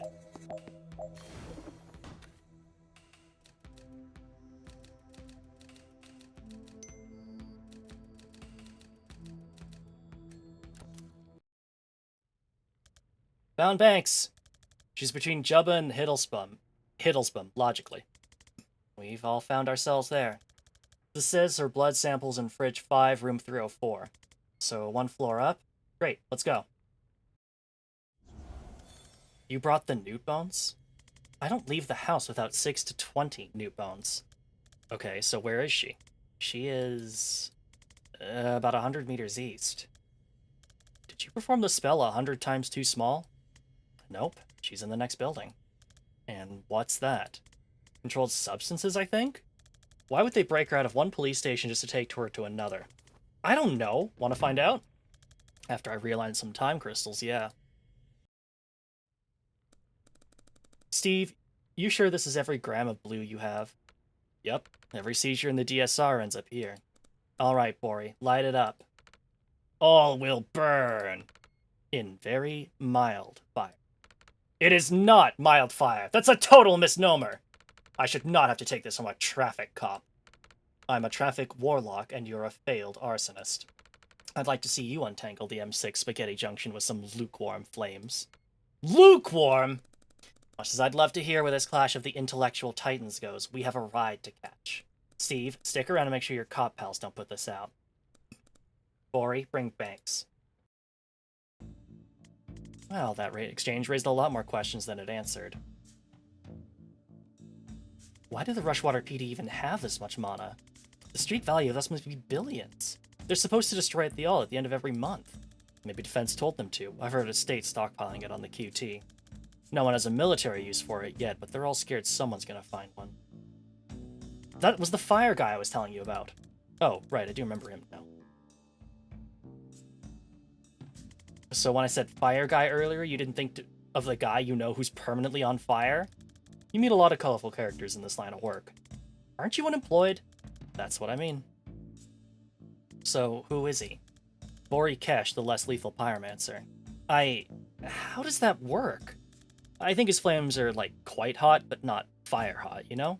Like, you can't go on about your day, but it's more of an aloe vera situation than an impromptu cremation. Is Lift's team burning mana? Why? Not for the smell, I'm guessing. You look like you want to ask something. Who's the guy in the Dayglow robe? Ugh, that's Steve. Steve Clark, traffic warlock. Keep running into him in my cases, and I almost forget what a slimy prick he truly is. Wow, Jen! Shit. Get fucked, Steve! Can we take him? How good are you at dodging spectral cards filled with skeleton ghosts? Never made it past regionals. Let's see if that cuts it.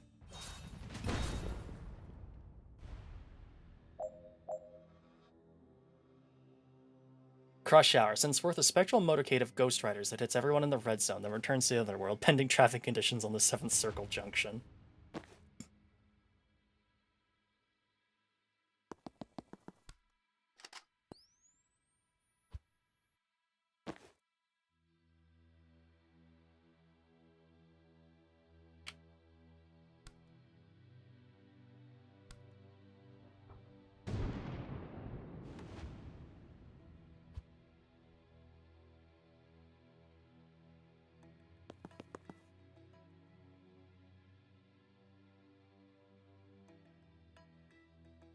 Brain Blast.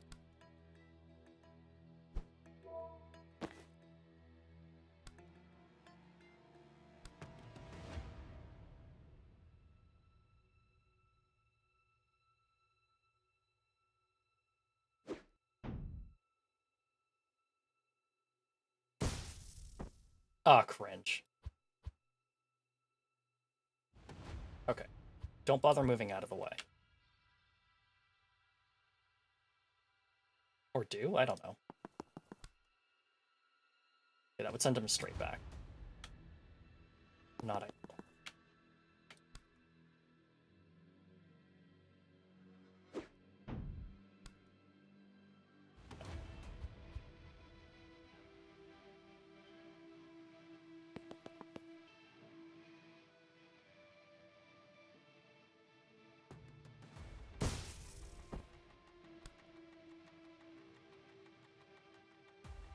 What am I doing?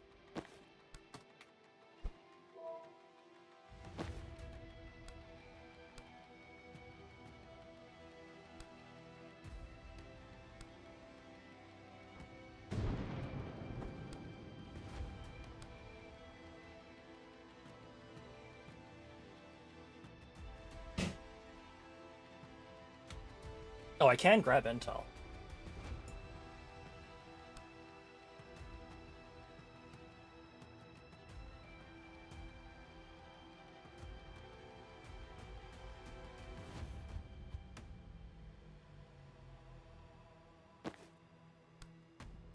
No. Okay. Time boost from here. Good.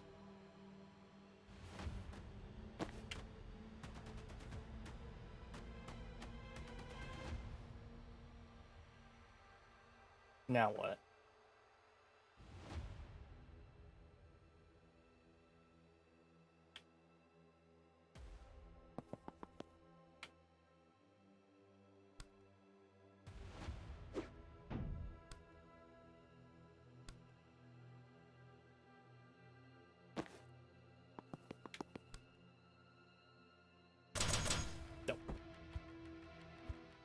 I so badly want to defenestrate him in one turn. You don't know how badly I want it.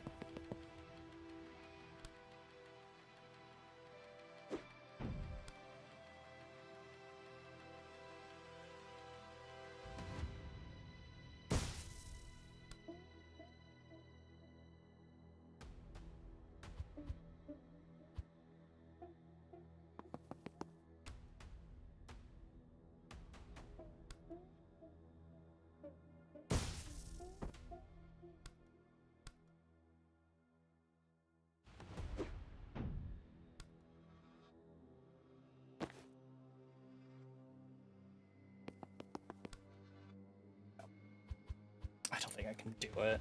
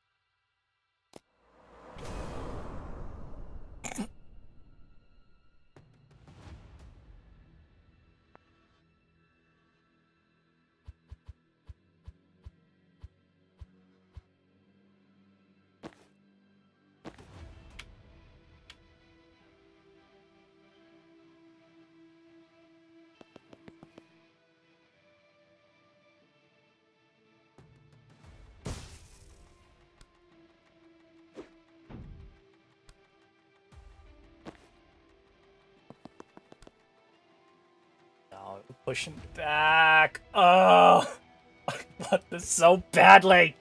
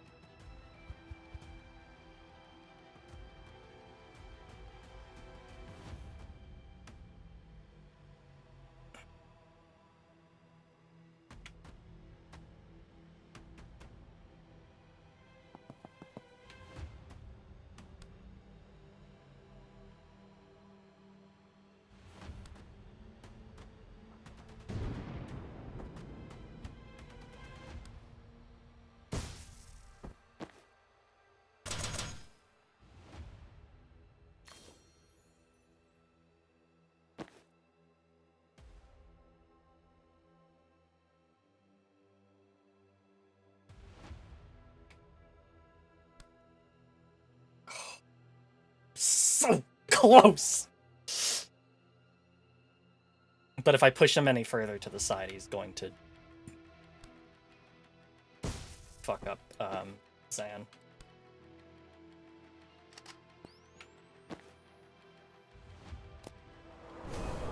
Toot toot. Owned idiot. Oh, you idiot! You fool!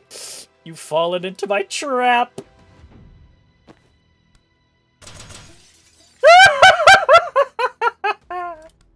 You idiot!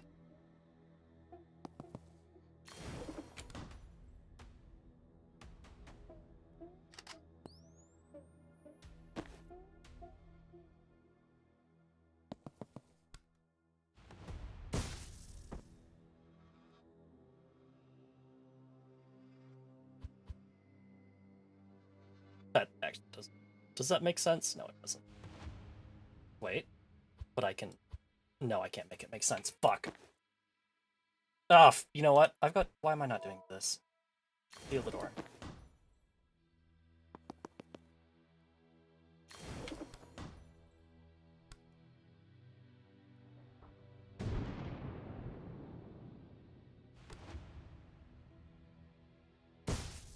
No. Try that again. Static blast. Static blast. Oh, so cringe. Yeah, still get hit.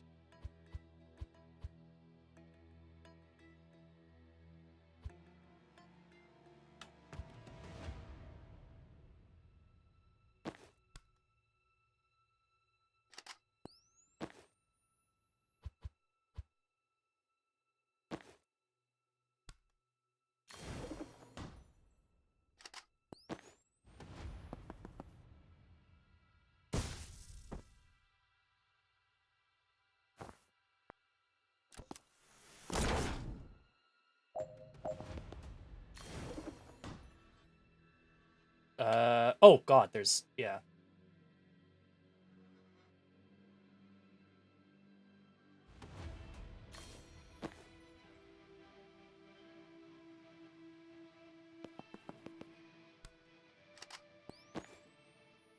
Nothing else to do.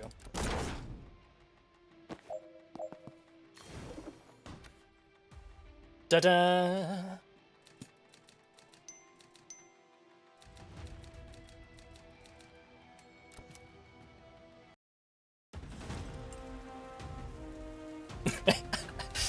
Mission complete. Steal a murderer's blood? Complete. Use it to track them down? Complete. Steve Kark, police warlock in combat? Complete. Defeat Steve Kark, traffic warlock in conversation. Well, there certainly is some difficult Samignation to do in the days and weeks to come. Didn't like that guy. Right? Steve was always an asshole, but he's never actively thrown a ghost car at me before. New low. So, where next? You know what? I have no idea. Oh, I kind of thought you were going to take the driver's seat on the investigation side. I was, but then as soon as we finished a satisfying chunk of it, my brain went blank. It's like I just ran out of stuff. Yeah, my foresight's drawing a blank too. I think it's demo syndrome. Is there a cure? I usually just pay an incredibly reasonable price, and the varied and satisfying experiences you were just about to have all come rushing back. If they're ready, of course. But I don't think they'd be dumb enough to put in extra work into a demo of something you can't even buy yet. Right, of course. You've seen this before? Yeah, a buddy got deployed to the Battlefield 2 demo straight out of training. Last I heard, he's still in there, capturing the same damn flags. That's awful. I mean, at least it's multiplayer. You're accepting this kind of fast. Are you sure we're not just fried from a series of fun but mildly traumatic events in a short space of time? That was my thought too, but then I saw the flyer. What the... Wait. What the fuck is this? Thanks for playing the demo of Tactical Breach Wizards. Your face will physically melt as you carefully click on 5 unique wizards and make them do your bidding. Hack turrets. Try it now. Your relationship will suffer for the 8 to 10 hours it takes to complete the campaign, a bit longer if you do the challenge missions. You might literally die when you scratch and sniff these free enchanted screenshots TM to hallucinate playing with full game features. We didn't check it's safe. Coming to Microsoft personal Windows computers later this year. Oh hey, who are you? I'm not narratively relevant yet. Okay, I'll back you up anyway. We can find out why later.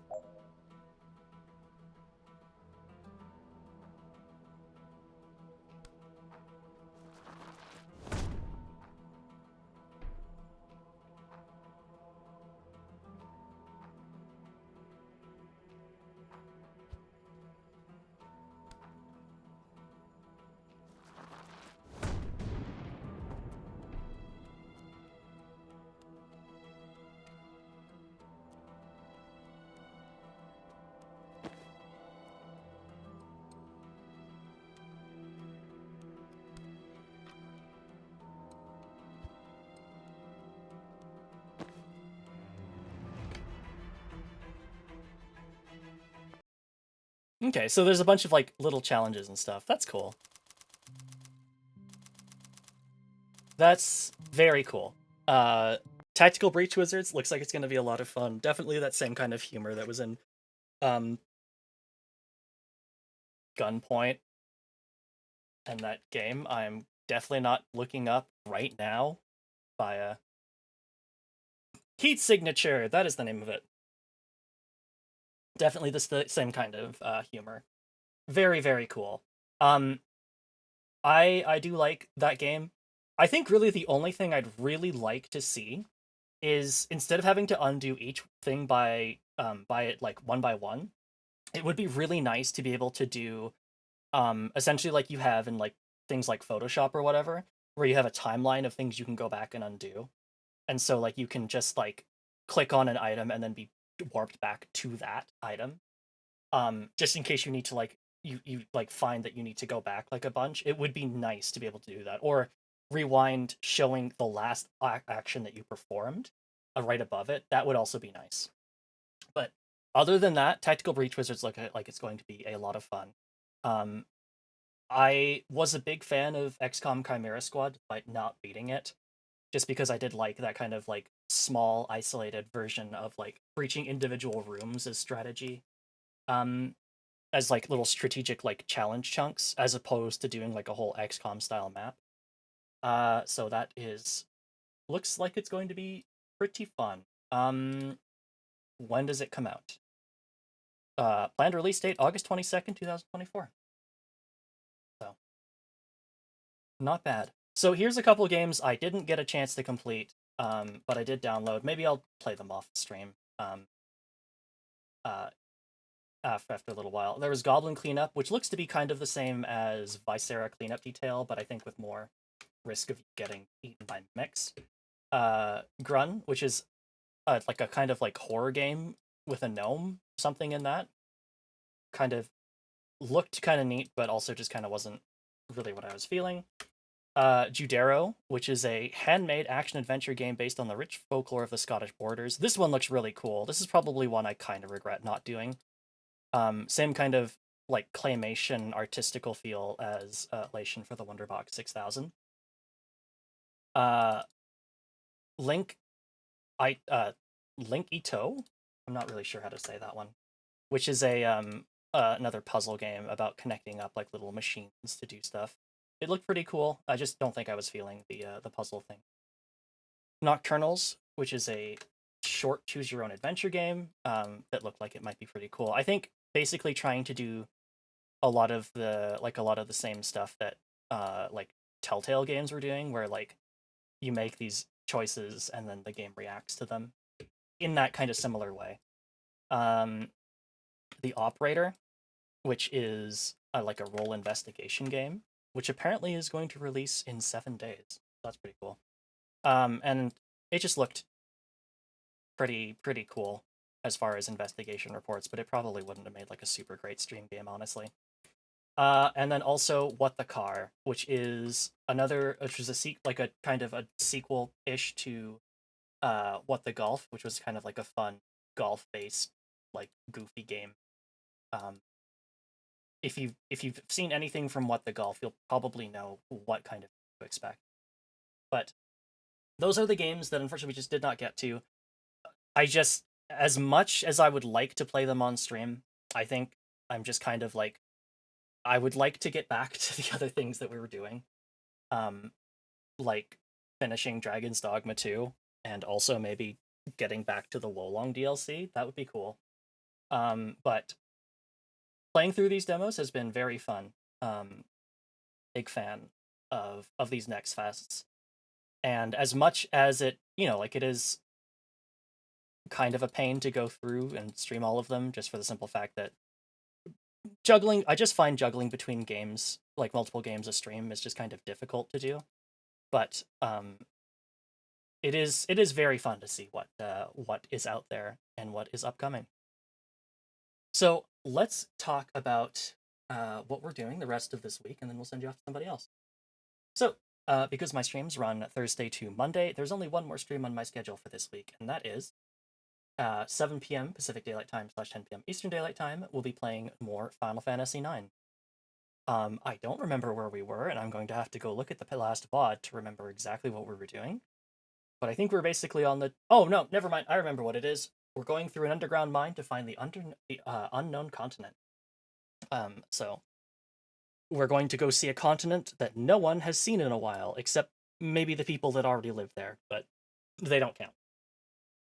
thank you all so much for tuning in. Thank you so much to Neural for the raid and for Guy for the Prime subscription, and as well as everybody else who's been luminously, Claire, Corey, and everybody else did.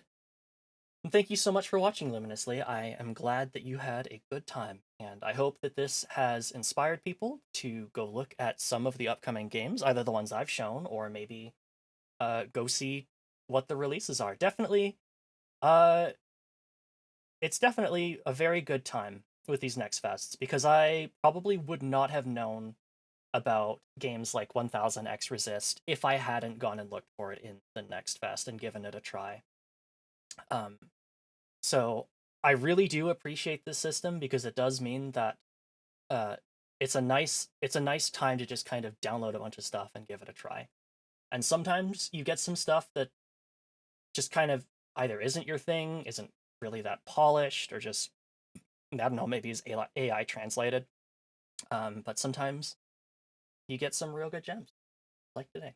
Best of time for game. If only it was best of times for the game developers, but we all know about that, don't we?